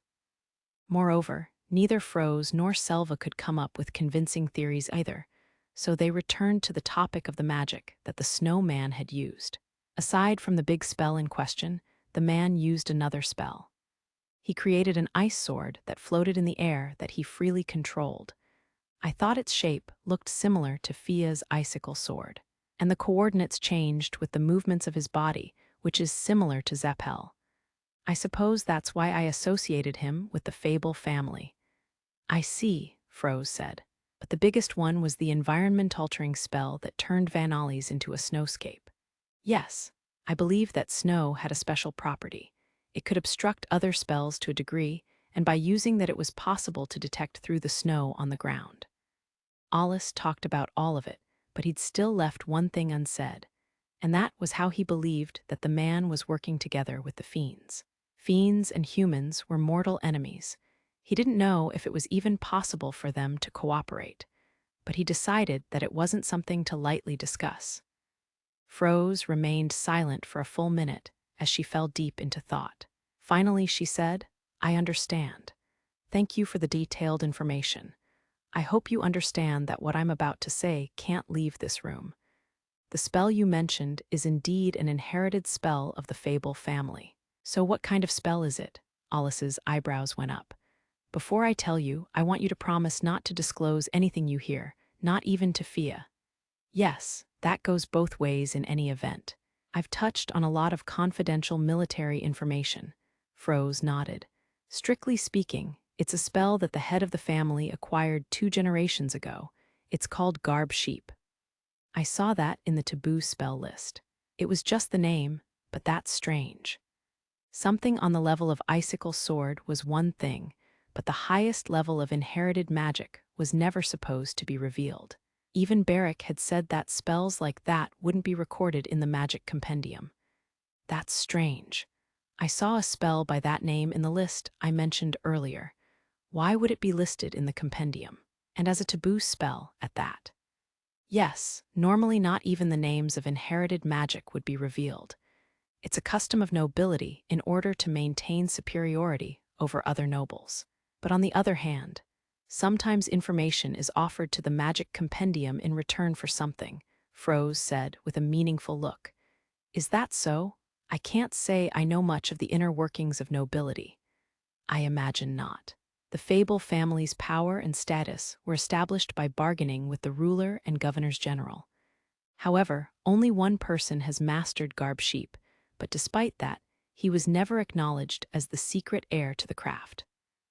Alus listened carefully, silently absorbing this information.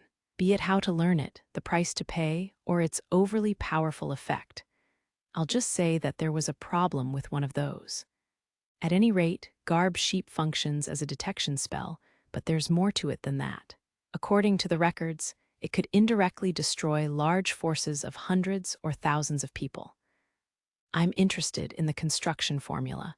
I could look at the compendium again, but unfortunately the magic formula wasn't recorded in it. It wouldn't be.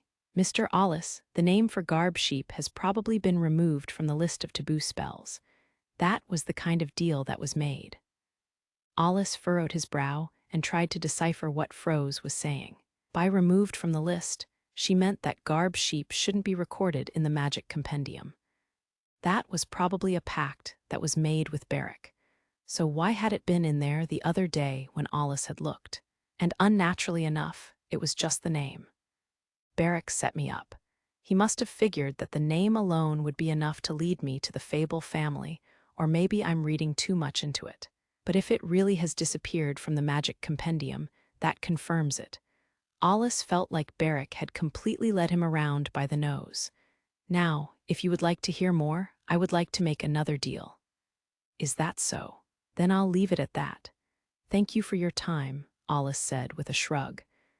"I have the feeling that if I hear the rest of the story, I won't be able to turn back." To be honest, Alus didn't want to owe this shrewd head of the family any big debts. She appeared to have relented on getting him to marry into the family, but who knew when she'd bring it back up again? She could be strangely persistent, like once she'd decided on something, she would do what it took to achieve it. It was easy to imagine that she'd be as capable as Sisti when it came to such maneuvers, as to be expected from one of the 3 pillars. That said, he did have one more reason for it. "Oh, is that so?" Froze muttered with a wry smile as Alus stood up. At the same time, Selva moved without a sound and elegantly opened the door to see him out. "Thank you, too, for the useful information, Mr. Selva." "Not at all. This is the least I can do for you, Mr. Alus, for looking after the young miss." The elderly butler gave Alus a deep bow, and Alus returned it with a nod. "I had fun today. Let's talk again sometime, Mr. Alus," Froze called out to his back. "Yes," Alus answered reluctantly, before quickly leaving the study. Geez, who knows what kind of information she'd pull out of me if I'd stayed any longer. Alus suddenly felt exhausted. His footsteps reverberated down the hall as he rubbed his neck. She's not the head of the family just for show. She's protected the family all on her own. Not only was Froze sharp and capable of overwhelming people, she was once a fierce military instructor.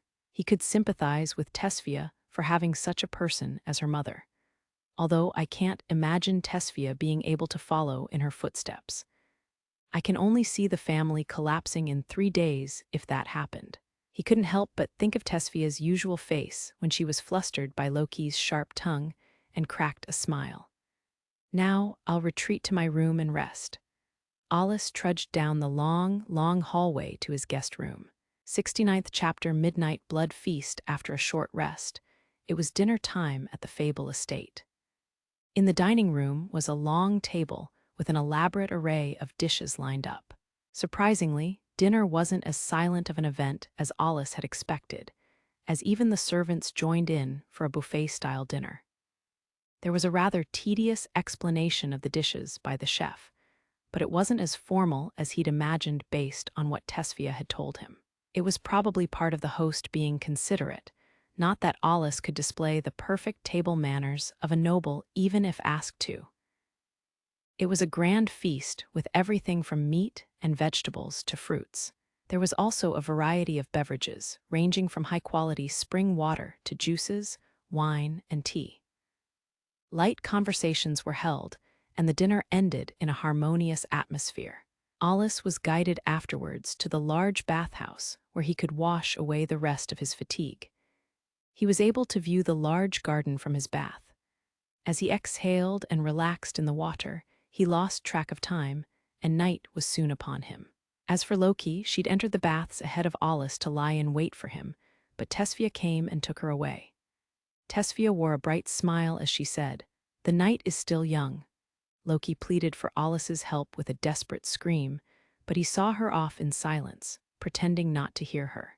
Tesfia's bedroom was sure to be blooming with girl talk tonight, and filled with a sickeningly sweet smell. Of course, that would be if things went according to Alus's selfish ideals. This is part of what it takes to learn what is normal for girls. So do your best, Loki. He could at least cheer for her in his mind. Besides, it would help to distract Tesfia from what was happening. She has a tendency to worry too much. When it came to that redhead, her expressions and emotions changed every 5 minutes, making it impossible to tell if she was being positive or negative. She was practically both extremes at once. At any rate, she's almost completely unlike her mother. Perhaps she got it from her father? Alus wondered as he got out of the bath and returned to his room. That said, he didn't have anything to do there. The only things he had to kill time with were the book he'd slipped into his pocket and the AWR he'd brought with him just in case. And he'd already finished doing maintenance on Night Mist. An AWR really hadn't been necessary for visiting the Fable family, but his fight with Selva the last time and Womruina's creepy side had made him cautious. He didn't think it was likely, but didn't want to be unprepared for a sneak attack in case Aile had changed his mind.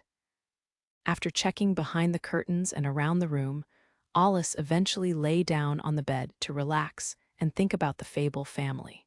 Among nobles, their obsession with katanas stands out a little. Do all noble families have a talent like that? No, I can't say I've heard anything like that from Lord Vizziest. Vizziest Soculent was the Magicmaster in charge of the intelligence unit. He wasn't too fixated on the noble status he'd built up in a single generation, even boasting how he wouldn't hesitate to let it go if necessary. In that sense, Alus couldn't use Vizziest as a standard to measure other nobles by. At any rate, it was clear that the Fable family valued not just magic, but swordsmanship as well. There were combatants among the servants too. He'd been convinced of that during the dinner. Although it was concealed, there were unmistakable hints of their training in their mannerisms and gestures. They'd also had eyes that were too sharp for mere servants. However, most of Tesfia's maids didn't know how to fight. In fact, Tesfia seemed to treat them like friends or older sisters. The combatants, on the other hand, look very well trained, and not to fight fiends, but people. Selva was probably the one who'd trained them. There was also the inherited magic and secret heir. Alus was beginning to understand the Fable family. He'd been hating nobles all this time, but up close he could see that they were people too. They could cooperate and exchange information, so they could be useful. That alone made the visit here worthwhile. That was especially true in terms of information, particularly as to the identity of the snowman. The details were still unknown, but he had an idea of what was going on. When Alus had explained the man's appearance and the unique impression he'd gotten about the man's mana, he hadn't overlooked Froze's reaction. The head of one of the three great noble families couldn't fully hide her disturbance, so it must have been quite shocking for her. Froze had caught herself and returned to a normal expression, which made Alus realize how serious it really was. That was why he hadn't delved too deeply into it, and had left upon receiving the overview on inherited magic. Still, that reaction. My sense was that she wasn't so much surprised as that it was something she already knew, and that my report had maybe contradicted some knowledge that she'd had. However, he didn't think he'd see any more development from prying into it at the moment. The fact that he'd learned about the Fable family's inherited magic was actually more significant.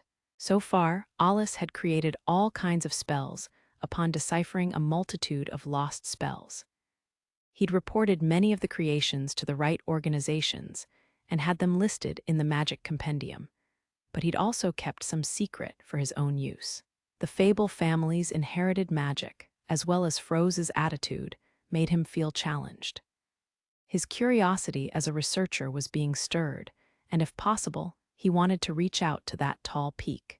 Just imagining creating a new spell to bestow to Tesfia that would be on par with, or even surpass, the family's inherited magic was making his heart leap. As far as Alus could tell, the group of inherited spells might be an extension of the same spell. In other words, Icicle Sword was just the entry point, and a hint of what lay beyond was probably hidden within its composition. Just thinking of what points would be key was fun. If he had a pen and paper, he could probably theorize until morning. In fact, in Alus's mind, he'd just been thinking about it for a while, but when he looked at the big clock on the wall, it was already a new day. I guess too much quiet isn't all good. He was in another family's house and thinking about magic research. It was practically a disease for Alus. He decided that he should sleep, so he stopped thinking and closed his eyes. Some time had passed when Alus's eyes suddenly shot open. When he glanced at the clock, it hadn't even been an hour. In the outer world, sleep was always being interrupted by sudden events or fiends appearing, but having the same thing happen in the inner world was depressing. He looked out the window and confirmed that the reason wasn't all that far away. I don't know who they are, but they're not even trying to hide their mana. What a strange visitor this late at night. Alus pondered what to do. He couldn't just do as he pleased in someone else's house. He expanded his field of view and tried to get a sense of his surroundings. Since it was Alus's own power and not a detection spell, they shouldn't be able to sense it. But that wasn't guaranteed against someone exceptionally skilled at mana manipulation. Taking that into account, he kept his range as limited as possible to just within the Fable estate. I see that their response to sudden visitors is nothing to scoff at. Alus viewed the three-dimensional map in his brain and picked up that several people in the house had already noticed and had run outside. Leaving it to the Fable family's people would be best, but now that he'd woken up, he couldn't fall back asleep. So he decided to get some fresh air and have a look at things while he was at it. Since he was just going to take a look, he left his AWR behind and put on his coat. Then he jumped out the window. Inside the mansion, the household quietly shifted to a state of alert. The servants of the house, still dressed in maid's clothes, followed the instructions of the chamberlain in responding to the suspicious intruder. That said, it wasn't guaranteed to be an enemy, so only 2 maids equipped with anti-personnel equipment under their clothing went out to ostensibly greet their guest. The visitor had appeared near the estate's massive front gate. When the 2 maids arrived, Their surroundings were lit up by the lights on the side of the road. "What business do you have here this late at night?" The figure stood beside the shadows cast by the iron gate. The words that had been spoken by one of the maids were somewhat calm and soft, the bare minimum of politeness for a guest. However, in the next moment, both maids were left speechless. The lights only illuminated the immediate area, so they hadn't noticed at first, but of all things, the 10-meter-tall giant gate had been destroyed. It was as if a massive beast had run rampant. They didn't need to show any courtesy to this guest anymore. Moreover, the visitor wasn't dressed in a fashion that was fit to cross into the Fable family estate. They wore a rag over their head that covered their face completely. The maids exchanged looks. "It is already late at night. The head of the family has turned in for the night, so we ask you to return another day," one said. Both reached for the weapons concealed under their clothing at the same moment. Perhaps sensing some killing intent from the maids, the intruder reacted for a second, giving away a glimpse of their face. What the maids saw was that the intruder was a man in his 50s. His hair was a tangled mess, and his gray skin was dried and cracked in places, which gave off a suspicious atmosphere. "If you won't listen, we will be forced to take action," one of the maids warned. Her eyes were full of suspicion and irritation at how the other party wasn't perturbed in the slightest.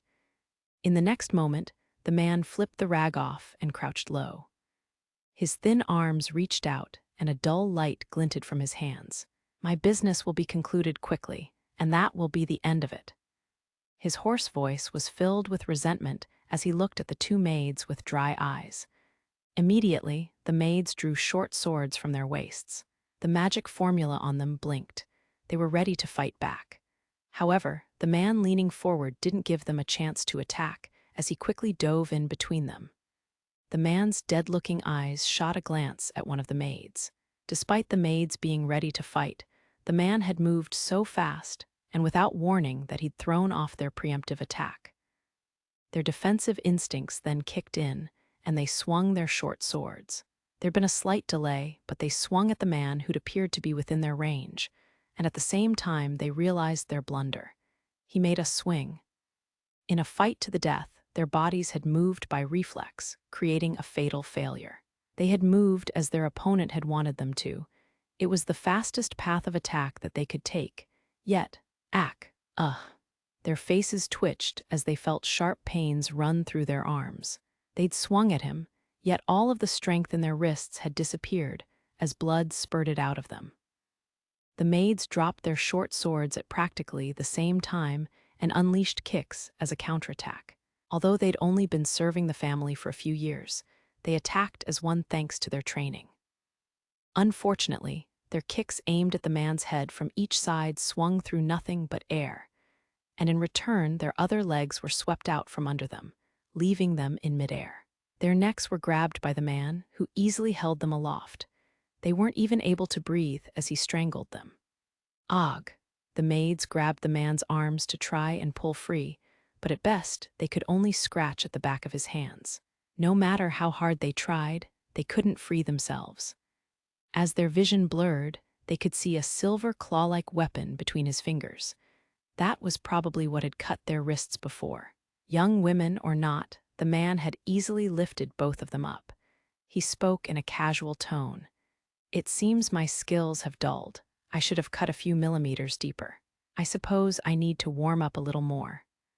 A twisted smile appeared on the man's face as he reflected on his performance. "Speaking of which, it's been a while since I was with a woman, and these two look just the right age. Not quite my type, but it seems I've gotten quite old with time. I'll have to enjoy myself enough to make up for the time I've lost." However, the gasping maids couldn't even hear the man's vulgar voice. If he squeezed a little harder or if more time passed, they would either lose consciousness or die. The man smiled as if things had gone as planned. A figure then appeared, without making a sound, behind the man. "Sorry, but I'm going to have to ask you to let those two go," Selvagrinus said in a soft voice. Standing under the lights, he wore a well-made tailcoat. His white gloves, polished shoes, and pressed shirt made him the perfect image of a butler. I've been waiting for you, Greenus. Oh, how long I've waited. I almost gave up so many times, but now here you are. The man threw the maids away, and an almost childlike innocent smile appeared on his face. Right in front of me, Selva answered him in a low voice. You've gotten old, Vector. Indeed, but so have you. As they spoke, Selva signaled the coughing maids with his eyes, and they fell back while holding their throats. The man called Vector paid them no heed, his full attention on Selva. He wore a bright smile. I've spent decades in a dark cell, but when I imagined getting a chance to kill you, it wasn't so bad. I believed you to be dead. You had a tendency to screw up. Then why did you betray us back then? If you had done your job, do you know what happened to Afurka? Vector exploded with rage, but Selva was unfazed. Of course. Afurka was unable to replenish its personnel after the defections, and that, combined with internal conflicts, caused the organization to collapse. Through some twists and turns, the organization itself survived, but it was completely changed in substance and ended up under a certain family's control. Well, it was a good way of getting rid of them. And all of that is because of your betrayal, Greenus, because you left. As Vector recalled what had happened, his expression twisted with anger. To him, it had been a tragic fall from grace. All I know is killing, and Afurka was the only place I belonged. Because of that, my life went wrong. Selva stood quietly as Vector fluttered his fingers with all his strength, as if trying to rip something apart with his claws. That was a habit of his that Selva was familiar with. It was a gesture he made when he was truly angry. He hadn't changed at all from the past. Back then, why didn't you just kill me? Vector paused, but when Selva said nothing, he closed in on the other man with a glimmer of sorrow behind his anger. Quite a while back in the past, the conflict between nobles had been more intense, like a bloody civil war. The political center had become practically lawless, and a storm not even the ruler could control had hit the nation. At that time, Selva had managed the executive unit, Afurka, or rather, he had controlled it together with a woman. However, he had ultimately betrayed Afurka. What happened to you? Why would you hesitate to kill a single brat with those bloodied hands? You never even had anything to do with the Fable family. Tell me, how could you kill your own parents, but leave that child alive? Vector raised his voice, as if emphasizing how that was far more cruel. Selva took the abuse in silence, not responding to any of it. So you were captured, Vector? Yeah, after I killed my 70th. Ironically, it was Afurka that arrested me. And that woman looked down on me with pity the entire time, Vector muttered with distant eyes, his gaze unfocused. That's enough. Everything went wrong since the moment you let me live, Selva. Who knew where Vector's memories were wandering off to? His dry eyes looked like they did decades ago when he was a new member of Selva's unit. Selva let out a deep breath. He'd assumed that Vector was dead, but here he was, a shadow from his past standing before him. He'd probably broken out of some prison somewhere. Moreover, if his words were true, then he had killed 70 more people before being arrested. Former Afurka member or not, the punishment for such crimes would surely be longer than a lifetime. I understand, he said quietly. Then let us continue from where we left off, not that I have as much leeway as I used to. Vector, whose mind seemed to have returned to the present, promptly answered him. You're damn right. That's why I came here. Neither of us is fully prepared. I'm a mess, as you can see. Hearing the grief in Vector's voice, Selva felt some pity and a hint of regret. He really should have killed him back then, before his life could fully derail in the way that it had. Looking back, all of his memories were covered in mud and blood. But there was one thing that he didn't regret in the slightest, and that was the decision that led to where he stood now. His decision to abandon Afurka and serve the Fable family with everything he had. Even your way of speaking has changed, Selva, Vector spat out. He hated him for living such a carefree life while he'd been locked up experiencing hell. Of course, I am a butler. It is expected of someone who serves the Fable family, Selva calmly said, in spite of Vector's pent-up frustration. Afurka did not allow betrayal. That was an ironclad rule. Traitors were always purged by the other members. Yet the leader himself had broken that rule. But thanks to that, he'd protected a young girl. Even though he would have to stain his hands with the blood of his companions, the salvation that he'd seen for just a moment became the light of his life. That little girl was now the head of a noble family and a mother. And the daughter was just like the girl he'd met, strong and noble. "Look at me, Greenus. I will kill you, and then I will kill everyone in the Fable family.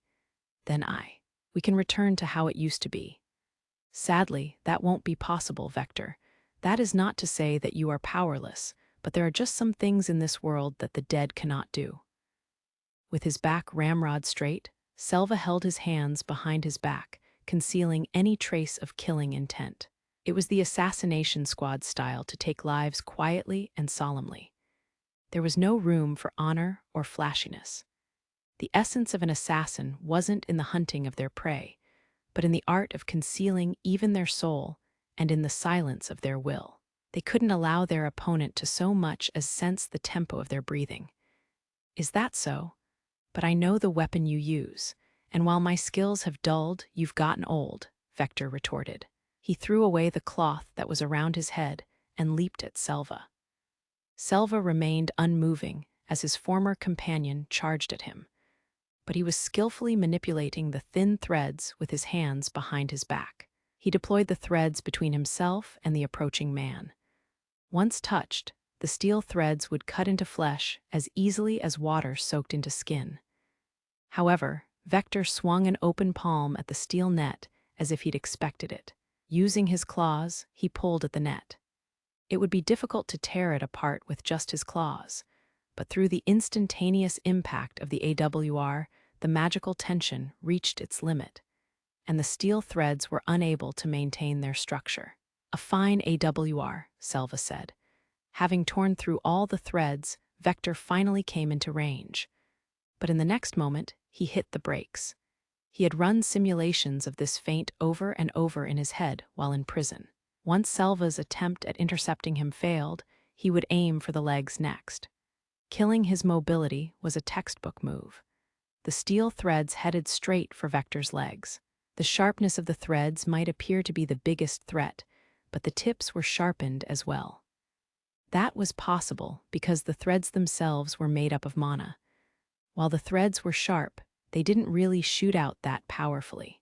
As power was poured into them from the base, the inevitable bends and turns the threads took robbed them of some of their force.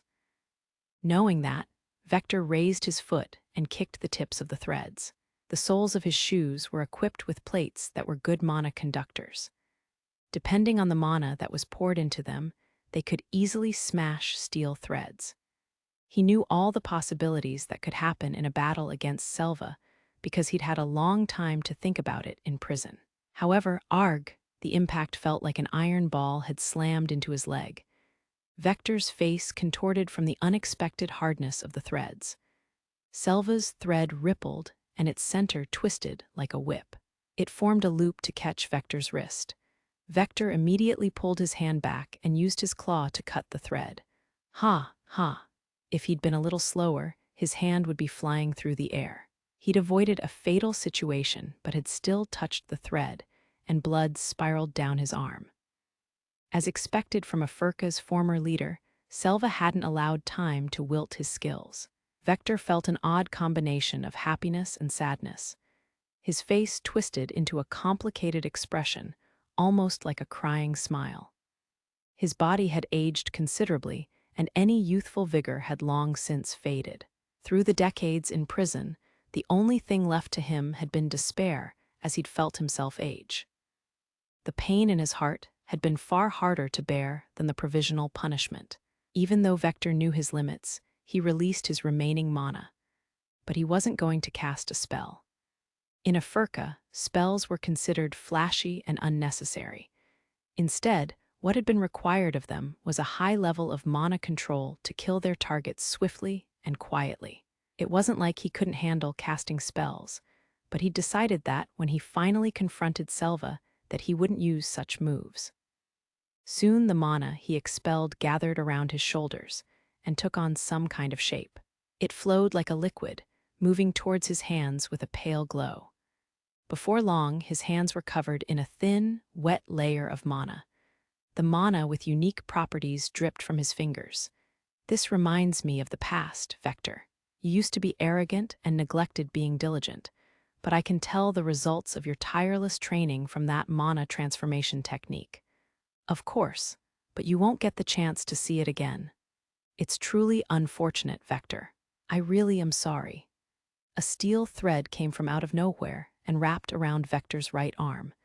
This time his arm fell to the ground without giving him a chance to react. Impossible, he tightened the muscles of his arm to stop the bleeding as he stared at his cut arm with shock. Why, how did you? Where did that thread come from? He desperately backed away from Selva, leaving bloodstains on the paved stone ground. Defeat and death were approaching. Sensing that, Vector started running in an attempt to escape for the time being. But then, he fell forward and landed face first onto the ground. He thought his feet had gotten entangled and tried to step on the ground to support himself, but couldn't feel his foot at all. When Vector looked, he saw bloodstains splattered all over the ground. With bloodshot eyes, he viewed the trail of blood that led to a black and red clump of something a few meters away.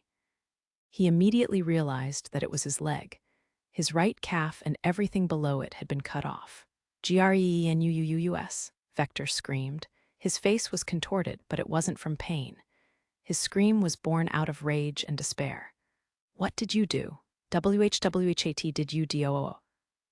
With his remaining left arm and leg, he crawled and squirmed like an unsightly bug as Selva calmly looked on.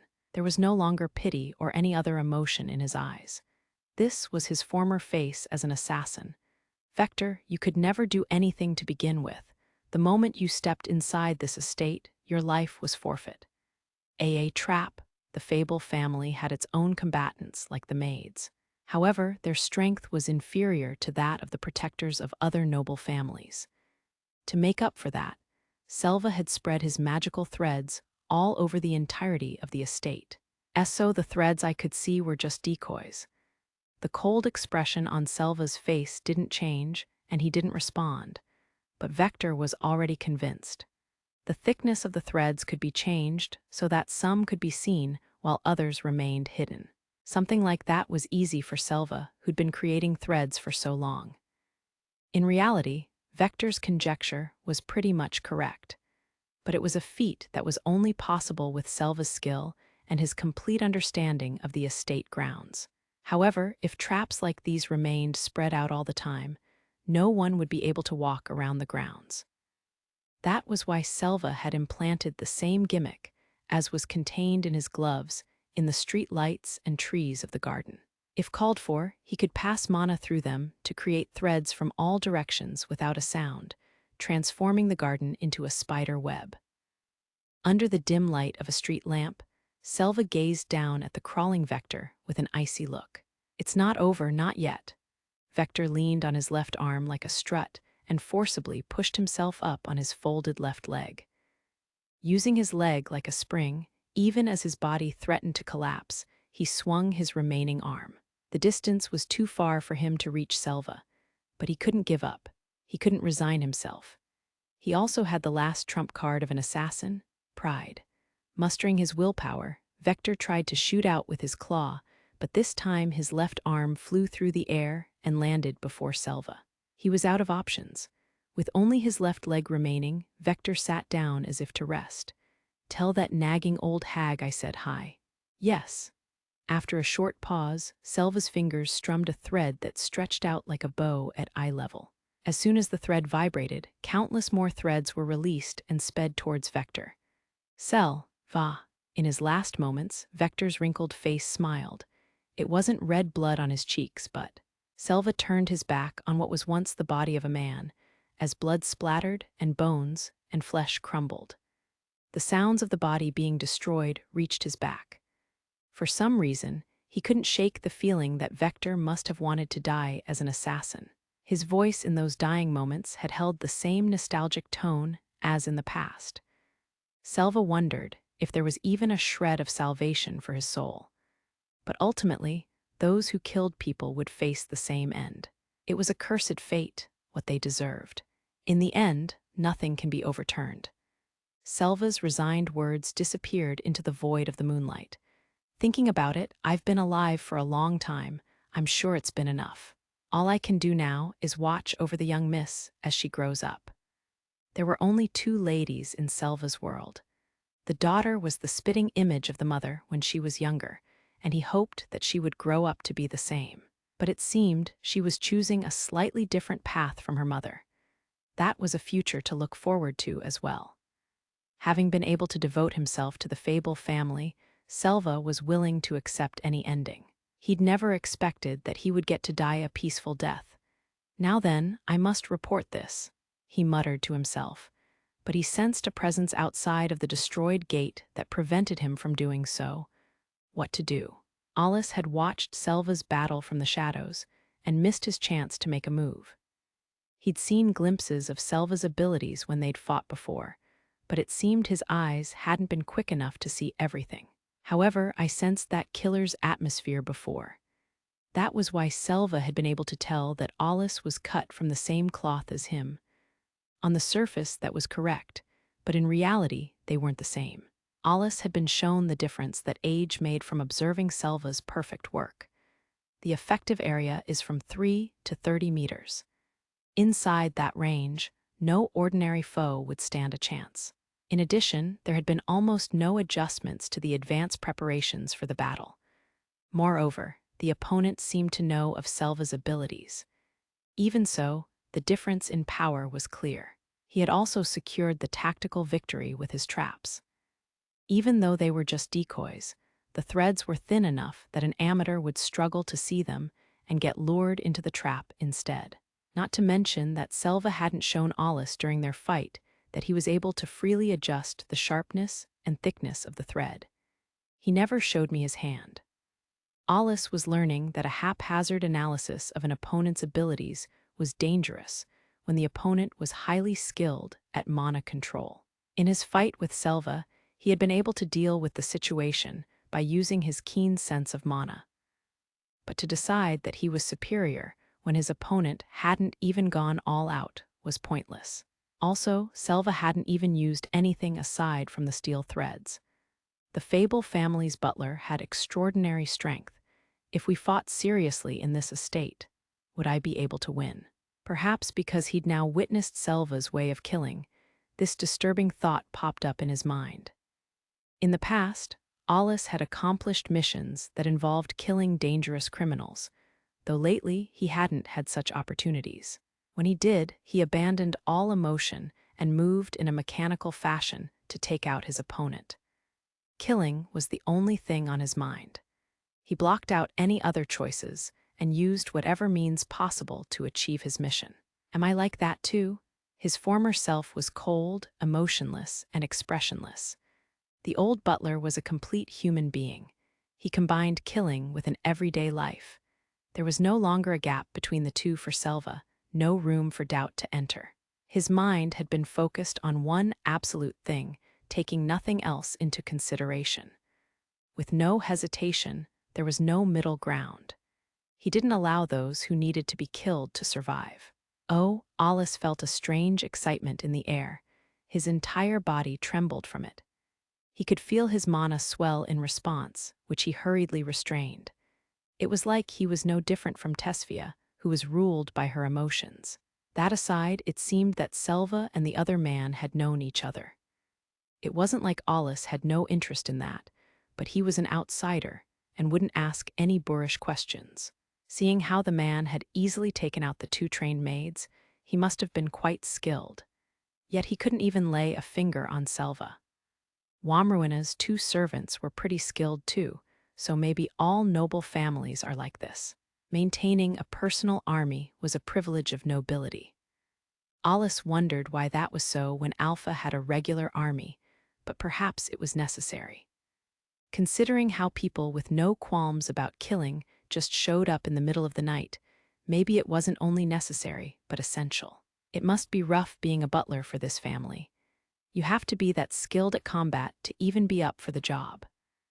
But those impressions aside, Selva would have noticed Alus's presence by now, so he should show himself before he was mistaken for being someone who was working with the intruder.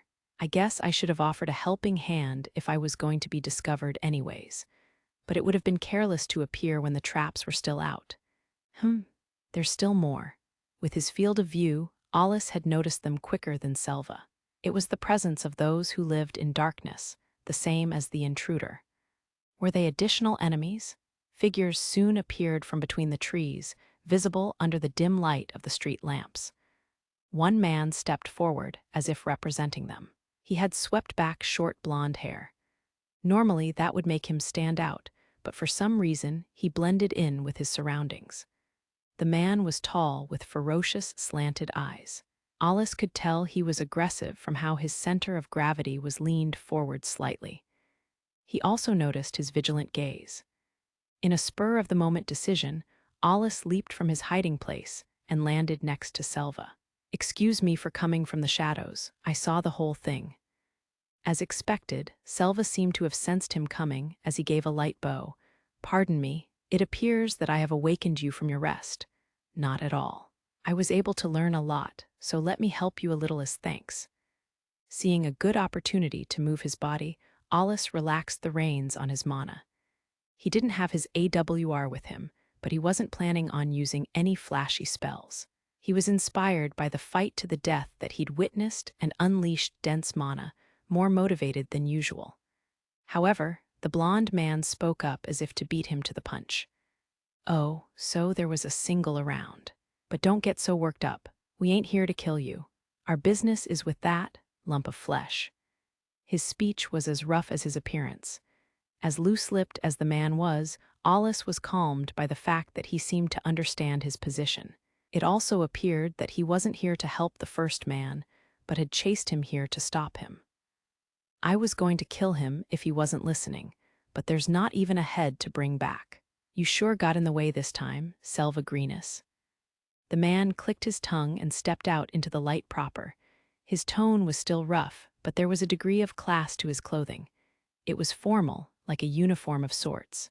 However, he still seemed like a street thug from his atmosphere and manner of speaking. Alus and Selva both observed the man. "I have done nothing but deal with a ruffian that invaded the estate. Or should I perhaps have waited for you to arrive and capture him?" Selva quietly asked, as he eyed the broken iron gate. The blonde man's lips twitched, but Selva had the advantage. "Nah, in the end you saved me the time and effort. His death was convenient, actually." Selva narrowed his eyes at the violent tone of the man's voice. It seemed that the man was on the side of justice, chasing down an escaped vector, but he didn't speak like a member of a security force. "I apologize for not living up to your expectations. After all, this is a prestigious family that doesn't allow outsiders entry without permission. And you don't appear to be a worthy guest. HMPH, you just don't get it, Selva Greenus. Or should I call you a Furka's former bloodstained blade? You're only allowed to draw breath because of the mercy of the advisor. Make what remaining time you have left count, and don't forget the code. Before long, I'll get the order, and when I do, I'll come to kill you." The man pulled his hand out of his pocket and pointed to himself with his thumb as if to boast. "Or so I'd like to say, but there's a protocol to these things. Tusk. No matter, we'll meet again soon." Did he come here just to make a death threat? In which case, it wouldn't be strange for the man to be killed himself. However, Selva held his hand out before Alus. It was clear that he didn't intend to let Alus get involved any further. "I'll just have to be patient. See you then." The man disappeared from sight. It was like his shape had melted into the shadows of the trees, and before long, even his presence disappeared. It was quite anticlimactic for Alus, who'd been raring for a fight, but Selva remained silent and appeared to be deep in thought. "Selva, I guess I got too involved there." "Not at all. I'm the one who should apologize for allowing an esteemed guest to see such an unsightly thing." Selva bowed so deeply that it made Alus hesitate. In the next moment, 3 maids appeared behind Selva and Alus and lined themselves up in a row. The situation had been made known throughout the mansion, and they'd come to reinforce him after some preparations. The maid in the center bowed to Alus before speaking. "Mr. Selva, we have arrived. Where are?" "Ah, I apologize for disturbing you," she said, after a glimpse at the horrific scene where the problem had been dealt with. "It is quite all right, Chamberlain Cicelnia." The other two maids gave off an eerie impression. Their eyes were clouded over like they were drug addicts in the slums. And while they were dressed like the other maids, their expressions remained unchanged, showing no friendliness. "Hest 8, clean that up." "Understood, Chamberlain," the two maids replied in perfect harmony. From what Alice could tell, the first two maids that Vector had handled were equivalent to triple-digit Magicmasters, but these eerie two appeared to be as skilled as doubles. Actually, he realized that he couldn't compare them, as he didn't get the impression that they were Magicmasters. They were much more trained in the art of killing. Simply put, they were specially trained to kill people. As for the Chamberlain, Cicelnia, she wouldn't even let Alice sense her latent potential. She didn't give off the impression of being strong like Hest and 8, but based on how she hadn't even raised an eyebrow at the lumps of flesh and splattered blood, she was no doubt used to such things. Noticing Alice's unreserved gaze, Cicelnia looked at him again. "Sir Alice, I apologize for not being able to greet you at dinner. I hear you are Lady Fia's friend." She looked to be in her 40s, wore a friendly expression, and spoke in a mild tone. Her hairstyle was simple, with her bangs parted to the sides and the rest tied up in a bun at the back of her head. Her bonnet also blended in perfectly with her overall image, although the plainness gave her a cold impression. She looked less like a maid and more like a housekeeper. Actually, she looked strong too. Magic fights are one thing, but her subordinates wouldn't lose to your average Magicmaster in a fight to the death. I doubt that the Fable family is looking to start a war. So, what exactly is the purpose of gathering so many strong people? The truth was that it had been Selva's decision. Compared to other noble families, the Fables had a small number of personnel, but Alice had no way of knowing that.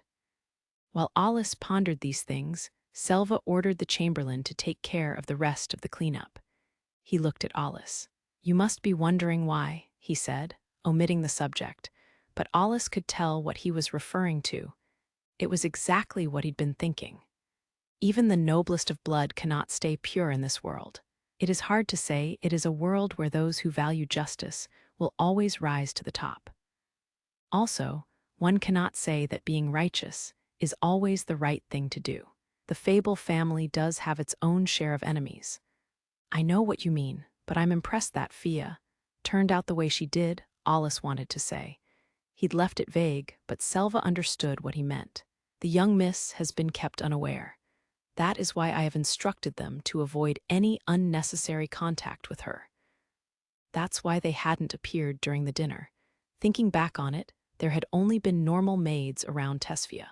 That was to be expected, as Cicelnia aside, the other two maids had a darkness that even an amateur could sense. It was the dark side of the Fable family. "So I would like you to keep what you have seen and heard from the young miss. While they are maids now, in the past they lived lives that they couldn't tell anyone about. I took advantage of Master Froze's kindness to bring them in." Selva told him with a smile, as if he pitied the two maids. If that's what's necessary, then it was a wise decision. Indeed, they do try their best, always watching over the Fable family from the shadows. "Oh, I believe you wanted to know about something else." Alice nodded, so Selva began to speak. "It's not something you can tell others, but that man was a former colleague of mine. This was a punishment for my past deeds in a way. In other words, he was a fellow assassin from back in the day." Alice understood. There was something between him and Selva that allowed them to understand each other without words. Perhaps as people who lived in the darkness, people who wore a different mask. "What did he come here for?" "For me. For what happened in the past. I believe I'll need to talk about that first. If you were watching from the beginning, you'll know that he was Vector, who was once a member of a furka." "A furka," Alice muttered, digging through his memories. It was a term that Aile had mentioned during their negotiations the other day. Back then, he'd suggested that Lilisha had a connection to them. A furka is a private army that was used when the conflict between nobles was at its fiercest. Its primary purpose was the assassination of important people and doing work behind the scenes. It began as a combat group that was trained by a certain noble family. Alus could sense Selva's hesitation. The past was a bitter memory for him, something he'd rather keep locked up. That's why he didn't want Tesfia to know. In any case, it was only natural that the authorities would take notice, as powerful families were crushed by force. And so Afurka was reorganized as an executive unit under the ruler. The conflict had been settled by the ruler's intervention, but that was just the superficial reason. Those who didn't fit in were purged by the ruler's new blade, Afurka. As such, almost all noble families that were still around today were those that had survived the period of oppression by the ruler. However, the criteria for the purges were still unclear. Afurka had been put into action against more than just hostile factions. Of course, destroying a powerful noble family completely was difficult. So instead, their resolve would be undermined by a flash of the blade during negotiations. The families that were wiped out were used as an example in those negotiations. Alus didn't have much interest in politics, but now that he'd gotten caught up in a problem between nobles, he listened intently to what Selva had to say. And as a result, the nobility became more cunning and clever. They targeted each other's weaknesses. On the surface, the conflicts died down, but every family took measures to protect itself, and the Fable family was no exception. Afurka still remains, but the organization has undergone a major transformation, so the current ruler no longer has the power to intervene through force. In reality, however, Cicelnia had a royal guard. But as far as Alus knew, there was no one of note in the group, aside from Rin. But Rin's specialty was in detecting, which was a result of Alpha concentrating its forces in the military. So perhaps Cicelnia was trying to get more involved with Alus because of her weak position. She didn't want a soldier, but a reliable guard like Rin. It seems I'm pretty popular. While muttering this nonsense to himself, Alus continued to listen to Selva. According to Selva, it seemed that Afurka was responsible for capturing or eliminating unstable elements within the nation. But he appeared to have become convinced of that only a few moments ago. It's not just Afurka either. Vector looked like he'd been in prison until recently. His emaciated appearance further backs that up. Yet the fact that he showed up here suggests that he escaped. Yes, I am all but convinced of it, which raises the question of where did he escape from. There were plenty of prisons in Alpha that Alus could think of. There'd also been a lot of major incidents occurring lately. The inner world was only peaceful compared to the outer world.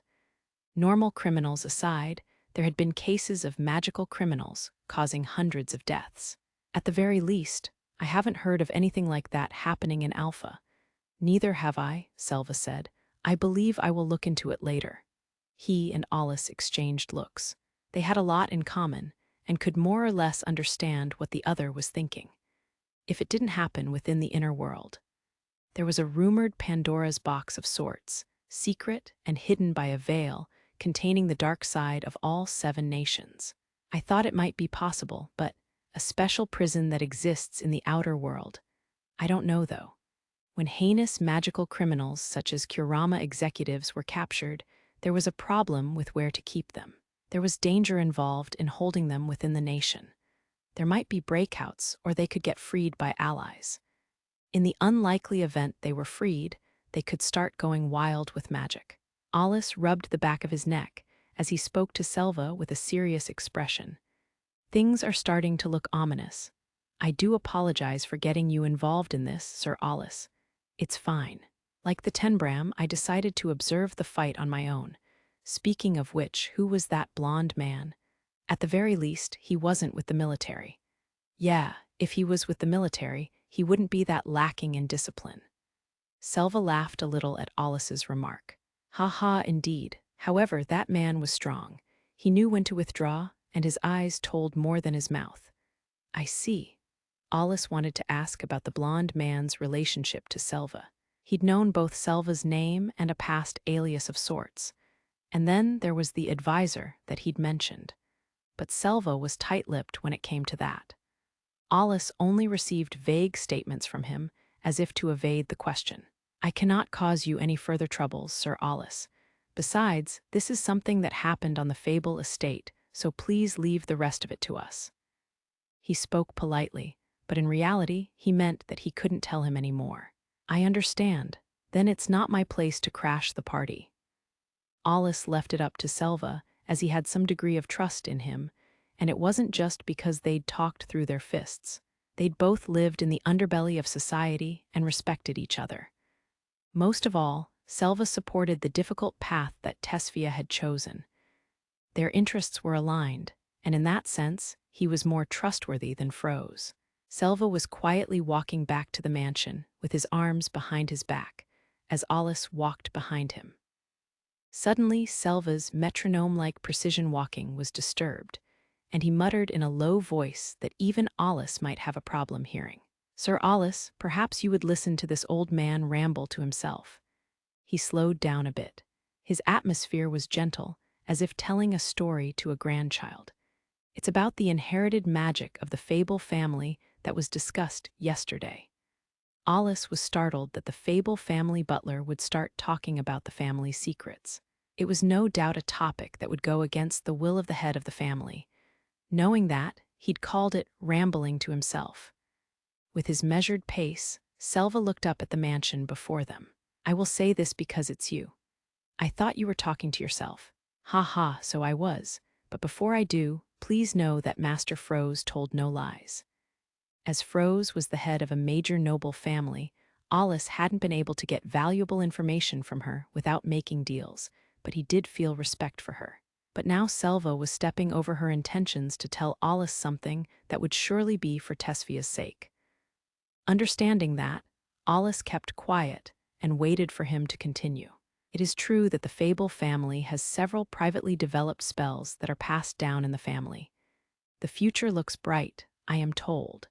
But because the blood has been diluted, or for some other reason, only 2 people of the previous generation had the qualities required to handle the more advanced inherited spells. Selva stated the facts, as a shadow crossed his face. It was as if he wished to share the knowledge of the family's history with someone who might carry it on. Master Froze put in a lot of blood, sweat, and tears, of course. However, the inherited magic is not allowed to be passed down through instructions, or even through showing the initial stages. It is all to be self-taught.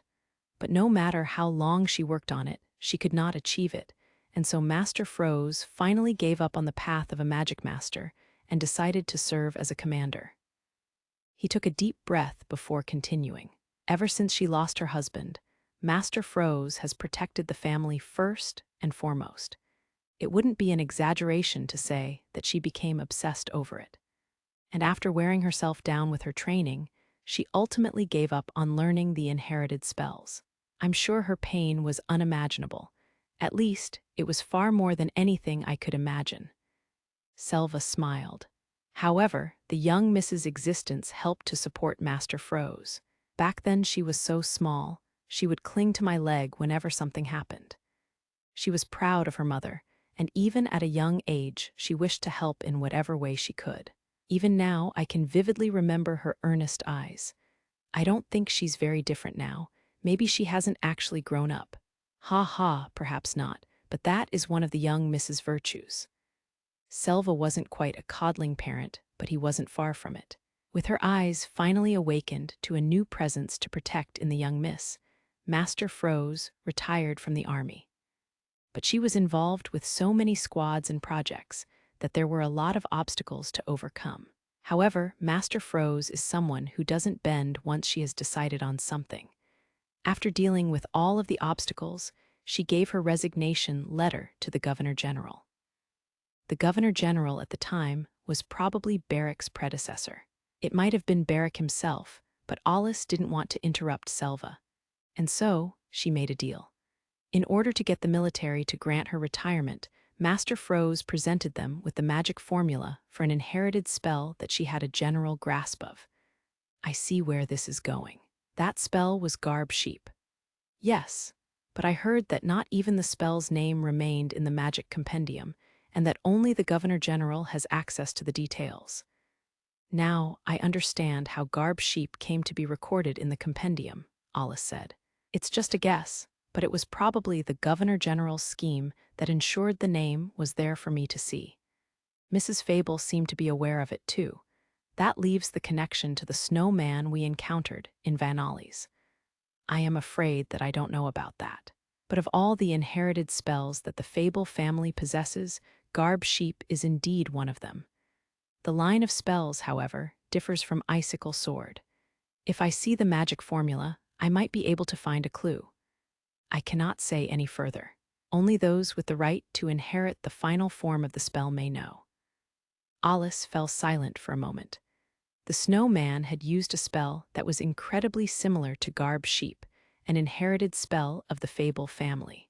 Doubts and vague guesses swirled around in his head and formed complex patterns.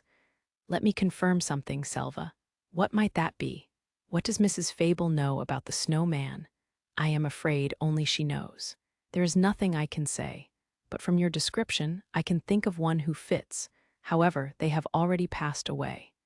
Is he related to Mrs. Fable? Is there any chance that he is actually alive? That is not possible. It has been a long time since the head of the family of 2 generations ago passed away. I hear that he lost his life in the outer world. So he was Mrs. Fable's grandfather. Anyone capable of powerful magic, noble or not, would sometimes be sent out to the outer world. In fact, it was expected of nobles. Froze and Sisti would likely be sent to the outer world if an emergency happened. Alus glanced at the elderly butler, but couldn't read anything further from his expression. But for the time being, he should thank him. Thank you very much. That's enough for me. It's vague, but I have an image of the person now, or rather, their ability. However, it was still too soon to reach a conclusion, so he held off on that for now. Thanks to Selva, he'd learned a lot. Now, I really want to know what Garb sheep's magic formula looks like. Since the Governor General is involved with the name appearing in the compendium, I'll need to negotiate with Barrack to get another step closer.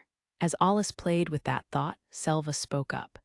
And one more thing, this concerns the young miss as well.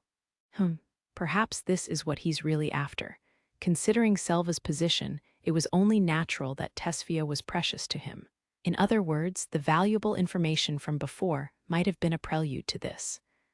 Alus braced himself, wondering where this was going. Only Master Froze knows what I am about to tell you. Please keep this to yourself.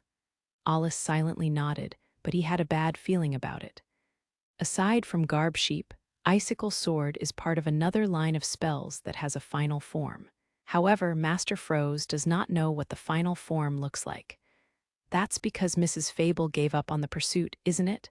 No, she has determined the magic formula. What do you mean? If she knows the formula, then she should have a grasp of its final form. It means that she is unable to decipher a portion of it. More specifically, a lost spell is involved. But there is no doubt that the Eltrade, the secret heir, once mastered the spell. That is why Master Froze assumes that it can be learned by following the necessary steps. Interesting. If you ask me, the thing about lost spells is that they might require a completely different approach. Selva's words were stirring Alus's curiosity. If possible, he wanted to dig deep and ask questions until the sun rose. Curiosity aside, there were some strange things when it came to inherited magic. If that's the case, I don't understand why she's holding back so much with Fia. As the head of the family, she has her dignity to maintain. And then there's the mother and daughter relationship to take into account. It can be more difficult than the hardest of problems. Moreover, Master Froze has placed her hope in the young miss again, hoping that she will be able to master the complete form of Icicle Sword. That was probably because Tesfia had learned Sepel. In fact, that spell was the reason why the distance between mother and daughter had shortened. Alus felt he understood that as well, since he'd been involved in that. But there were still questions that were left unanswered. Even if a lost spell is involved, she might be expecting too much of Fia.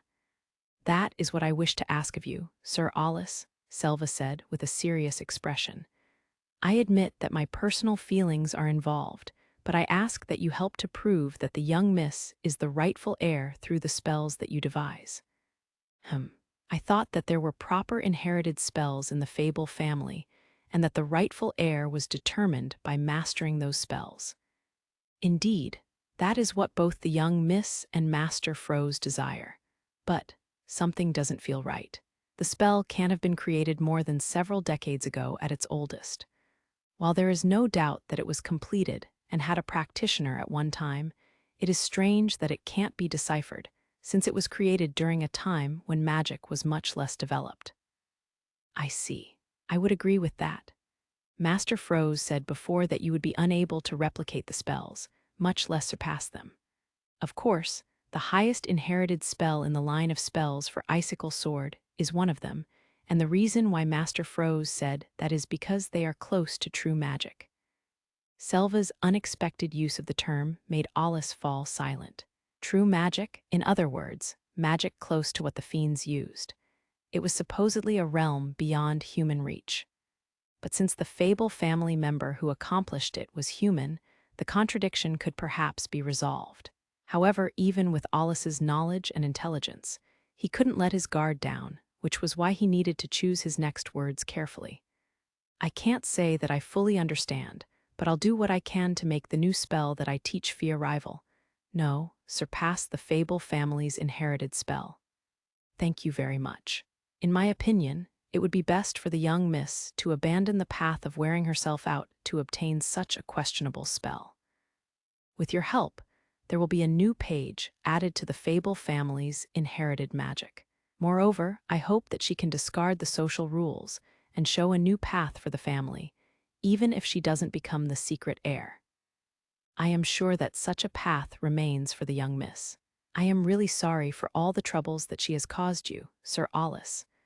I don't mind. It might have been pushed on to me, but I do understand the value of the information I've received. Alus had gotten even more information than he'd asked for. If anything, that extra information was worth more. I am glad to have been of assistance, Selva said. He bowed to Alus for the umpteenth time today. When Alus returned to his room, it was almost morning. The night sky outside the window was beginning to lighten as he collapsed into bed. He'd absorbed so much information that he would need to rest his brain before he could sort it all out. Yet his feverish mind kept analyzing it.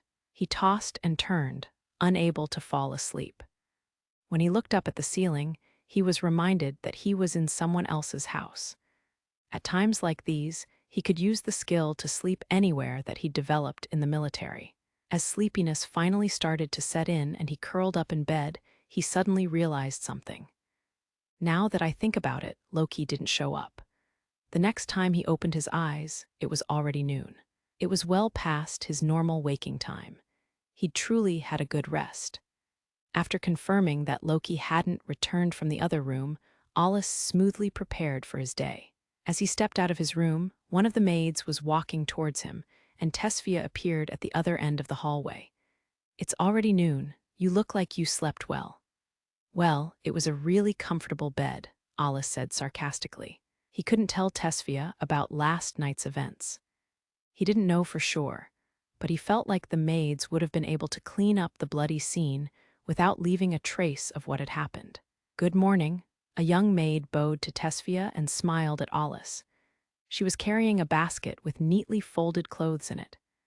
"Please accept this change of clothes," she said cheerfully, and put the contents of the basket in Alus's hands.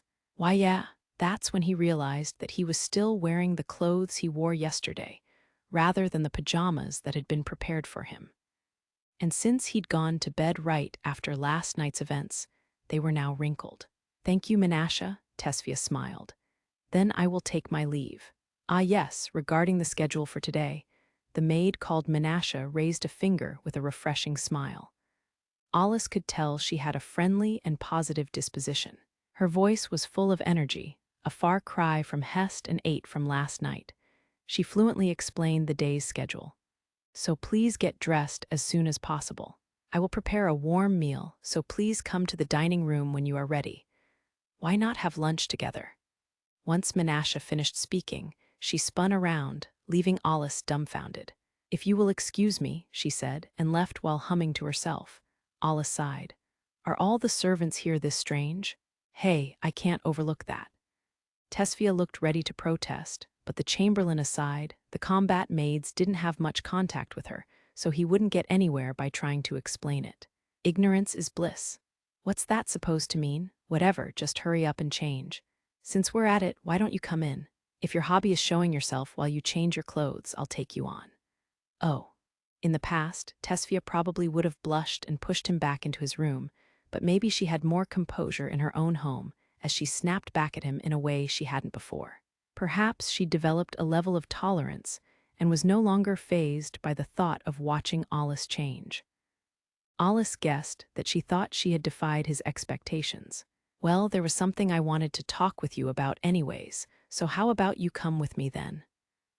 As he started to walk back into his room, he pretended to unbutton his shirt. "W8, you're serious? You should be used to it."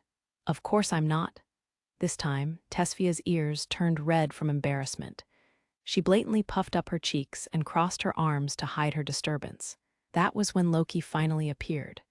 "She might act pure, but please be careful, Al. She's really perverted on the inside." "Ah, Loki, you're pretty slow to wake up today," Tesfia said. "That's none of your business." Loki had come from Tesfia's room. Her hair was a disheveled mess and her eyes were bloodshot. It was pretty clear she hadn't slept well and was in a foul mood. "You look like you had a good night's sleep, Miss Tesfia. I bet you must have had a wonderful dream." She appeared to be holding a huge grudge. Her tilted head and tired eyes gave her the look of a character in a horror movie. "Guess I'll go get changed." As if driven by a light sense of dread, Alus decided to return to his room. Menasha had prepared a silk shirt and trousers. Seeing how it was all black, she must have taken Alus's preferences into account. It went without saying that the material was of high quality. Once he stepped out of the room again, Tesfia took the lead and began walking ahead, while Loki came next to him and whispered, "What happened last night? I thought you'd notice." She hadn't appeared, so Alus had figured she'd been fast asleep, but it seemed she was aware of the situation. "Of course, but—" Loki puffed up her chest, but soon directed an annoyed look at the redhead in front of them. Loki had been stuck in a one-sided girls' talk with Tesfia last night, which had mentally exhausted her. Shortly after falling asleep, she sensed a strange presence outside just after Alus had, which woke her up. However, what? Someone was holding her tightly in their arms. When she came to, she saw Tesfia's slovenly, sleepy face next to hers. "You little—" Loki struggled to break free, but Tesfia then wrapped her legs around Loki's thighs to lock her down. While Loki was stuck, she sensed that Alus had jumped out the window. The more she panicked, the more strength Tesfia used in her arms and legs to hold her. "Miss Tesfia?" Loki was unable to move as Tesfia's face drew closer.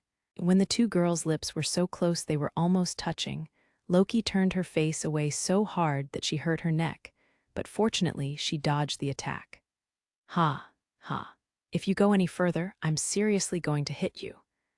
Tesfia mumbled something and turned around in bed while still holding Loki. "I should be able to free myself now. Wait." She suddenly noticed that her pajama top had shifted and was rolled up near her chest. The same went for Tesfia, whose stomach was now exposed. "Ah!" When Loki let her guard down, Tesfia rubbed her cheek against her. At the same time, their bodies pressed closer together, and she could feel Tesfia's body heat directly. Tesfia's cheeks were turning red, but judging from her slack jaw, she must have been having a pleasant dream. Or perhaps it was an improper dream. Loki was relieved when she felt Tesfia's hold loosen, but it was only for a moment. Just as she thought she was being let go, Tesfia's slender arms swiftly and fluidly moved again. Loki felt a hand being inserted under her pajamas. Ah! Her body was still locked down by Tesfia's legs. She tried to push her off by using her arms, but Tesfia wrapped her free arm around Loki, ensuring a firm hold of her small body. Fortunately, Tesfia's hand was just touching her back, but Loki's relief only lasted for a moment. The hand started caressing her skin like Tesfia was petting a kitten. "Huh. Hee hee, it's so warm." Next, the legs around Loki's thighs started to wriggle up and down. Then Tesfia's toes caught onto some cloth, and Loki's pajama bottoms started sliding down. I won't let you do that. Ah, hey, Loki noticed that her underwear was starting to be exposed and struggled even harder. When she did, Tesfia finally stopped. While Loki hadn't fully escaped her predicament, she had a chance to breathe. Still, the fact that Miss Fia's breasts are surprisingly big is infuriating. She wasn't being held down as tightly anymore, but because they were so close, Loki could feel Tesfia's twin hills directly. Perhaps she was the type that looked slender in clothing. A sidelong glance revealed to Loki some cleavage worth envying. Tesfia was a little sweaty, but it was strangely charming even though they were the same sex. Her white skin had a healthy reddish-pink glow, making it stand out in the dim light from the moon. Loki's cheeks twitched. She glanced at Tesfia. With her small face and good figure, anyone would see her as a beautiful noble lady, as long as she didn't open her mouth. She looked down at her own breasts to see if they were getting any bigger. There's just no letting down my guard. This means that Miss Alice and Miss Felinella are even bigger. Miss Tesfia is turning into a bombshell. Some wicked thoughts entered Loki's mind for a moment, but she decided that now wasn't the time for that. Now's my chance. Loki got ready to slip out of Tesfia's grasp, but Tesfia quickly reacted like she was fully awake. Perhaps because she'd sensed Loki's movement, she tightened her hold on Loki. As a result, their bodies were pressed even closer together, and in the next instant, Loki felt a strange sensation on her ear. When she realized what was happening, her face turned red. Nom, still asleep, Tesfia made a cute sound and playfully bit Loki's earlobe. Ugh! The more Loki struggled, the more Tesfia's arms and legs squeezed down on her. In the end, her struggle continued. In the morning, Tesfia let out a sweet owl. This made Loki strike her by reflex, which finally freed her. Incidentally, despite the heavy strike from Loki, Tesfia let go of her but remained asleep. So because of that lustful beast, I was unable to come to your side, Sir Alus, Loki said with a snort. Tesfia overheard her. Who's a lustful beast? I was fast asleep, so I don't know, but you better not have done anything strange to me. If you're going to listen to people badmouthing you, at least listen to all of it. You're the one who was doing something strange. The sound of the two girls arguing became unbearable as it echoed in Alus's head. I'm going on ahead. He gave up on watching over the pointless fight and walked in the direction of the dining room to get a late breakfast or snack. Seeing Alus leave, Loki chased after him, saying to Tesfia over her shoulder, "Say whatever you want, but I'm never sleeping with you again." Loki quickly caught up with Alus and walked by his side. So about last night. What happened? There was a commotion in the garden, but I can't say more right now. Loki understood, after seeing how he glanced at Tesfia when he said that. Then the person in question walked up in a carefree manner and asked what was going on. It wasn't as though Alus had been told to keep quiet about the entire incident itself, but since Selva hadn't told Tesfia, he wasn't going to either. If he recalled, Selva wanted to keep Tesfia away from the dark underbelly of the world. How naive. Just hiding it will be much more difficult. The future head of the Fable family couldn't stay ignorant of the ways of the world forever. Tesfia should have learned a thing or two from the extracurricular lesson and the Godma Barhang incident, but she would eventually learn about the world's darkness, whether she wanted to or not. But if he was going to go that far, then Alus might really have to prepare himself to marry into the Fable family. He sighed. I see Selva has a hard time. What does Selva have to do with it? I mean that you need to keep it together. I know that, Tesfia pouted at Alus's remark. Alus planted his hand on her head. Just being strong isn't good enough to reach the true heights. However, Tesfia unexpectedly put her hand on his and stared back at him. You mean that I don't just need to get stronger, but learn about a wider range of things, right? Alus looked a little surprised. Then he smiled at her. That's right, he muttered and cast his eyes down. Perhaps what he'd told Tesfia was actually meant for himself as well. At any rate, the Tenbram against Womruina is just a point on the road. We're going to shoot right past it. Understood, Tesfia laughed and playfully saluted. Alus heard a sigh from the one on his other side, but he chose to ignore it, deciding that it was better that Tesfia was full of spirit than not. At the very least, it was far better than another pointless argument. The group reached the dining room and had something to eat before receiving a lecture on Tenbram from Selva. Later, they somehow ended up being guided around the estate on a tour. It felt to Alus like they were just trying to keep him here, but he chose to go with the flow and not complain about it. Alus and Loki were guided around by Tesfia and a few maids. They were all normal maids, but after last night's incident, it was inevitable that there'd be several combatants dressed as maids in the vicinity as well. When they were taken to the AWR vault and workshop, Alus spent quite a bit of time with the family's technicians. They discussed magic formulas engraved in AWRS and exchanged all kinds of valuable information about them. Alus had the sense that he was being used by both the Fable family and its technicians, but he couldn't complain since their discussions had been meaningful. In the end, the group returned to the Fable mansion for dinner. And so night fell once again, to the point that it was so dark that they couldn't see where they were going without street lights. But since they'd already contacted the girls' dorm, there was no need to rush even if they arrived back after the curfew. As Tesfia would need to train for the Tenbram, it had looked like she would stay behind, but she was told to stay at the institute until Froze called for her. As such, the three of them returned together. "It's pretty late, sorry." Tesfia apologized because her family had dragged them around until it was after dark. "Don't worry about it. I've been ready for it since your mother learned about my rank." "That might be true, but the principal told me not to speak about it." Tesfia looked discouraged, and even her side ponytail drooped low as if in sync with her. "It's a little late for that," Loki said.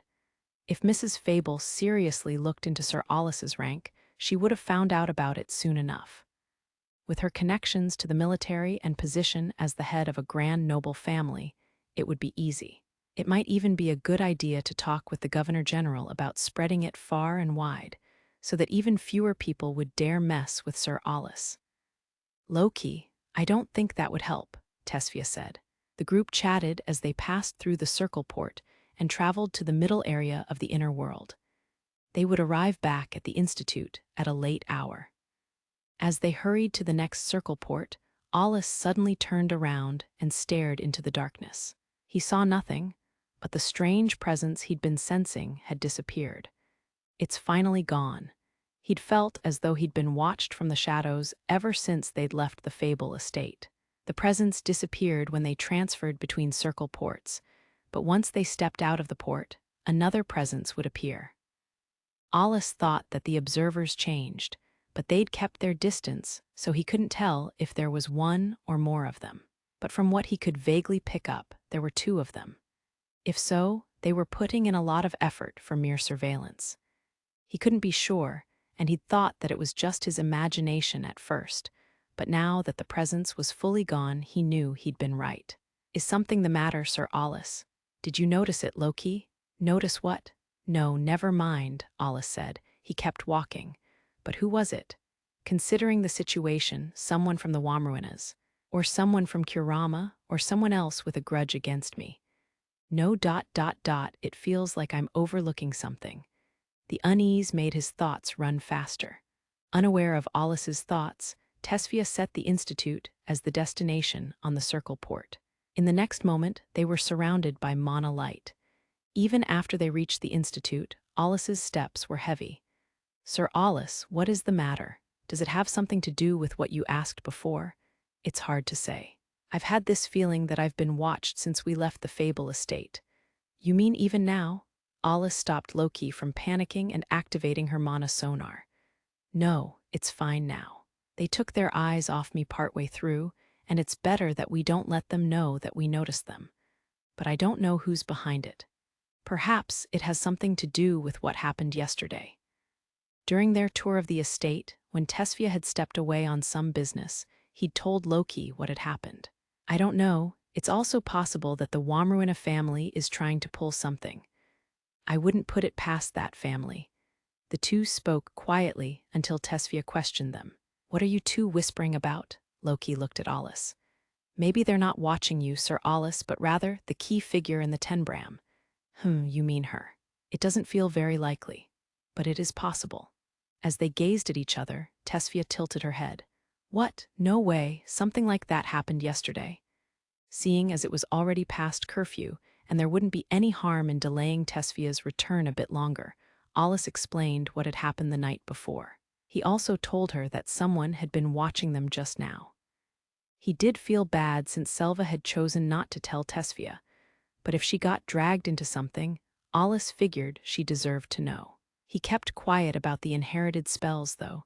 And you were there, Al? Of course, there's no way I wouldn't notice it. And I couldn't go because of you, Loki told Tesfia. Anyways. Tesfia pushed down her guilt and awkwardly tried to change the topic. I still find it hard to believe that somebody would hold a grudge against Selva. I knew he was skilled, though. Loki leaned close to Tesfia and peered into her face. Perhaps Mr. Selva is different from the image you have of him in your mind. Why, yeah. Selva has always served our family, and he's loyal and reliable. He's always been nice to me. He's more family than a butler. Fia, how much do you know about a furka? I've only heard that Selva used to be a part of it. He didn't tell me directly, and because it seems like he doesn't want to talk about it, I haven't really pushed the matter. But I didn't know that it was such an amazing group before. That explains his skills. Tesfia had been surprised at first, but she was still a noble. She'd heard about the conflict of the past. She could be sharp at times, so she'd vaguely sensed that some of the servants were actually combatants, and also that Selva was hiding something. Sir Alus, that attacker, was an Afurka member, wasn't he? Yeah, Selva seemed to recognize him. Apparently they used to work together, but the blonde man who came afterwards talked about some advisor and how he'd be back. But we don't know if that has anything to do with the mysterious observer or not, Loki noted. Maybe they're under the Womruina's orders to come after me. Like, when I'm alone, Tesfia asked. Maybe I shouldn't go back to the dorms tonight. I doubt the Womruinas are that stupid. They suggested this match because they were sure they could win, so there'd be no point in trying to cheat like this. Without the leader, the tenbram can't be held in the first place. And if it's a serious match, I doubt you could win by default, Alus said. As the three stood and talked, they felt the presence of someone behind them. Loki and Tesfia turned around, surprised, and Alus glanced at the person in question. Oh dear, when did you return? I can't say that I appreciate a group of students gathered after curfew having a secret talk. What's this, the principal herself on patrol?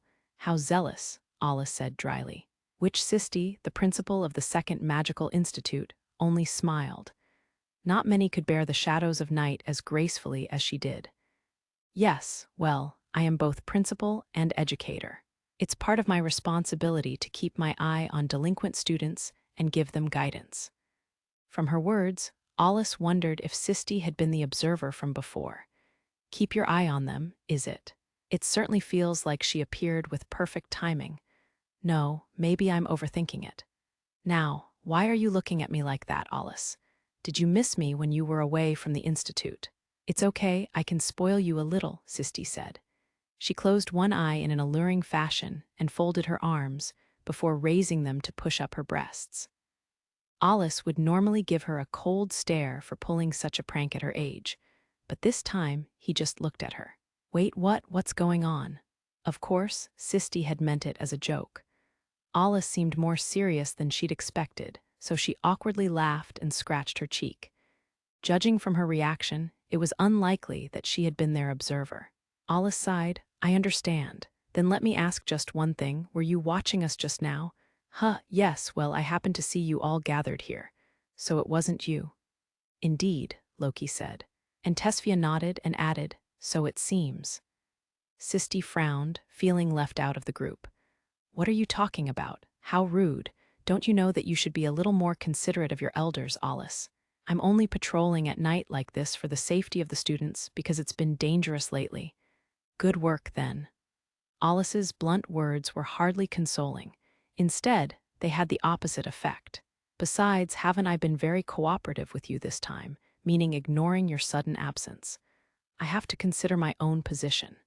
If you don't understand that, then I wouldn't mind explaining everything very slowly to you, Miss Loki, and Miss Tesfia in my office.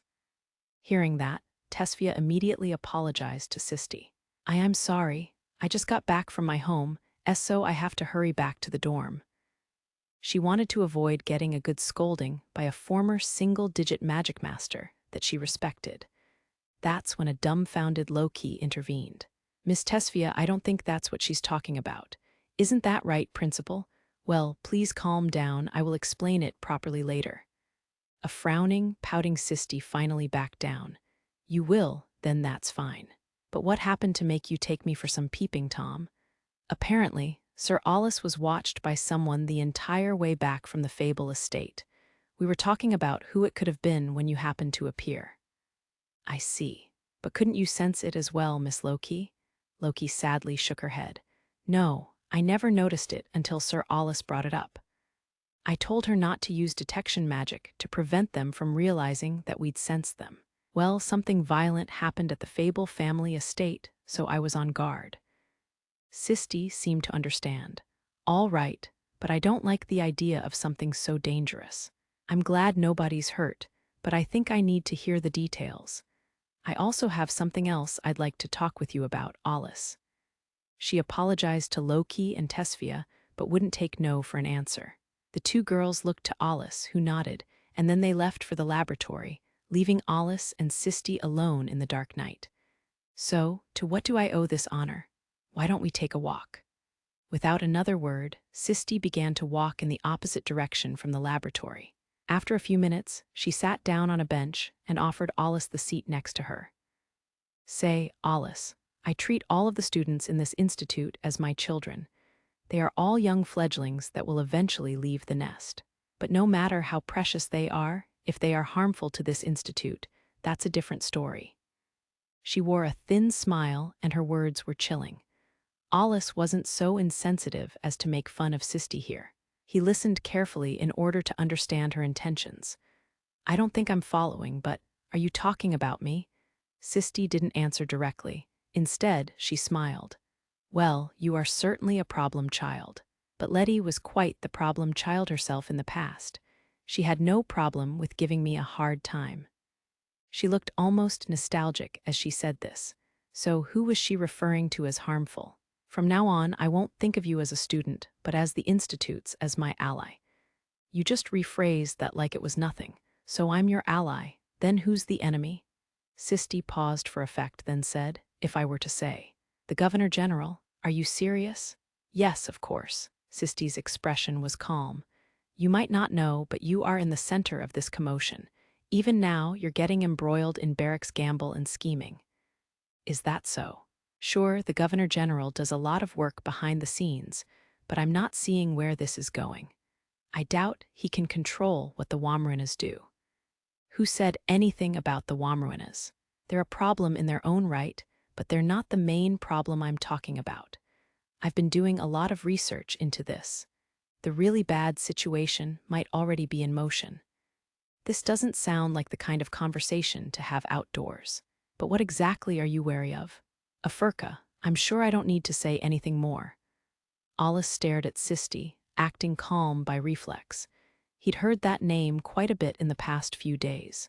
From what Selva had told him, it had been reborn as a different organization. But that also meant that the former assassination squad still existed. He also recalled the relationship between a furka and the ruler. While it wasn't as tight as before, they were still connected by a thread that couldn't be cut. So the principal might be getting pressured as well. Not only did the Institute have a deep connection to the military, since it was a place for training Magicmasters, but it also had strong ties to Alpha as a nation. Then Sisti asked an unexpected question. Alus, about Miss Lilisha. This might sound like a strange question, but is Lilisha Ron de Rimfuge Frusavan a useful person to you? Like I said before, as the principal I have a responsibility to keep my students safe. But if she crosses a certain line, no matter who she is, I won't show any mercy to someone who threatens this institute. She was only sent to keep an eye on me. With Loki becoming my partner, she's pretty much her replacement, or rather, an attempt to keep up appearances. On the surface, at least, Sisti said vaguely. Her intentions were still unclear. Alus wondered why she would bring up Lilisha now, but he was starting to get the picture. The truth might be just what he imagined. In order to confirm it, he threw a frank question Sisti's way. And under the surface, Miss Lilisha is a member of a furka. She was brought in by the military in the hopes that she would become the reins to keep the Frusivans, who control a furka, in check. Alus had more or less understood that Lilisha was connected to a furka based on her reaction during their negotiations with Aile. That she was an Afurka member was well within expectations. But it's not working very well. I don't know how much you know, but Afurka is practically an independent organization at this point. However, they still have the fangs of an executive unit, so right now they're like a bloodthirsty beast on the loose, and their targets are arbitrarily decided by the current leader. And the military and nobles won't tolerate it. Alus's slight surprise was immediately calmed as he recalled his memories. Lilisha had once told Tesfia that the Rimfuge family was a little different from other nobles, and the Frusivans in particular. Not to mention that the man who had appeared at the Fable estate was probably an Afurka member, and not from the past organization, but the present one. His goal had been to capture or eliminate the attacker, but that alone wasn't enough to see them as being out of control. I'm not so sure, Sisti said. Afurka is quite an influential force now, and is considered a risk to Alpha. If Miss Lilisha were to put the wishes of her family above Barrack's expectation for her to keep the organization under control in the future. I see. Alus raised an eyebrow, and Sisti's eyes narrowed as she stared at him, as if she was urgently seeking his answer. If the principal determines that Lilisha is dangerous, then what's going to change? The answer wouldn't just affect Alus, but Tesfia as well. If Lilisha was removed from the Institute, it might affect the balance of power between the Fables and the Womruinas in the upcoming Tenbram, meaning that cutting the connection with her now wouldn't be very beneficial. But even if she was thrown out of the Institute, her promise would still be alive. Her decision to be the judge for the Tenbram would likely carry a lot of weight in the noble world, so she wouldn't be able to step down due to her personal feelings. And with Alus's power, he could pressure her to keep her promise, even if he didn't want to go that far. His brain ran at full speed trying to figure out the right solution. He pondered how to answer the question of whether Lilisha was valuable to him. In total, it took him less than a split second to reach his conclusion. I suppose it's neither. Sisti looked taken aback. To be honest, it doesn't matter, Alus continued. If she wants to observe me, she can do it as much as she pleases, and if not, that would be fine too. A logical decision. I know it's not becoming of a principal to say this, but I'm glad that you're not being swayed by emotions. Sisti's own face was expressionless and had a coldness to it that blended in with the darkness. So what are you going to do? I won't do anything. That's a decision in itself. Afurka was involved in the Fable family incident, right? Where did you hear that? Alus found it hard to believe that the Fables would give out information that easily, so how did she find out about it? Considering that and her well-timed appearance just now, Sisti was again a prime suspect for being the mysterious observer that had watched him on the way back from the Fable estate. You need to become better at covering your reactions. You're very easy to read right now. I don't even have to go out of my way to observe you, as it takes one to know one. At any rate, you're not planning on lending Miss Lilisha a hand, are you? I think that would be the right decision. Alus was a little shaken, as he'd been taken in by Sisti's coaxing. He used his military training to ignore it. Just as always, making use of Sisti was one thing, but even if he didn't, nothing would change, so he kept a cool head. I don't want to waste any effort, regardless of what happens to her. What about you? I feel like I'm being brushed off, though, Sisti complained, feigning ignorance. But she understood that it was the bare minimum of effort that was required. During the campus festival, she'd helped to cover up information on Elise when she'd barged in. If Elise's past were to be revealed, it would shake the foundation of Barrack's position. Having been in the military, Sisti could easily guess what would happen next. But why did you ask what I thought? Were you thinking of lending a hand, depending on my answer? That's not possible, Sisti replied firmly. It's not that I won't help, but I can't. However, I can choose what information to give you. There's still more then. Well, even if you don't tell me, I could just ask the Governor General or someone else. Alus saw a sly, satisfied smile appear on Sisti's face. You mean that's just what he wants? Sisti didn't say anything, but held up 2 fingers and then bent them down. Do you perhaps want to save both of them? If you contact the Governor General, that possibility will disappear. Like I said, this is the Governor General's gamble. It's a gamble because it's unlikely that everything will work out perfectly. Which is why, regardless of what the outcome is, it will be within his expectations and hurt him as little as possible. But that might not be the case for you. The way Barrick was being made to look like the sole bad guy was so that the other person involved, who was coming from a different perspective, wouldn't be noticed if something went wrong. If Barrick was the only one who got on his bad side, Alus would just have to call in his old debts. Sisti's self-interest, while overly naive, had led her to take this action. It sounds like you're pressing the point, so let me ask. Are you telling me to lend Lilisha a hand? I won't go that far. I can't be responsible for what she does outside of the Institute. I'm sure you can tell since Barrick's already gotten you involved, but we're at a crossroads. In other words, a point of choice. Alus felt that Sisti was giving Barrick too much credit, but then again, it did sound like something he could do. And you're saying that he considered all of that when he gave Lilisha the mission to keep watch over me. Sisti's lips curled up, and Alus took that as affirmation. It appeared that Lilisha hadn't been Barrick's choice because she and Alus were around the same age. Their similar ages were only a coincidence. However, Barrick had taken advantage of that coincidence to plan everything out. Even if that was the case, and everything was proceeding as Barrick had planned, Alus wouldn't go back on his word. He had his hands full and had just gotten into it with the Womruina family. Any more was too much to bear, even for him. If he was on his own, he could just brush off the falling embers and ignore anything trivial. That was the rule he'd lived by. Up until now, anyways. But that line he'd drawn was starting to break down. It's a gradual erosion. Alus clicked his tongue in his mind. It had started coming undone when he chose to help Tesfia. He could come up with excuses and the like, but in the end they all contradicted each other. With enough leaks, the dam would eventually burst. There must have been a structural weakness from the start. So, what are you going to do? Stick your neck out before it's too late? He'll have expected that too, Alus sighed. Like I said, I don't care, but I'll ask you anyway. What do you mean by too late? He stared at Sisti's face, trying to get a read on her. It might already be too late to choose.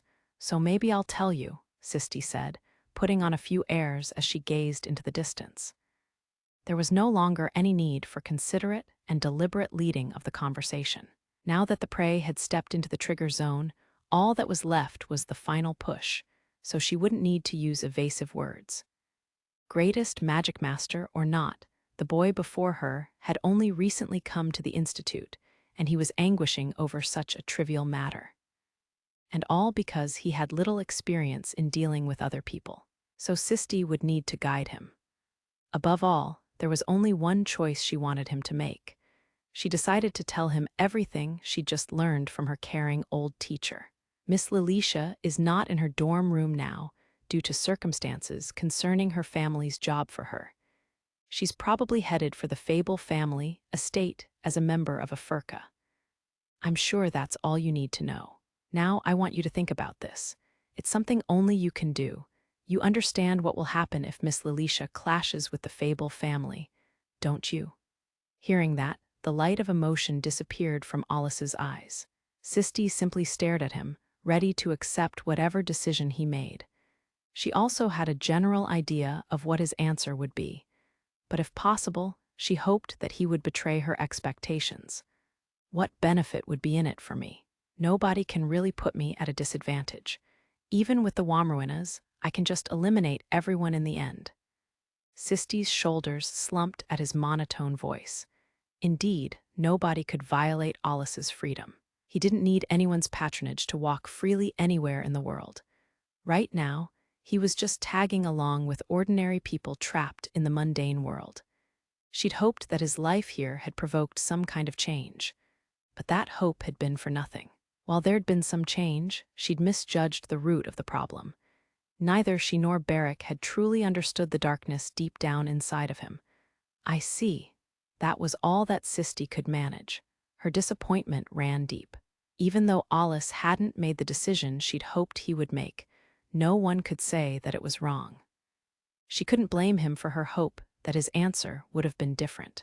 Is that all? Yes, but can I ask one last thing? Alus said nothing, so Sisti continued. I was hoping that you would help Miss Lilisha. Of course, I'd like to repay the Fable family, but only you can do that. There is something, however, that is even more important. Are you all right with this? I thought you swore to never let anything important be taken away from you. Will you let the tragedy of the massive invasion repeat itself? Sisti faced the overly powerful student without fear, just as she used to when she would put her hand on his head when he was a boy. He'd grown a lot since then, but his body was still not quite that of an adult. She could still manage to put her hand on his head. Are you telling me to save everything? No, but at least what you can reach. Your hands should still be able to reach her. You're also the teacher of those girls. Wouldn't showing your cool side to them be worth it? Not really. I've never once called myself a teacher, Alus replied. His eyes were cold. Sisti stared back at him. In the midst of the dark veil of night, their eyes silently clashed. 70th chapter, the brand of a defect, the light leaking into the room helped to calm her mind. Dusk gave the sky an ominous reddish-black color. Each second, the darkness came creeping closer. She silently walked through the room as if she was a trespasser. While it was in fact her room, she wondered at times who it belonged to. No matter how much time she'd spent here, she could never get used to it. Immediately after finishing preparations, she realized what the problem was. The difference between this room and her room at home was too hard to reconcile, despite her having ordered all of this furniture herself.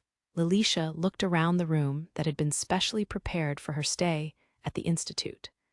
A feeling of melancholy came over her. She'd never been so aware of her depressed feelings before. As a result of coming to the Institute and interacting with others her age, she'd experienced a wider range of emotions, which made it hard to change gears now and get back into the family business.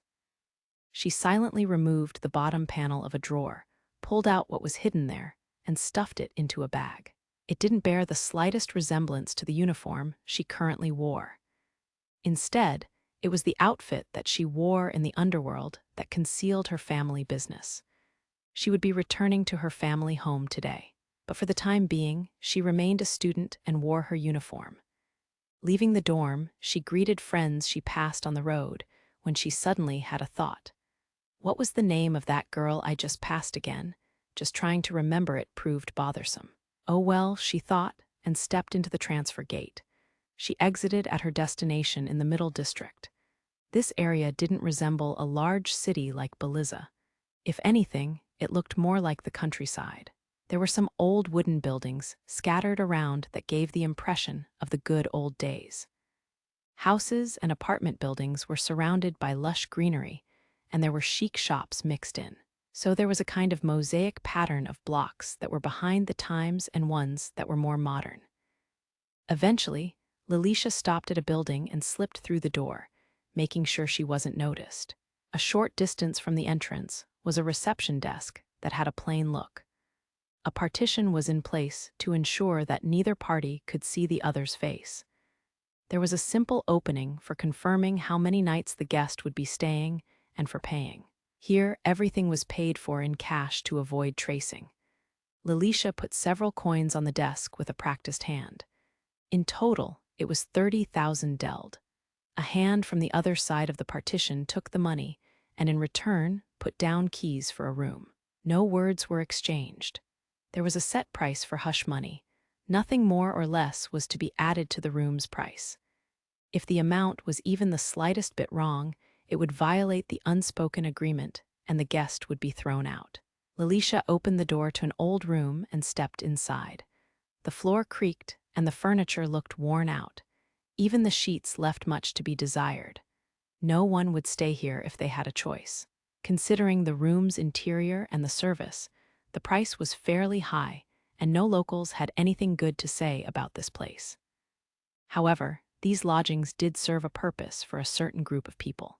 After all, as long as the employees were paid, they would ignore most things that happened in the rooms. That alone made it a valuable place for those who lived in the underworld. In addition, the owner was known to be an information broker, which made him a valuable source to a furka. She threw her bag onto the bed and pulled her clothes out from it.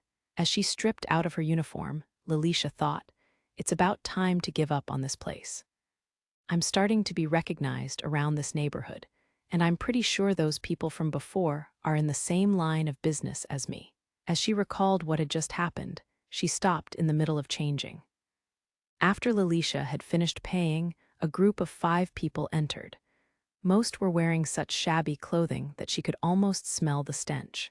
But there was another reason they'd attracted her attention.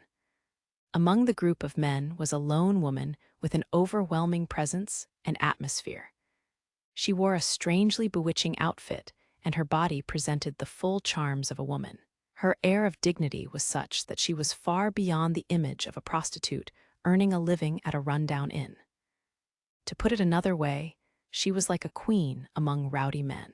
To add to the odd sight, the men's arms, visible through tears in their clothes, were covered in scars and tattoos. All of that made Lilisha suspicious. She wondered who they were. While she had no way of confirming it, she was sure they lived in the underworld just like her. Let's not think about it. As if trying to be rid of the perfume she'd smelled when she'd passed by the woman, Lilisha hurriedly finished changing. She now wore a jet-black bodysuit, with a cloak made of anti-magic fibers to block mana.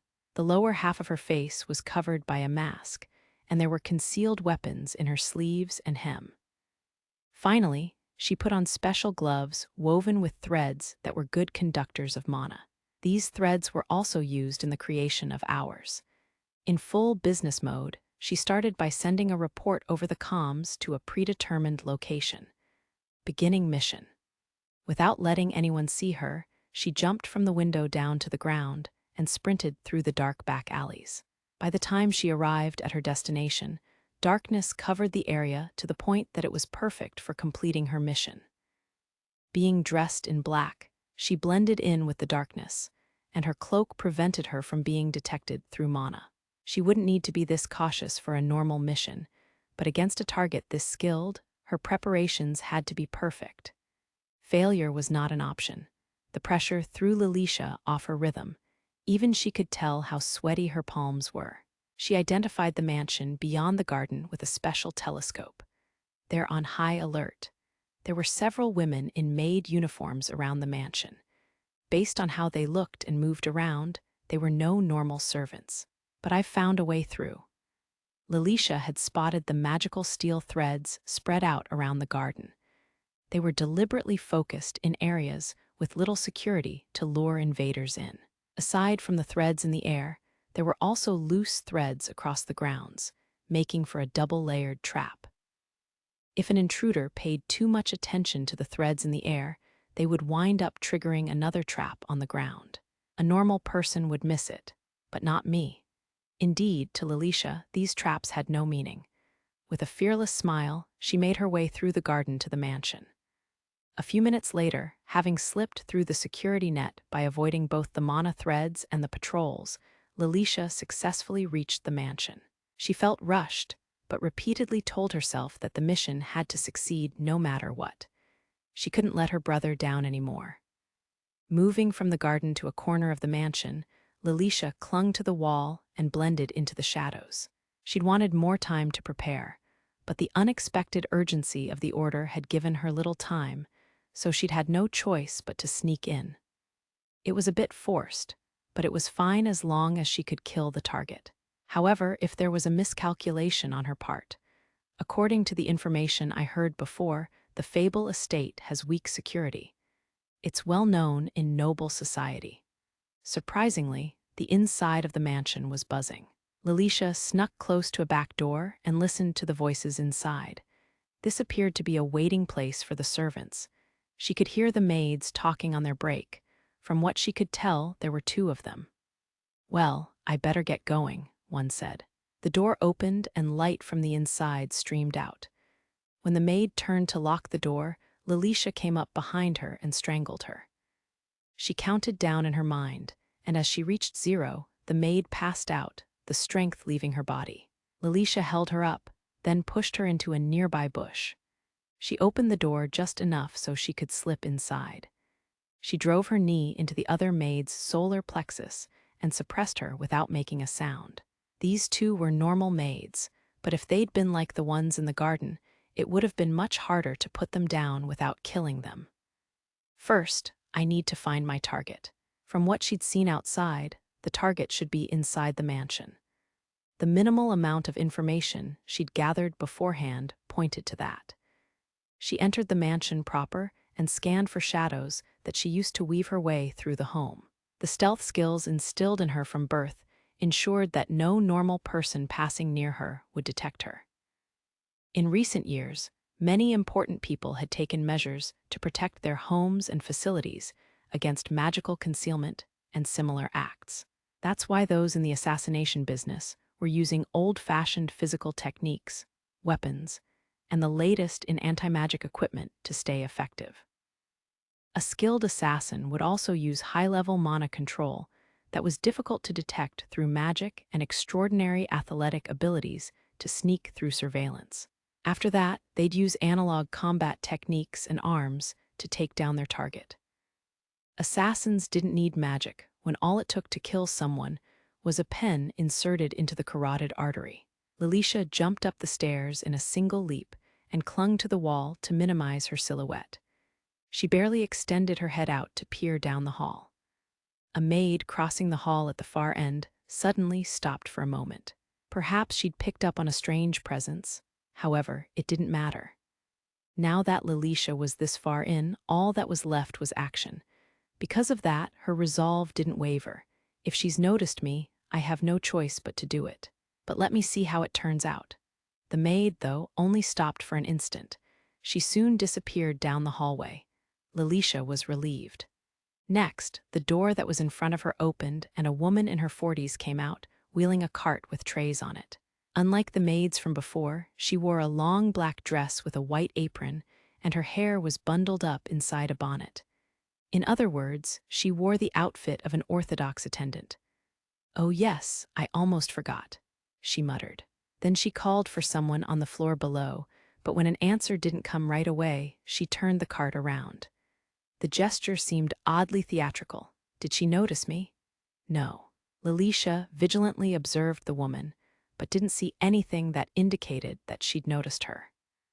There was nothing unnatural about her behavior, and Lilisha was also pretty confident in her own skills, so, at the very least, she hadn't been spotted. Thanks to her cloak, there was no need to worry about being detected through magic either. She'd ended up being caught between a rock and a hard place, but nothing bad had happened, and she'd already moved behind a window curtain. Good timing, Hest. The woman in the head covering called out to the maid that had stopped for a moment. Lilisha had thought she'd left, but she'd actually been working on something that Lilisha couldn't see from where she was. The woman in the head covering pushed her cart over to the maid. "I must make a report to Master Froze. Can you take this cart back?" "Understood, Chamberlain." The Chamberlain gave the cart to the young maid called Hest. When she did, the cart started to sway, and the sounds of dishes crashing together echoed through the hallway. "Oh dear, be careful not to break anything," the Chamberlain said. She put a hand on Hest's shoulder. Hest's mouth bent in an eerie shape, and she nodded with what could hardly be described as a smile. Her skills as a maid were probably below second rate. Considering how unsociable she looked, she wasn't well suited for the job. But she was still young, so maybe she was just getting started. That was Lilisha's impression as the two parted ways. The Chamberlain headed off in the direction that Lilisha was going in. Hest, pushing the cart, followed the Chamberlain's original path. Lilisha crept after the chamberlain while paying the utmost caution.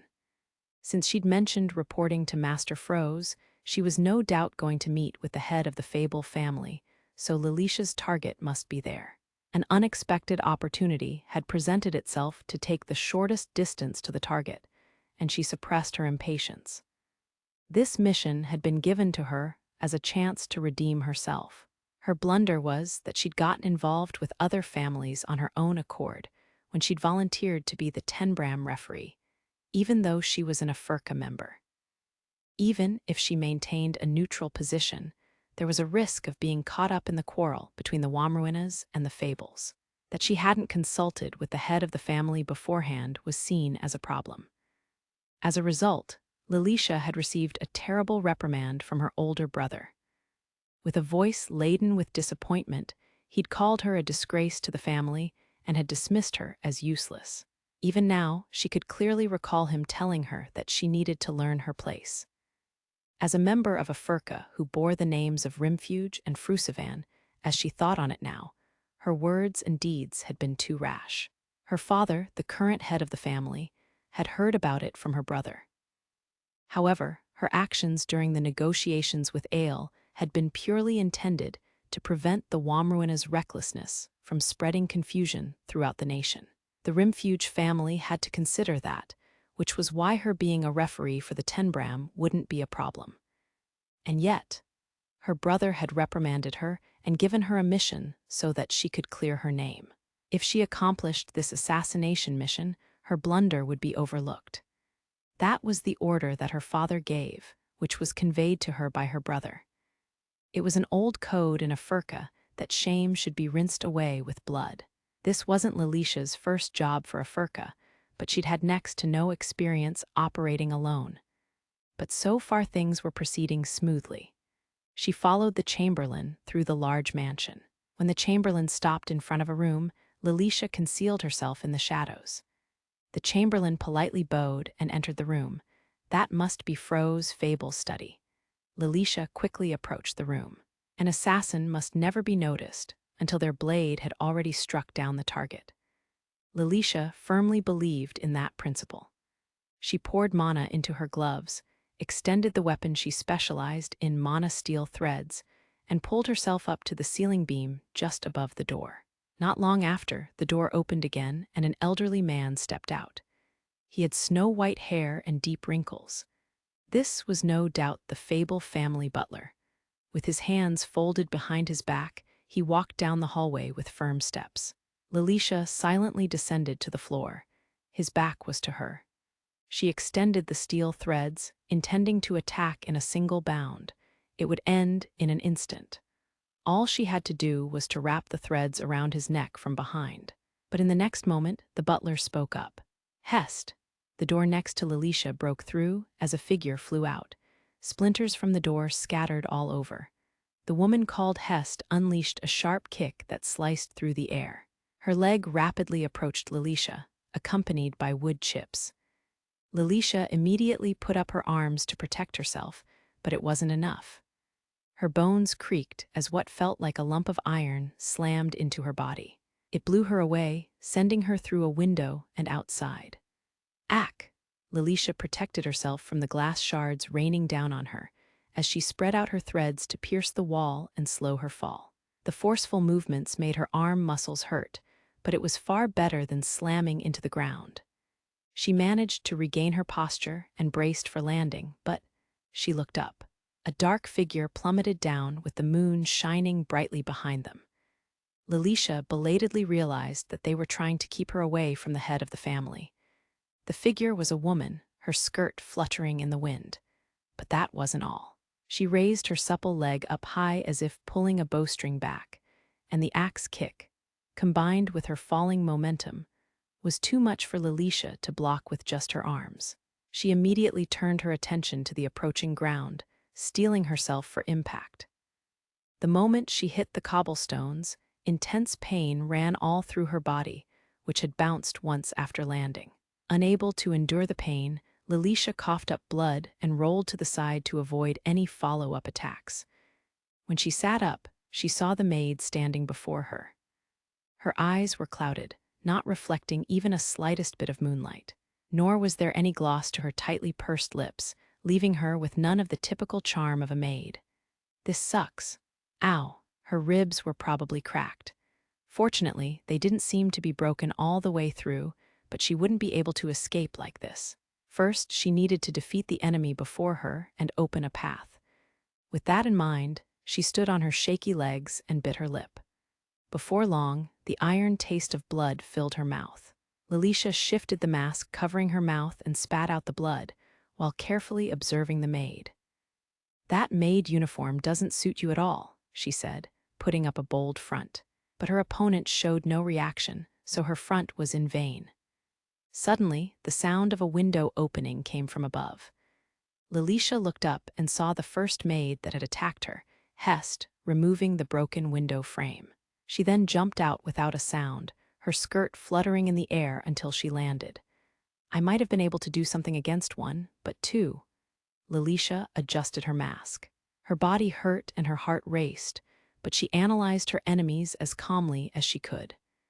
At the very least, they were a cut above the guards outside. Her sense of danger was warning her about them. Even so, she had no choice but to resolve herself. She pulled her gloves tight as a sign of that. "Oh, so that is your AWR, is it?" Lilisha spun around. Standing there was the white-haired butler she'd seen on the second floor. He cast a long shadow behind him and was stroking his beard with interest. When did he get behind me?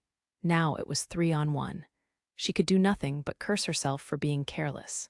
She positioned herself so that she could respond to the pincer attack. But unexpectedly, when the two maids saw the butler, they straightened their backs and relaxed their postures. He nodded at the two. "Good work, Hest 8. Then he looked at Lilisha again. "No wonder you could slip through my traps. It seems I was naive to not consider other thread users." With a fearless smile, the elderly butler surveyed Lilisha from head to toe. "I see, considering the type and number of hidden weapons. I am your target, am I not?" A chill ran down her spine. He saw through me immediately. Indeed, the mission given to her by her father was to assassinate the Fable family butler, Selvagrinus. She only realized now that something was odd about the mission, but she would never have been allowed to question orders in the first place. "Hest 8, follow Chamberlain Cicelnia's orders and return to your positions. It's possible that she's just a diversion, so I will handle this alone." The two maids looked beyond Lilisha to Selva. In response, he smiled. "I won't let her escape," he said, to put them at ease. "I will speak with Cicelnia directly later." "Understood," the maids replied in perfect unison. "Also, have someone come by later with cleaning utensils. We wouldn't want the winter roses we've put so much effort into growing to get dirty." Hest and 8 nodded, then bowed, before leaving without a sound. So it was a setup to smoke me out. But this is pretty convenient too. Lilisha was relieved that her expression was hidden behind a mask. She didn't know if she could clear an escape path, but at least it wasn't hopeless anymore.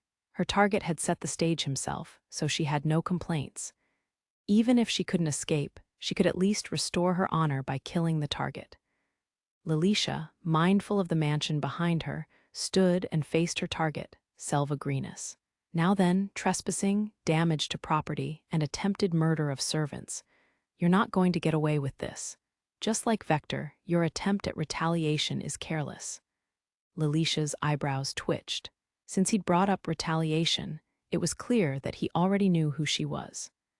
Selvagrinus had betrayed a Furka and killed his past allies, so he would need to pay for that with his life. A Furka was expected to be a blade that cut through all betrayal, treachery, and misfortune. "I don't know who this Vector is, but your blood-stained past can never be erased. So you should have known this day would come," Lilisha told the butler with the annoyingly composed expression. It would be one thing if he'd become a hermit hiding away, but for him to casually work in a noble's employ would upset anyone in the underworld. No one who'd once bathed in blood under a Furka's name would be free again. That was one of the promises made by the ruler when they'd reorganized the dangerous organization known as a Furka. As such, all defectors were to be eliminated without exception. Lilisha didn't know how he'd been able to see through all of that, but she surmised that Selva did shady work for the Fable family. Vector was likely someone whose grudge he'd earned during his work. Selva stood with his arms behind his back, while Lilisha held her hands together in front of her chest. Thin threads stretched through the air from Selva's fingers. If possible, I would have liked to have extracted some information, but if you don't know about Vector, then I more or less understand the situation. Your attempt to shed blood in this garden is enough of a crime, so. Very well, he bent the ring finger of one hand. Along with the smell of winter roses, there was a thick scent of murder in the air. His masterful technique meant that his opponent couldn't even sense his breathing. The atmosphere was saturated with bloodlust. The end result would spell death for one of them. That outcome, which could no longer be overturned, as well as the smell of fresh blood, made Lilisha shiver. While the elderly butler was composed, Lilisha's eyes darted back and forth. It was as if the butler had removed his filter of emotion. What was needed to kill her was ruthlessness and relentlessness. All he was thinking about was how to end her life. Lilisha dropped low and quickly pulled her arms back. Steel threads tore through the ground and cut up the wall behind her, causing a spider's web of cracks to form in it. The wall collapsed immediately and rubble fell down, but it changed direction from Lilisha, who was directly below it, to Selva, who stood in front of her. Considering the unnatural movement, it was clear that threads were moving the rubble. As proof of that, the rubble that was shooting towards Selva like bullets had faint silver threads behind them. Selva's sharp eyes had picked up the slightest of reflections from the moonlight. It was an offensive move that used not the sharpness of the threads, but the weight of the objects they had pierced. Their speed meant that getting hit by just one would result in a broken bone at the very least. However, he didn't budge. It wasn't until the storm of rubble was right before his eyes that he finally moved his fingertips. When he did, every single piece of rubble came to a perfect standstill in the air. The difference between Lilisha's and Selva's abilities in manipulating threads was tremendous. Selva had wrapped threads around the rubble and pulled them taut to fix them in midair. After a short pause, the rubble was torn asunder into even smaller pieces and scattered to the ground. Seeing that, Lilisha released the threads tied to the rubble and swung her hands. Accompanying her beautiful, dance-like movements were yet more threads extending out from her fingers. The silver glow of the threads gave color to the darkness, but just spreading threads around her was meaningless. Even so, she extended as many as she could, one for each finger. Oh, Selva let out an interested murmur, as if wondering what would happen next. As the threads spread around Selva, Lilisha swung her hands so fast that the movements were conveyed all the way to the tips of the threads. The threads undulated and then bounded up into the air. Next, some of them crossed paths, creating a complicated pattern, as Lilisha's arms moved without hesitation and so quickly that they were a blur. Suddenly, their movements stopped. Thread manipulation technique emhados. Before Selva knew it, there was an octahedron-shaped crystal in front of Lilisha. The woven threads shone silver under the moonlight. "Not bad for child's play," he said, seemingly scoffing at her elaborate technique. "We'll see how long you can keep your composure." Using the tip of the crystal as footing, Lilisha jumped up high. As if in sync with her, the crystal flew up as well. It soon overtook her and arrived at its destination far above Lilisha. Immediately after, the crystal followed her arm movement and crashed down towards Selva.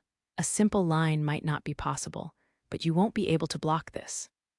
Monosteel threads were originally a hidden weapon specialized for cutting, which was why this wouldn't be entirely unexpected.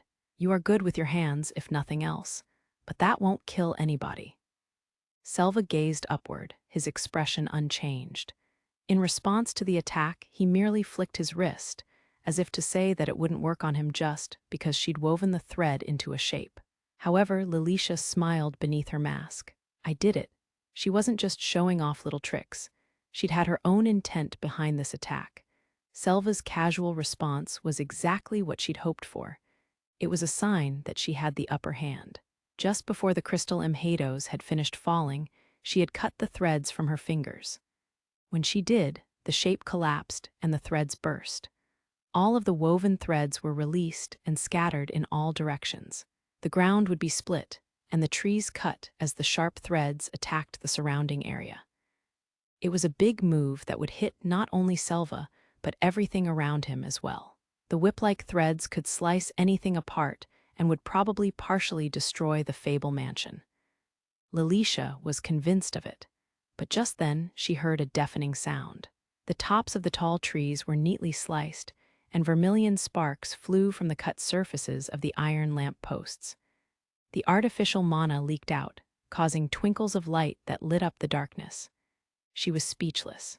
She strained her eyes and saw a wide web of threads as high as the roof of the Fable mansion that was stretched out.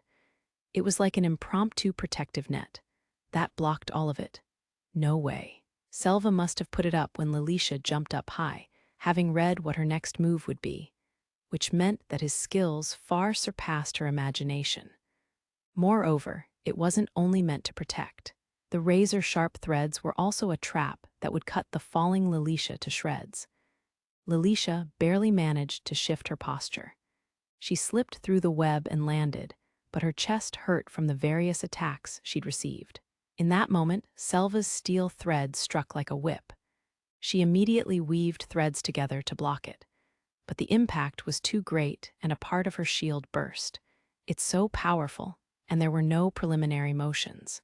Lilisha needed to make large gestures such as flicking her hand or wrist or swinging her arm to use her threads. While it might be magical, it still had the properties of string, so basic manipulation relied on movements. Yet Selva calmly brushed off her glare and maintained his posture with his hands folded behind his back. He's concealing the motions of his hands. But that's not all. Right now, he just weaved several dozen threads to create a thick rope to use as a whip. Even a normal steel thread could cut skin with enough momentum. Meanwhile, a monosteel thread could cut just by touching the skin. However, that would rely entirely on sharpness. For example, if the target wore heavy armor, it wouldn't be anywhere near as effective. Because of its thread-like properties, it wasn't suited for use in impact attacks.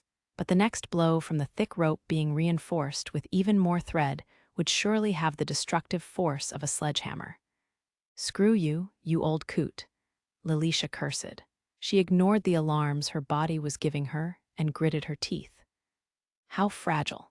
It seems there is a considerable shortage of assassins, or perhaps I am just being underrated. Then no matter how pathetic and frustrating it may be, I should rejoice that only assassins of this caliber are being sent to us, Selva ridiculed Lilisha. Lilisha's veins popped as she burned with anger. "Why you?" she counterattacked, but Selva didn't fail to notice her hands shaking from emotion. He sidestepped her thread. As Lilisha's stance was broken, the tree to the right of her rustled and something fell down from it. It was steel threads weaved together with the mass of a gigantic hammer. Surprised, Lilisha once again tried to block with a weave of threads. But a single heavy impact was enough to undo the hardening of her threads. The follow-up was equally quick. Selva undid the hardening of his threads and pulled them upward into the leafy branches above Lilisha. This is bad. She didn't even have a chance to listen to her instincts that blared a warning as a second attack came. From all directions came solid wires that struck like whips. She swung her arms fast and manipulated the threads coming from her fingertips. Lilisha created a sturdier net than before and deployed it in a spherical shape around her. She managed to hold her own, but her obviously inferior skills weren't going to change. As soon as one part fell apart, she quickly reinforced it, but that was it. She was trapped on the defensive.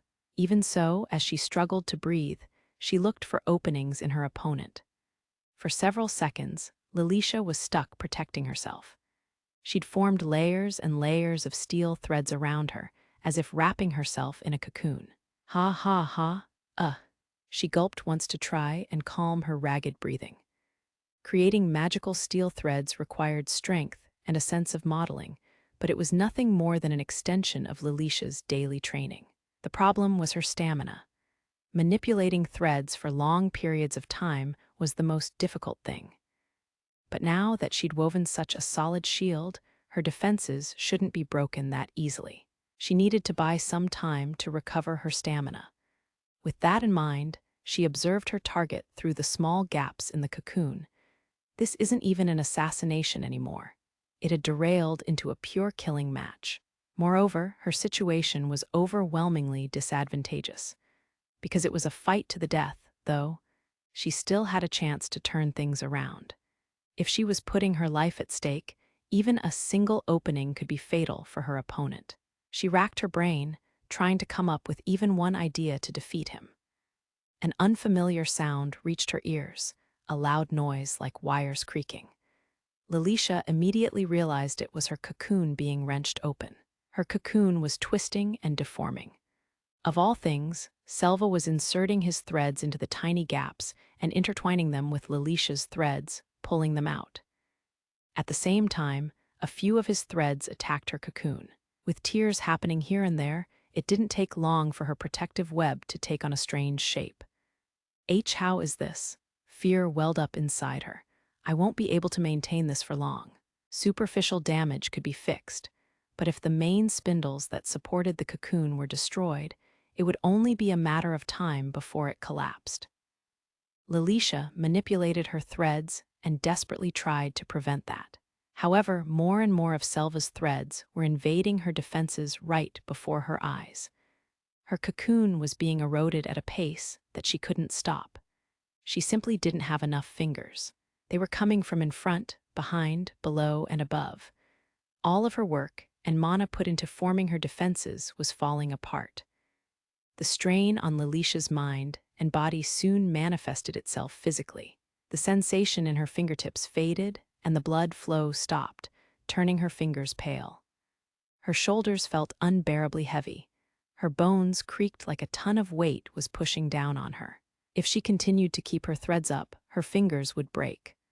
Ugh, she gritted her teeth, then realized that a sharp pain was running through her left arm. It felt like a scalpel had cut into her. At the same time, the strength left her hand, and the portion of the cocoon weaved by that hand collapsed. When Lilisha looked, she saw a thin thread had entered through her wrist and was buried under her skin. She instinctively released all her mana steel threads and formed a small mana blade with her right hand, thrusting it into her left arm at the thread's insertion point. She picked up the tip and pulled the thread out. Her skin was rent from elbow to wrist as the thread came out. Lilisha grimaced from the blood loss and intense pain. Her whole body was covered in cold sweat, and her left arm hung slack with blood running down it. She stopped the bleeding with a steel thread around her arm, and as she endured the pain, tears started forming in her eyes. Once she stopped the bleeding, she quickly sutured the cut with more thread. She was losing less blood, but it didn't help her to recover her mental fortitude. Lilisha had never thought of thread being used in a tactical way like that. Her treatment method had been a spur-of-the-moment choice based on her opponent's tactics. Just imagining where that thread had been headed made her shiver. At any rate, she believed her emergency measure had been correct. Her clothes felt strangely heavy. Normally, the weight of sweat-soaked clothes wouldn't bother her. Our skills in thread use are too different. Should I run? But where to? She experienced a moment of weakness and felt like her heart was about to break. The inside of her collapsing cocoon was a fragile cage, and escape was impossible. As her consciousness began to fade, she checked on her condition. Several ribs were broken, and the laceration in her left arm made her reactions slow. It would be difficult to use any more mana threads since they required delicate manipulation. Even so, she couldn't retreat. Lilisha bit her lip as if trying to pull herself together. I thought of escaping, even for a moment. Me. The edges of her mouth lifted up as she forced a fearless smile. As long as it was a matter of kill or be killed, and not simply winning or losing, there was no need to retreat. With a brave wave of her right hand, she manipulated her threads to cut down the trees in the vicinity. Oh, it seems you found your resolve, but you never stood a chance to begin with. At best, you could repent for all those that you've killed, but from the looks of it, there could only be a few. I'm sure you wouldn't even struggle to remember their faces. The difference in proficiency wasn't only in their abilities as thread users, but also in their careers as assassins. Selva could see right through Lilisha's lack of experience. If you think this is enough to kill me, you must really be naive. Even though we walk the same path, you lived in the easy times of a peaceful period. Ha ha, how long has it been since I last heard such sarcasm? How ridiculous. You should save lines like that for when you've forgotten how many targets you've eliminated. Not that it's anything to brag about. Selva brushed off Lilisha's bold front and brought his fingers to his mouth to chide the fledgling assassin. Meanwhile, Lilisha shook the 5 threads attached to each hand. Though since her left hand was practically useless, it was only a bluff. However, any assassin would be prepared for the possibility of failing their mission and being cornered, which was why there was always a trump card prepared. Lilisha hid a small crystal in her hand. She was aware that she lacked skills, and using this item in conjunction with her threads was something she'd prepared to compensate for it.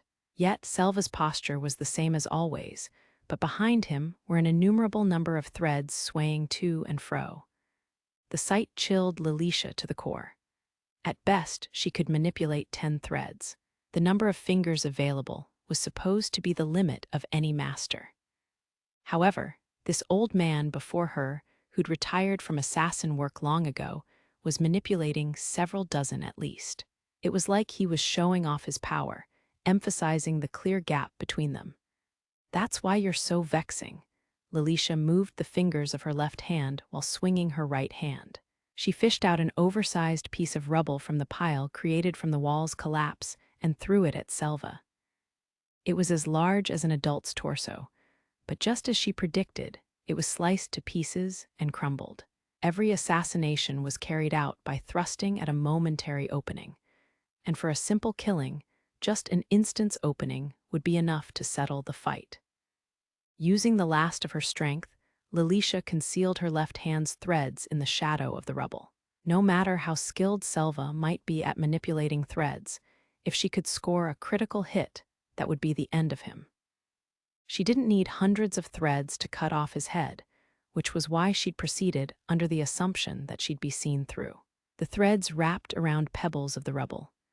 Lilisha focused as hard as she could and launched the pebbles towards him like speeding bullets.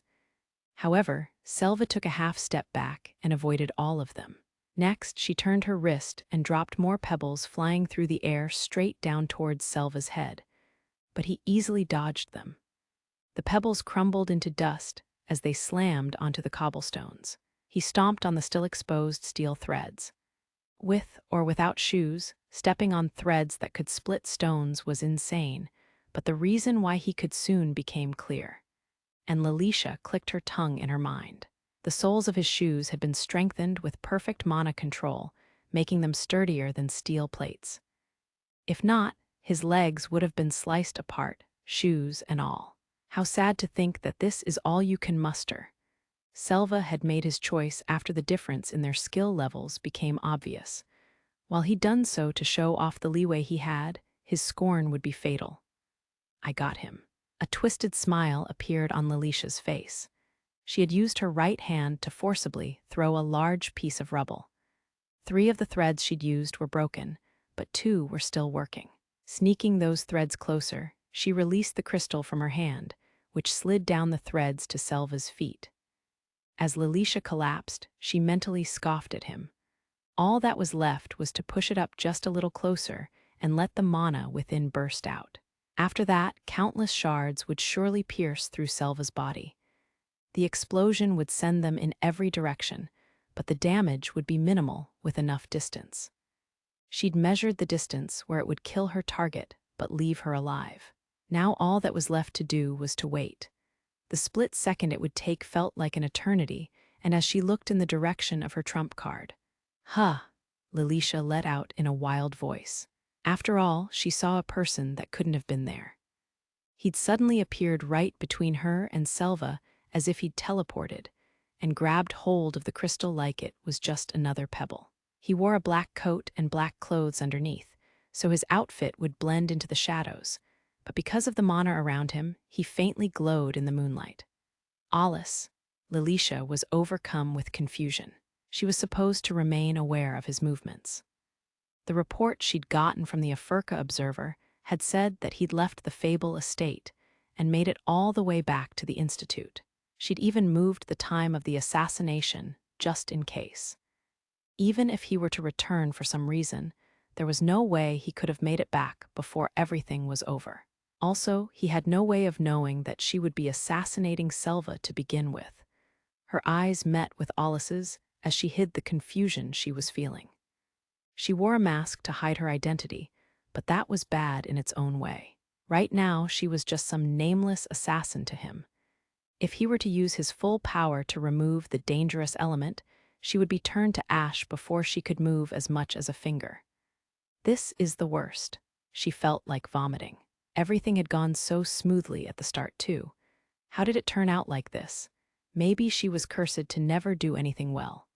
As she ground her teeth, Alus knelt on the ground with his arms thrust out in each direction. One hand held Lilisha's crystal, and then he put the other behind his back where she couldn't see it. Either way, her only option left was to activate the crystal. But if she did so now, neither of them would emerge unscathed. It was likely that she would lose her life. Cold sweat ran down from her forehead. She made up her mind and slightly moved her finger.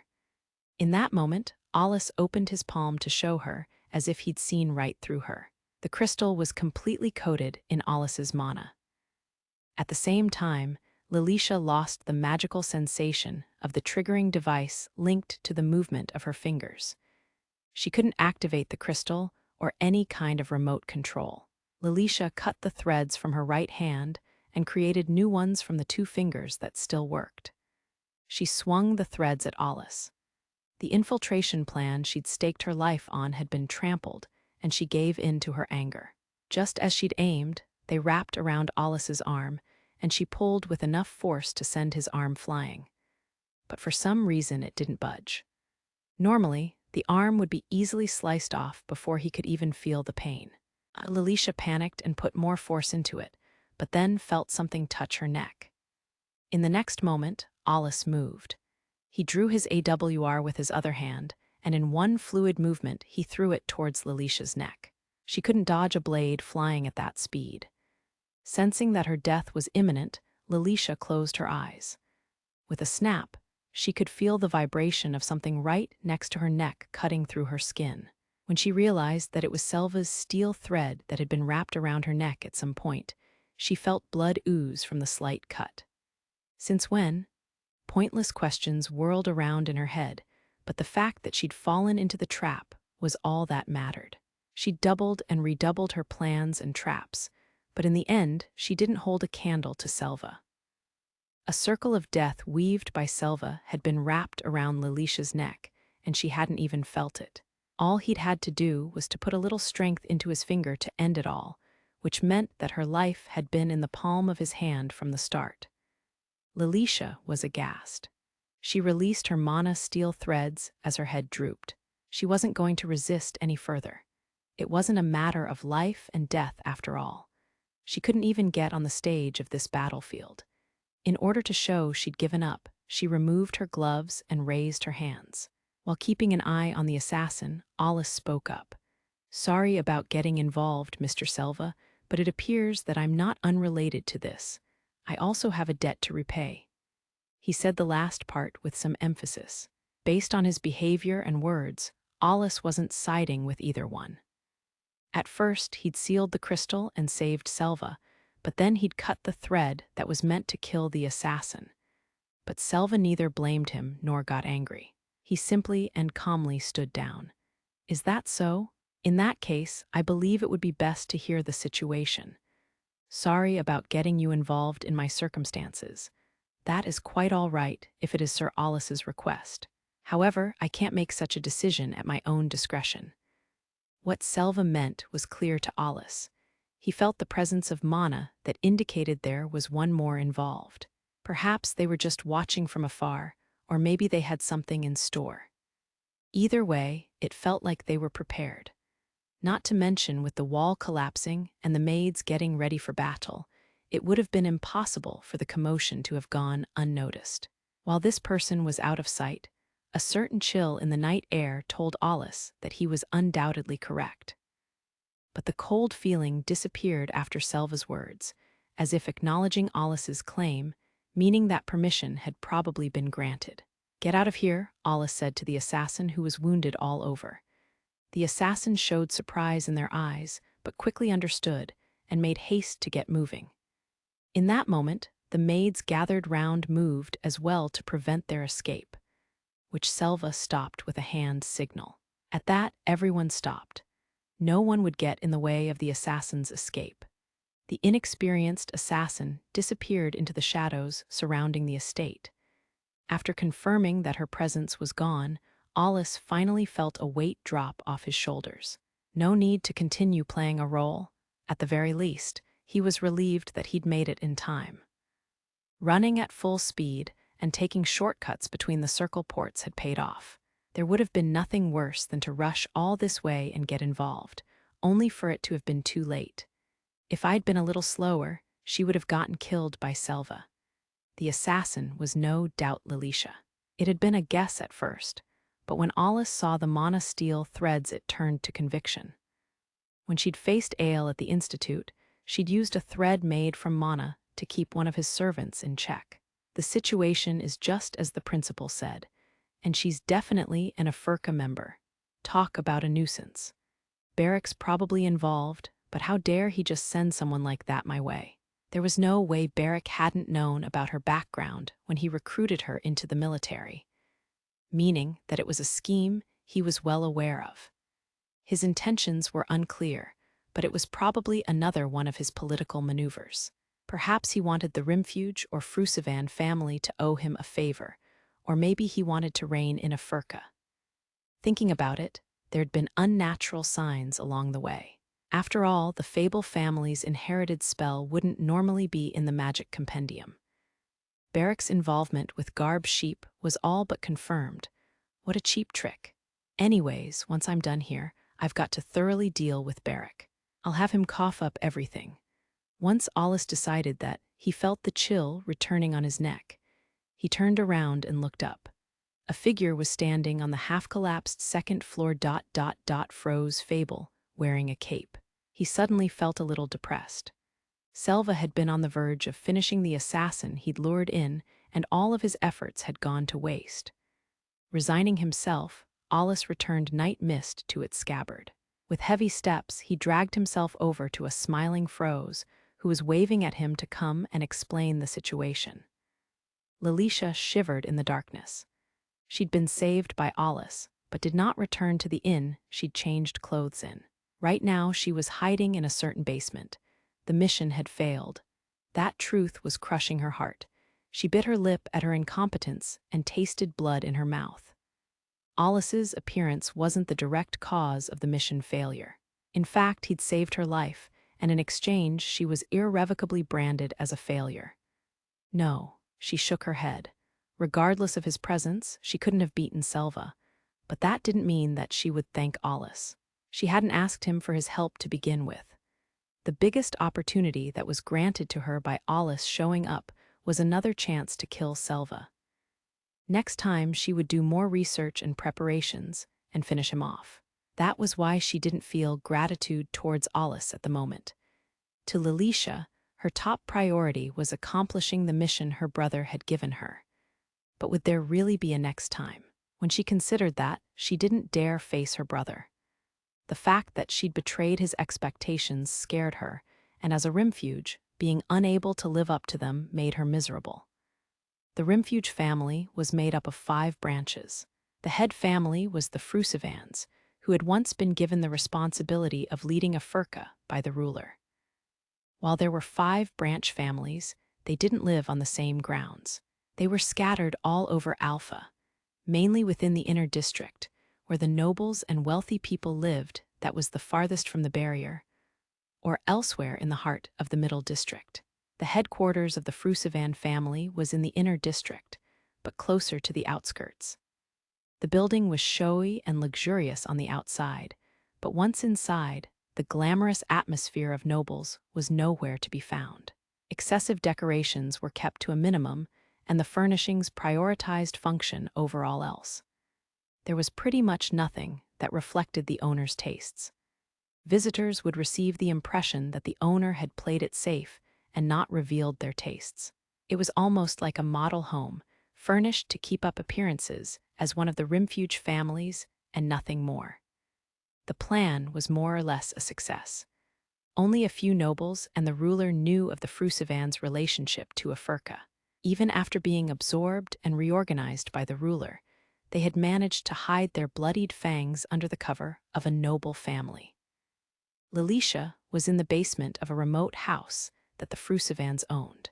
She'd only just returned, and the first thing she did was to treat her broken fingers. Or rather, she forced the bones back into place, biting down on a handkerchief to endure the intense pain. Then she used a splint to hold them in place. As she treated herself, she felt the presence of someone behind her. A member of Afurka had come to get her. Since the member had entered without knocking and was hiding their presence, it was like a shadow had crept up on her back. Lilisha glanced behind and finished changing before quickly standing up. She would be appearing before the head of the family. Just thinking about it made her go pale. She would have to report that the mission had failed. The only light came from the fireplace. Aside from the occasional pop, it was eerily quiet. Members of Afurka silently stood in a line. She knelt with one knee down on the floor. In front of her were several mainstays of Afurka, with their faces hidden behind veils or masks. And in the center, sitting on a chair larger than the others, was not the head of the family, but her own brother, who was effectively the leader of Afurka. Because of Afurka's origins, Afurka's leader held more authority than the head of the family. The head of the family was more or less a figurehead to present to other nobles.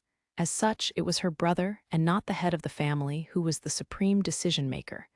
His authority was immense as he ruled over the 5 families of Rimfuge. Ah, I see. As I expected, again, you accomplished nothing, and you even ran away without so much as wounding the target.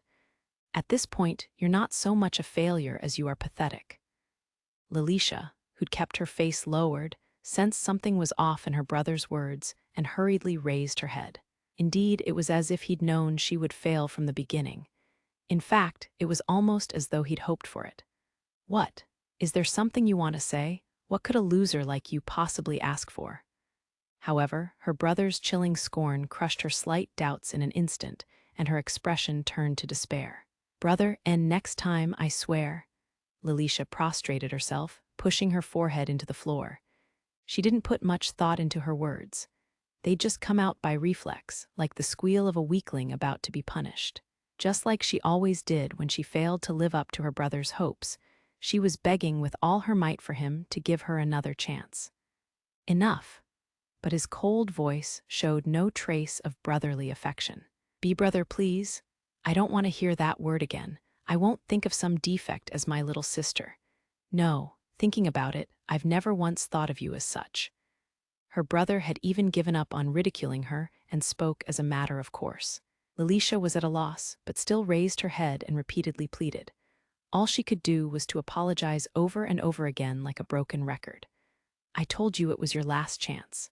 I am sorry. The next time I swear I'll. Why didn't you die? What?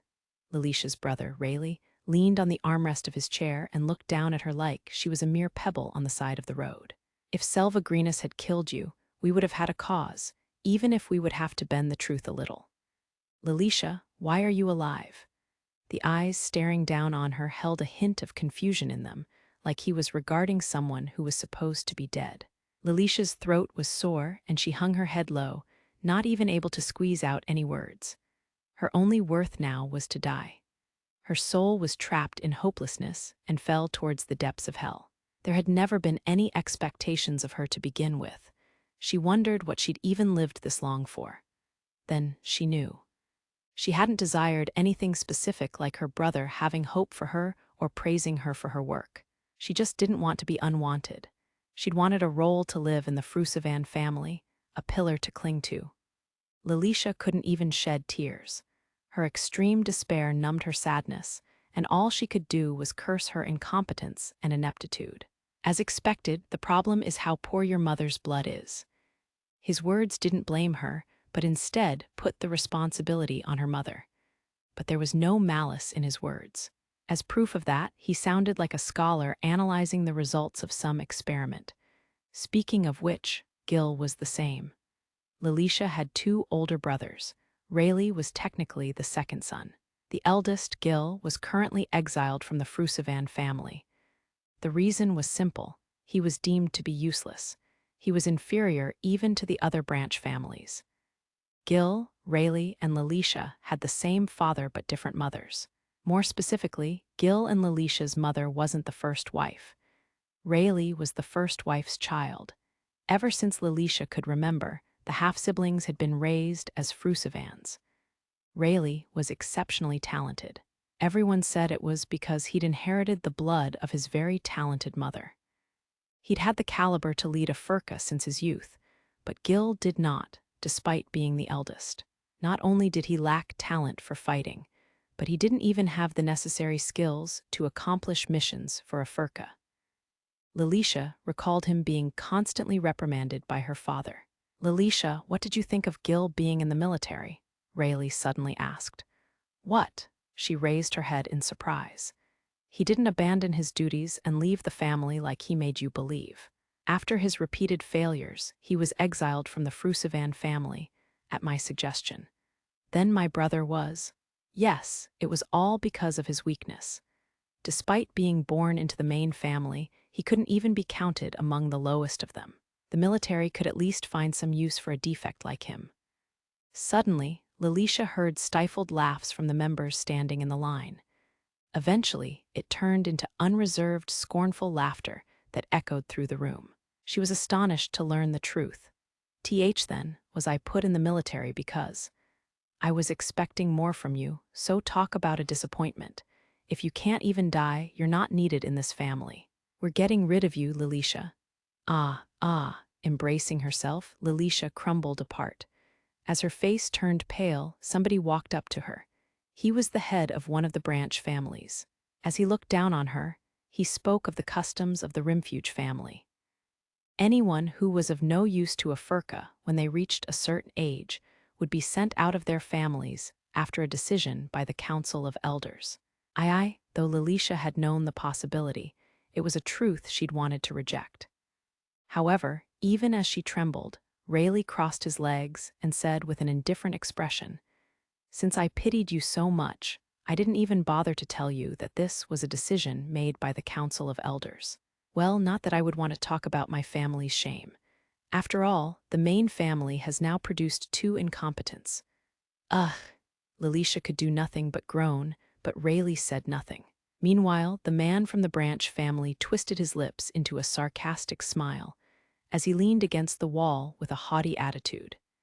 He had blonde hair and was the second most powerful person in a Furka after Rayleigh, a Furka's second in command. It was that power that allowed him to show a coarse attitude. "Nobody ever expected a damn thing from you," he said coldly. "The compassionate advisor even gave you an education in the hope that there'd be some use we could make of you, which is why Lord Rayleigh even tried this time." Lilisha put her hands on the floor and stared at its cold, polished stone surface lit by sparks from the fireplace. Then two of Furka members stepped forward, one on either side of her. They hauled her to her knees and held her there. She looked at them, but because of her extreme shock, she couldn't recall if she'd seen them before. "B-Brother WH, what are you?" Still seated in front of her, Rayleigh placed his elbow on the armrest and rested his chin in his palm. There was no sympathy in his eyes whatsoever, but at the same time, Lilisha was unable to look away. She felt a tug on her back as the men forcibly tore her clothes open, exposing her porcelain-white skin, upon which shadows danced from the flames of the fireplace. "Stop, no. Brother, please." Lilisha struggled as much as she could, but it was like her arms were fixed in place by iron bars. An impact struck her head with a thud. She was grabbed by the hair, and her face was pushed down onto the stone floor. Through desperate effort, she was able to move her head a little. The sound of iron being scraped reached her ears. Her disheveled hair hung down, narrowing her vision, but she could just barely see something red in the fireplace. A brawny man pulled it out and confirmed its burning red tip before roasting it further over the flames. It looked like a steel rod, but the tip had a pattern with a strange crest. It was a brand. Lilisha's eyes widened at the sight of it. Tears fell and stained her cheeks. "Brother, stop them. I can still be of use. So please. Stop pleading. Gil at least burnt his skin on his own, yet you need someone else to do it for you. So let this time's failure be branded on your back." Her brother's voice no longer sounded human. Lilisha screamed. Her teeth rattled, and she managed to move her neck to look behind her. She saw a man holding up the red-hot brand. The sight of its glowing red pattern filled her vision. "Ah!" Her scream echoed like the roar of a beast. The sound and smell of skin being burnt filled the room. The brand pressed on her back glowed with the light of mana and expanded further. The pattern had only been the size of the palm of one's hand, but it spread up her back and down to her waist, marking her failure in a way that would never disappear. By the time the process had finished, Lilisha was unconscious and frothing at the mouth. She was left abandoned on the cold stone floor. The ruler of Alpha resided in the palace, a place that could be considered worthy of being called a den of demons. The policies that were drafted, approved, and implemented in that political center supported the nation and were intended to make it more prosperous. Yet recently, there was something odd about the staff. It was like they were being whipped into a frenzy of work every second of the day. Despite that, most were proud to work under the beautiful ruler, almost abnormally so. The corner of the palace where the ruler slept was overwhelmingly luxurious and a true sight to behold. Although it made sense considering her transcendent beauty and rumors of her being the incarnation of a mythical goddess. That description was by no means an exaggeration, as when she appeared in front of the people, some would even worship her. It wasn't the kind of beauty that provoked men's lust, but rather that which caused them to fall to their knees as if overpowered by the divinity of her beauty. The ruler of Alpha, Cicelnia, was currently in her room. She wore revealing clothes that showed her ample cleavage as she lay on a luxurious sofa, unable to keep herself from grinning. She couldn't contain her excitement. In an attempt to compose herself, she turned over. As she did, the long hem of her dress got a little disheveled, but a few wrinkles didn't bother her. Her aide, who would normally scold her, was currently out of the palace. That also meant that there was nobody to provide an iced drink to cool her excitement. But that was a trivial matter. The bit of information that her aide Rin had conveyed to her was the reason why this beautiful ruler had such passion in her eyes. "Oh, Alus, Alus."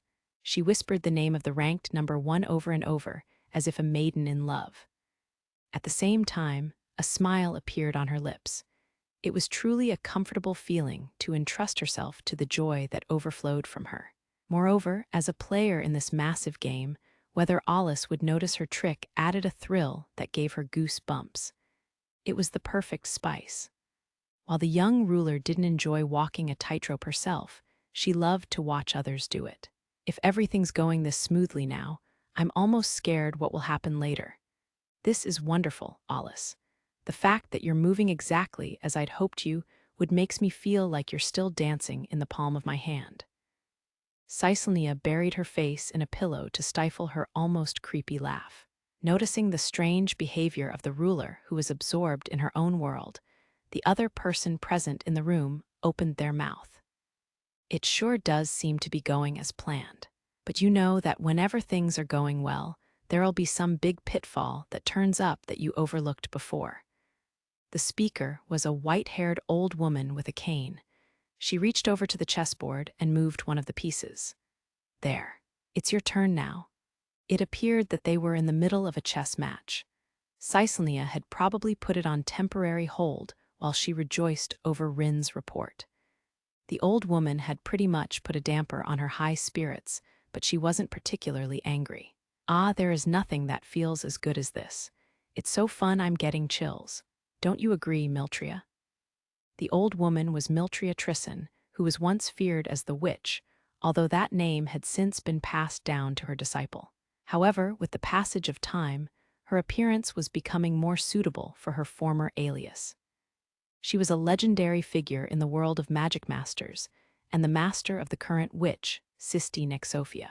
On top of that, she was also a founding member of a Furka and served as one of its captains.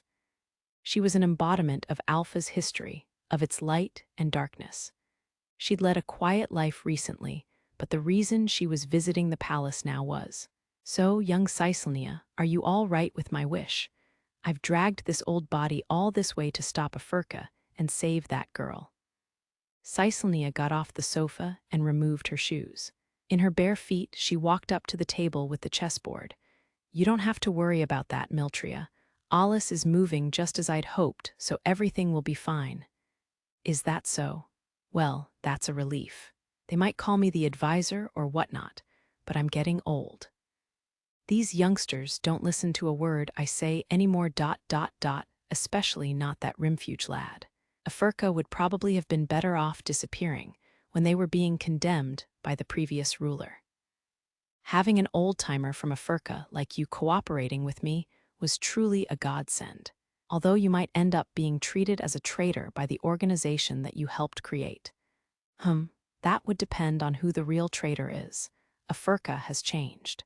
Even after it fell into the Rimfuge's hands, it was fine, up until the current head. Sheesh, getting old is a scary thing. Well, it was fortunate. Like I said before, even with your help, the youngest daughter of Frusivan still might die.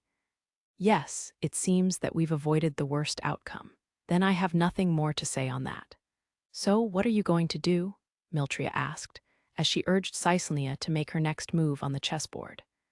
The pieces on the board were in position to take Cicelnia's own in the next turn, as if suggesting that this time it would be Cicelnia who would risk losing something. She carefully looked over the board. To lose something? Well, Lilisha Ron de Rimfuge Frusivan is an insignificant piece to me. Whether Lilisha lived or died had no impact on her plans whatsoever. That possibility was what had made Alus move, but the important part to her was Alus and not Lilisha. Barrick read the situation better than me, but a local victory doesn't mean much. What matters is seizing the king, which means there are no signs that I'll lose. Ah ha ha, this is the best. Why is it so exciting to be in a situation where there is complete freedom, Alus? Cicelnia ignored the chessboard and smiled in a rather slovenly fashion. Possibly there was even drooling involved. If Rin saw her like this, she would no doubt give her a severe scolding. Though without Rin here, it feels a little underwhelming, she selfishly thought to herself. Right now, Miltria was here instead. The plan was to have her stay until the incident was fully cleared up. However, Cicelnia couldn't get carried away. An unexpected element had wormed its way into the plot she'd written. That element might end up as an open seam that could unravel her plans, so she felt it necessary to question Miltria about it. By the way, I had expected that Alus would contact Barrick. Isn't it strange how Cisti could know so much, Miltria? Cicelnia's well-shaped eyebrows furrowed slightly, and her tone was a little chiding. The former witch had more or less upset the ruler, but she showed no signs that she was keeping secrets. "My dear disciple came to visit for the first time in a long time, you see. How could I refuse to lend a helping hand?" Cicelnia sighed. "Hearing you say it so openly kills any momentum. The warriors of old really are fearless, or perhaps it's your age." Whether Alus would save Lilisha was the thing she'd looked forward to the most. The choice itself had no impact on her plans, but it was an interesting climax from a story point of view. But she wouldn't be amused if the result had been influenced by unnecessary interference. Seeing the ruler pout, Miltria spoke as if trying to console a selfish grandchild. "Cicelnia, I only gave Cisti a small hint. It was the bare minimum I could give as the advisor for a Furka. Ultimately, it was up to Cisti herself as to how to use that hint. She has a pretty good nose, that one." "That's enough. I will just leave it at that." "Well, he's probably vaguely aware of it, but it was me and the Governor General who thought to get Alus involved." And it's not like him saving Miss Lilisha was a negative thing, not that it was positive either. A mischievous smile returned to the ruler's face. Regardless of whether Lilisha managed to survive, both she and Miltria saw the current of Furka as a problem. This was why Miltria's proposal had been a timely offer. Either they would tame it as the former ruler had, or if they couldn't do that then. Cicelnia didn't mind either way, even if that meant that the Frusivans, or rather all of the Rimfuge families, were to disappear from Alpha. In other words, she wanted to bring a Furka out into the light of day and remove their fangs before disciplining them herself. If the mad dog returned to its rightful place, that would be fine, but if it broke from its leash and escaped, it would be disposed of. Since Cicelnia's father, the former ruler, had died suddenly, things hadn't been properly handed down, and a Furka already had a tendency to act on their own. This was why she'd decided to discipline them, but the pawns she'd had on hand lacked the power for it. So she'd decided to use Alus. It was also meant as payback for Alus embarrassing her at the ruler's conference. At any rate, Alus crushing a Furka's plans was a big step forward. Cicelnia wasn't about to allow mere former guard dogs to do as they pleased in her nation. Eventually, we'll also need to curb the Womruinas too.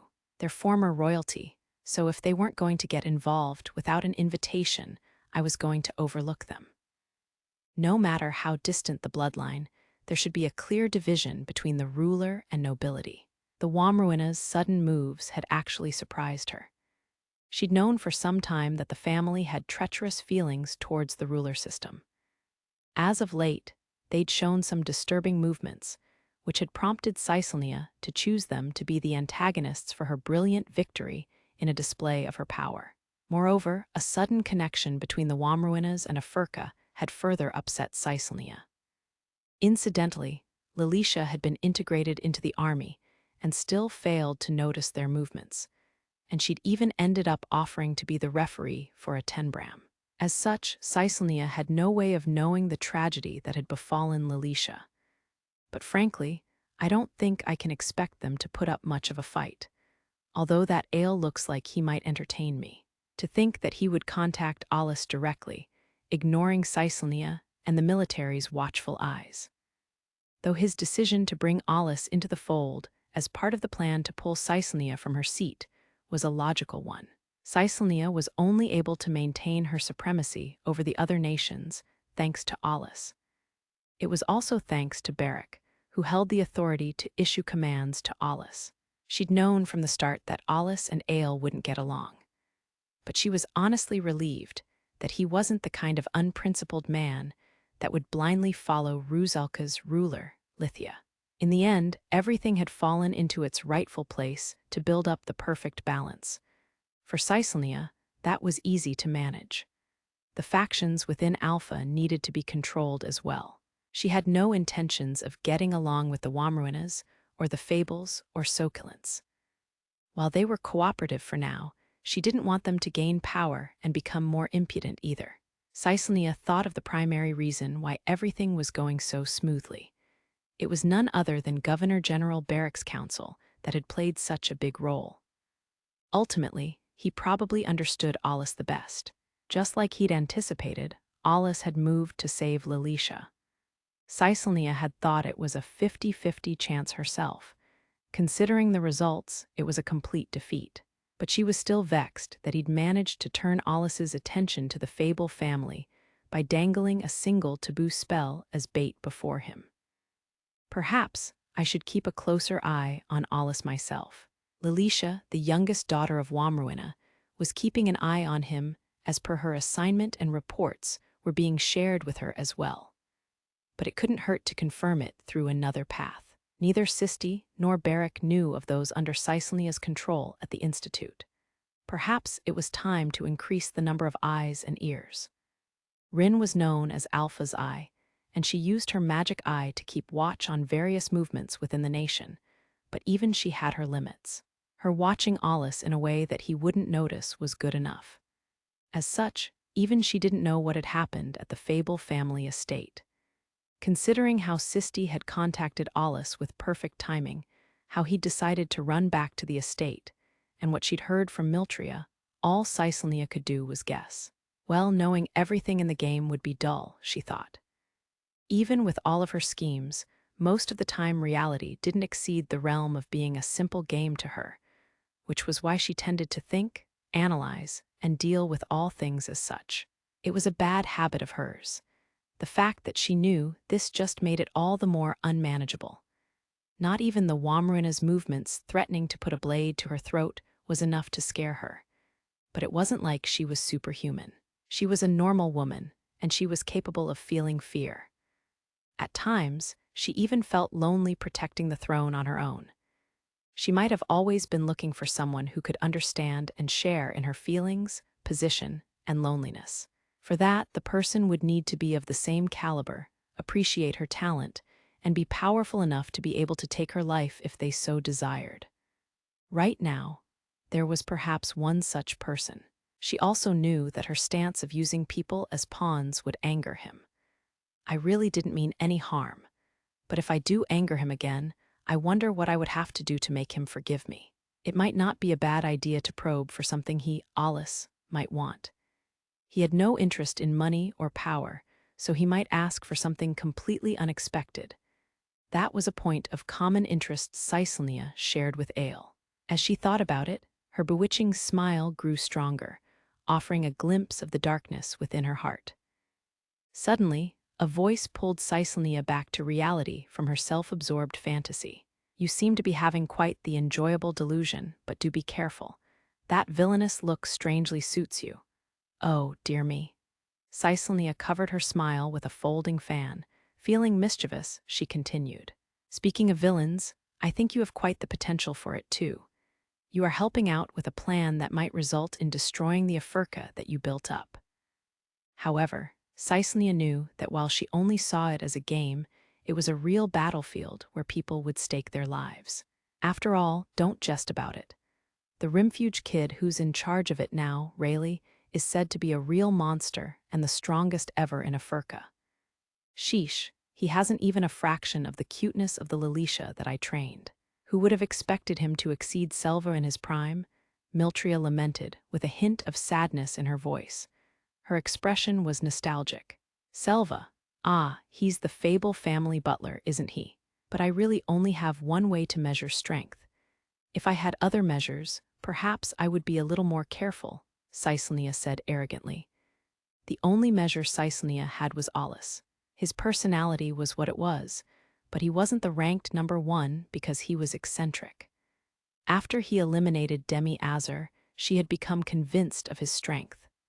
Moreover, she wasn't actually underestimating Afurka that much. But the moment she'd worked Alus into the plan, she had decided that it didn't matter how strong the opponent was. In fact, Alus had reluctantly stepped into the Fable family's problems and helped Selva out, and had even saved Lilisha's life. That seemed to have sparked a fire between him and Afurka, but that was actually convenient for Cicelnia. I can't say it's all clear, but there shouldn't be any need to worry about the Fable family anymore. Now the game is set. All that's left is to checkmate Afurka's king. I wonder what Alus will do then. Miltria looked at her, and new wrinkles appeared on her already creased forehead. As long as they reached the expected destination, the ruler didn't mind the casualties that resulted along the way. Discarding small things must be trivial for her. You are a little twisted. Don't you get it, Missy? This was a big gamble that staked the whole Fable family. Worst case, my pupil Lilisha dying wouldn't have been the end of it. The entirety of Afurka's blade could have assaulted them. If the Fable family had been destroyed, the Sokolants and other families related to them wouldn't have stayed silent.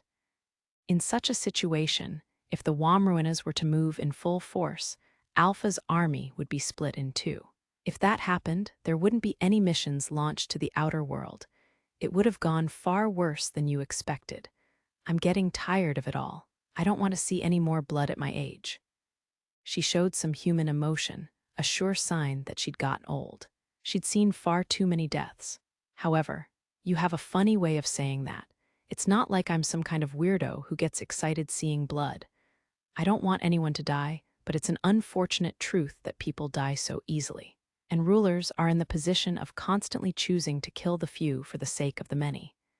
If there was a path to save everyone, I would be willing to abdicate.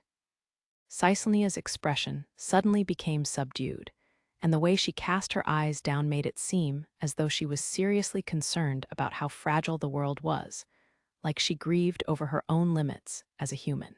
But then her tone changed. Its coldness sent a chill down the back of even a sly old dog like Miltria. The Fable family is not without blame. After all, they took in Afurka's former leader Selvagrinus. There is no way you can embrace a blade that sheds so much blood without getting blood on yourself. But I'm no monster. That's why I'm reaching out a helping hand like this. I'm not the one who wants to see blood, they are. Ah, how kind. Cicelnia frowned at the old woman's sarcasm. Miltria, I'm repeating myself, but I need to keep an overhead view, one that's higher than anyone else's. From up here, it's hard to tell people's faces apart sometimes. They all swarm around like ants. It's impossible to tell who's good and who's bad, who should be saved and who should be discarded just from a quick glance, she said seriously. But her eyes were cold and lacked humanity. Then she giggled playfully. But there are still precious people, which is why I have no intention of discarding everything. Nor do I have the means to save everyone. That's why I'll overlook Lilisha out of respect for your feelings. And I believe I understand your stance on Selvagrinus. You want to change the codes passed down in Afurka, don't you? Blood having to be repaid in blood is an obsolete code that's stained in blood and death. Right? Miltria just nodded in silence. As Afurka's advisor, she'd been protecting Selva from being designated as a target. But by now her authority had waned. She wasn't only involved in this plan because she had compassion for Lilisha, but also because she thought if Afurka's system was changed, Selva would benefit from it. Even if Afurka were to disappear entirely, Miltria wouldn't particularly mind. Unless the old tree fell and decayed, nothing new could bud. Considering the fact that it had grown off of blood, it was all the more important that it fall. Lilisha and Selva, that makes two people. Asking any more of me would go beyond indulgence and into the realm of arrogance. I'm being plenty generous considering the number of lives you've snuffed out. It's just as you say. Miltria cast her eyes down. Perhaps she'd been too blind to her own shortcomings, and playing innocent just now didn't suit her.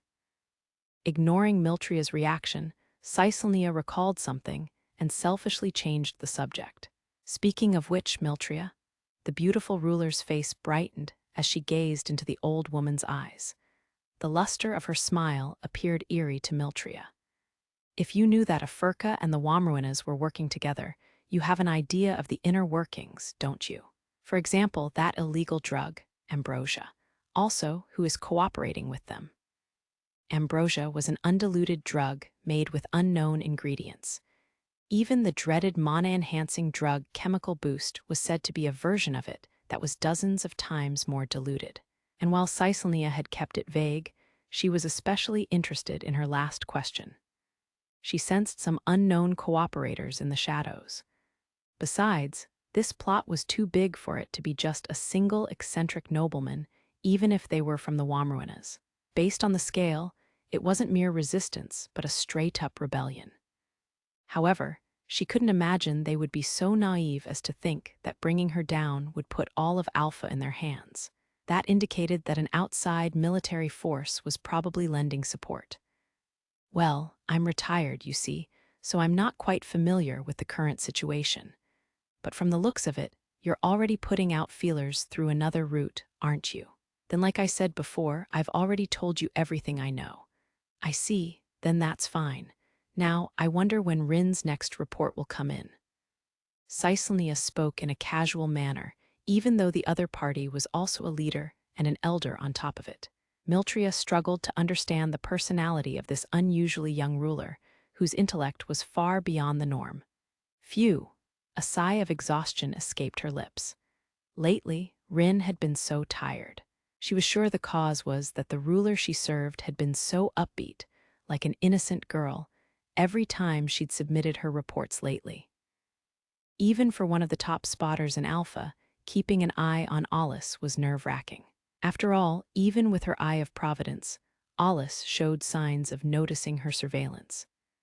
There were practically no signs of mana, yet she was well aware of the heights that singles were at and just how hard it was to keep them in check. She felt like she could understand why people sometimes called them monsters. She had been watching him from over 100 meters away, but had still been sensed by Alus as he made his way back from the Fable estate. Although she wasn't the only one observing him, so possibly a colleague's unexpected blunder had caused trouble for her too. Rin had reported it to Cicelnia, but apparently Cicelnia already knew, which made her wonder if she had precognitive abilities. She was truly a frightening person, and her slave-driving ways were equally frightening. Because of her unreasonable request, Rin would need to go somewhere that made her feel extremely tense, and even that her life may be at stake. Right now, she was headed for the border with Clevedite. Being a border zone, it was a relatively remote area. The terrain here was barren wasteland and dark green forests.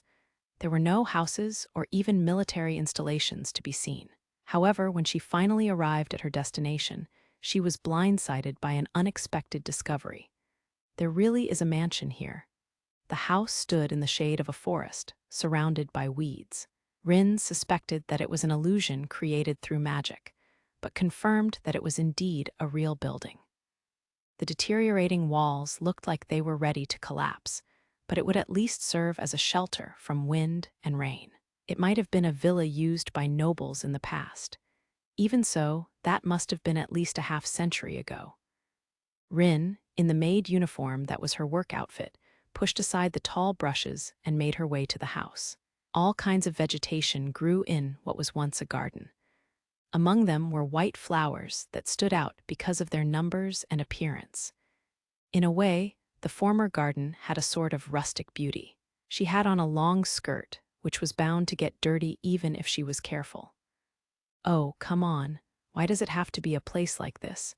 Even if you're nervous about unwanted attention, there have to be better places than this.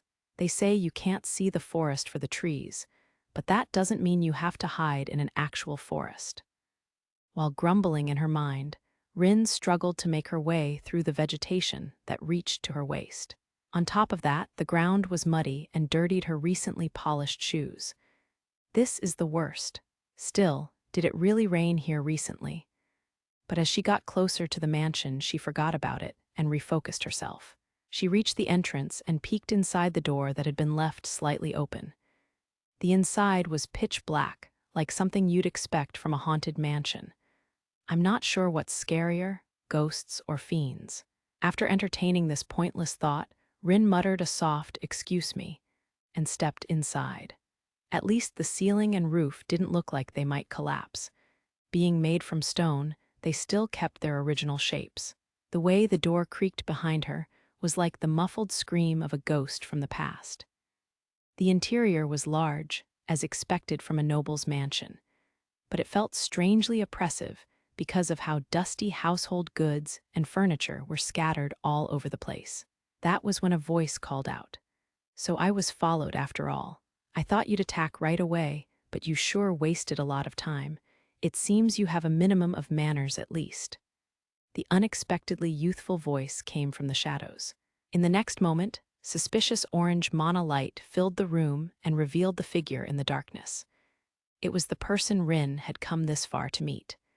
Her appearance was that of a young girl. She looked like a child who was acting like a big shot, as she sat on a wooden box with her legs stretched out. The girl wore a large red robe that was too big for her, especially around the arms. Betraying her appearance, however, were the vast amounts of mana that overflowed from her. It crawled across the floor and filled the entire mansion. If she had any intentions of harming Rin, her coming here would have been like a moth flying to the flame. Yet despite the danger being known, she had been sent here anyway. Frankly, Rin couldn't deal with it. She tried not to be overwhelmed and clung to her resolute pride as the ruler's aide. "It's a pleasure to meet you. I was sent as a messenger from Lady Cicelnia. My name is Rin Kimmel." With an impeccable smile, Rin curtsied. In the process, she noticed a dry leaf on her skirt and brushed it off. Ahem. Once again, it is an honor. I believe this is our first time meeting face to face, Lady Manali's. Rin appeared friendly, but on the inside she felt like her heart might stop at any moment. After all, she was dealing with an executive of the largest magical criminal organization in the 7 nations. She was just a spotter. Fighting wasn't her strong suit, and if she said the wrong thing, she would be killed in the blink of an eye. However, her master's orders were outrageous. She wasn't allowed to humble herself before this formidable opponent and needed to keep up a superior stance. I've abandoned that name. Ah, you're the one I sensed in Vanali's, aren't you? So how do you know that name? Rin's smile twitched at the sudden sharp look from the other party. The atmosphere felt prickly, as if the air had frozen around her. The mock battle with Sir Alus at the campus festival was recorded. Of course, that doesn't mean that all of the audio was recorded, but as to Lady Cicelnia, well, so only you and your master know then. The way she put it, it sounded like she was confirming that she'd only need to kill the 2 of them to erase that name from memory. While the words might sound threatening, her cute appearance and voice dampened most of the intimidation. Depending on who was listening, she might even have sounded like a young girl going through her rebellious phase. At any rate, if she had abandoned her name, then Rin would use a less lofty form of address. Yes, Miss Elise. She didn't forget her business smile either. Elise furrowed her brow, taken aback by her attitude. I can't figure it out. What did you come here for, to wake up a beast in hibernation? If you're a pursuer, I don't understand why you're alone. I imagine it's about what happened at the Institute, but why now? It's been long enough that I've recovered my mana. No, I don't believe I could oppose someone who could fight so evenly against Sir Alus, no matter how exhausted you might be. After fighting Alus, Elise had escaped. The military pursued her, but in the end she'd shaken them off. Rin had actually been one of her pursuers, but she'd started off late and worked on her own. If Elise had been trying to leave Alpha using the shortest distance possible, then Rin wouldn't have been able to catch up. Fortunately, thanks to Elise taking complex routes to shake them off, she'd been caught in Rin's web. And so she'd escaped into this abandoned mansion. Cicelnia could have organized a unit to go after her, but preferred to avoid any large-scale magic combat so close to the border. The footage had already been shared with Cicelnia, who understood that driving Elise into a corner would only result in a mountain of bodies. Although if she'd been that short-sighted, she wouldn't have sent Rin as an errand girl. Instead, Rin's master was much more cunning and sadistic. The first thing Cicelnia did was to wonder why Alus had let her escape. In fact, she'd sent out Alpha's eye to pursue her without hesitation the moment she heard that Alus had let her go. Kurama was a common enemy for all the nations. The entire top of the organization consisted of first-class wanted criminals. Even the members below them were more skilled than the average Magicmaster. Even if she looked like a girl in her early teens who had nothing to do with criminal organizations, the ruler would no doubt find clues as to her identity if she looked into it. In fact, Alus letting her go only further supported the validity of those clues, meaning that Cicelnia had sent Rin here while being mostly sure of her identity. But before Rin could continue, she needed to protect herself. If I am killed, it will be conveyed to the ruler immediately. That was a bluff. And if she knows that, or if I go missing, Sir Alus might actually get serious. I see. So you're his favorite or something then? Elise asked with a snicker. Favorite or not, he has taken quite a liking to me. As Rin said this, magic formulas appeared on both of her eyeballs, the magic eye, and the reason she was known as Alpha's eye. Providence, the eye that can see through all. Even Elise looked surprised, but after a moment's pause, an innocent smile of relief formed on her face. The mana that was spread throughout the mansion dispersed. She propped her elbows on her crossed legs and rested her chin on her hands, displaying a little bit of interest. Let's hear what you have to say, all-knowing messenger of the ruler. I'm glad that you are such an understanding person. And so, in a remote border zone with nobody else around, a conversation proceeded that would never be leaked to the outside. There was no need for either side to posture or get emotional, and information was passed on in a smooth manner. However, their deal caused a slight ripple in the mind of the former single, Elise. She felt hesitation, relief, resignation, and just a little bit of hope. In the end, she'd sided with criminals, but the last expression she'd shown was one of regret. She wasn't repenting for her own deeds, but rather cursed her ironic fate, wondering why she'd taken the wrong path in life. Once Rin had left and Elise was alone again, she closed her eyes and recalled the past that she could no longer return to. Even after so many years, the intensity of her regret showed no signs of weakening. The depths of the sins that bound her soul turned into the dark of night that painted the mansion and surrounding forest black, and an eerie silence hung in the air.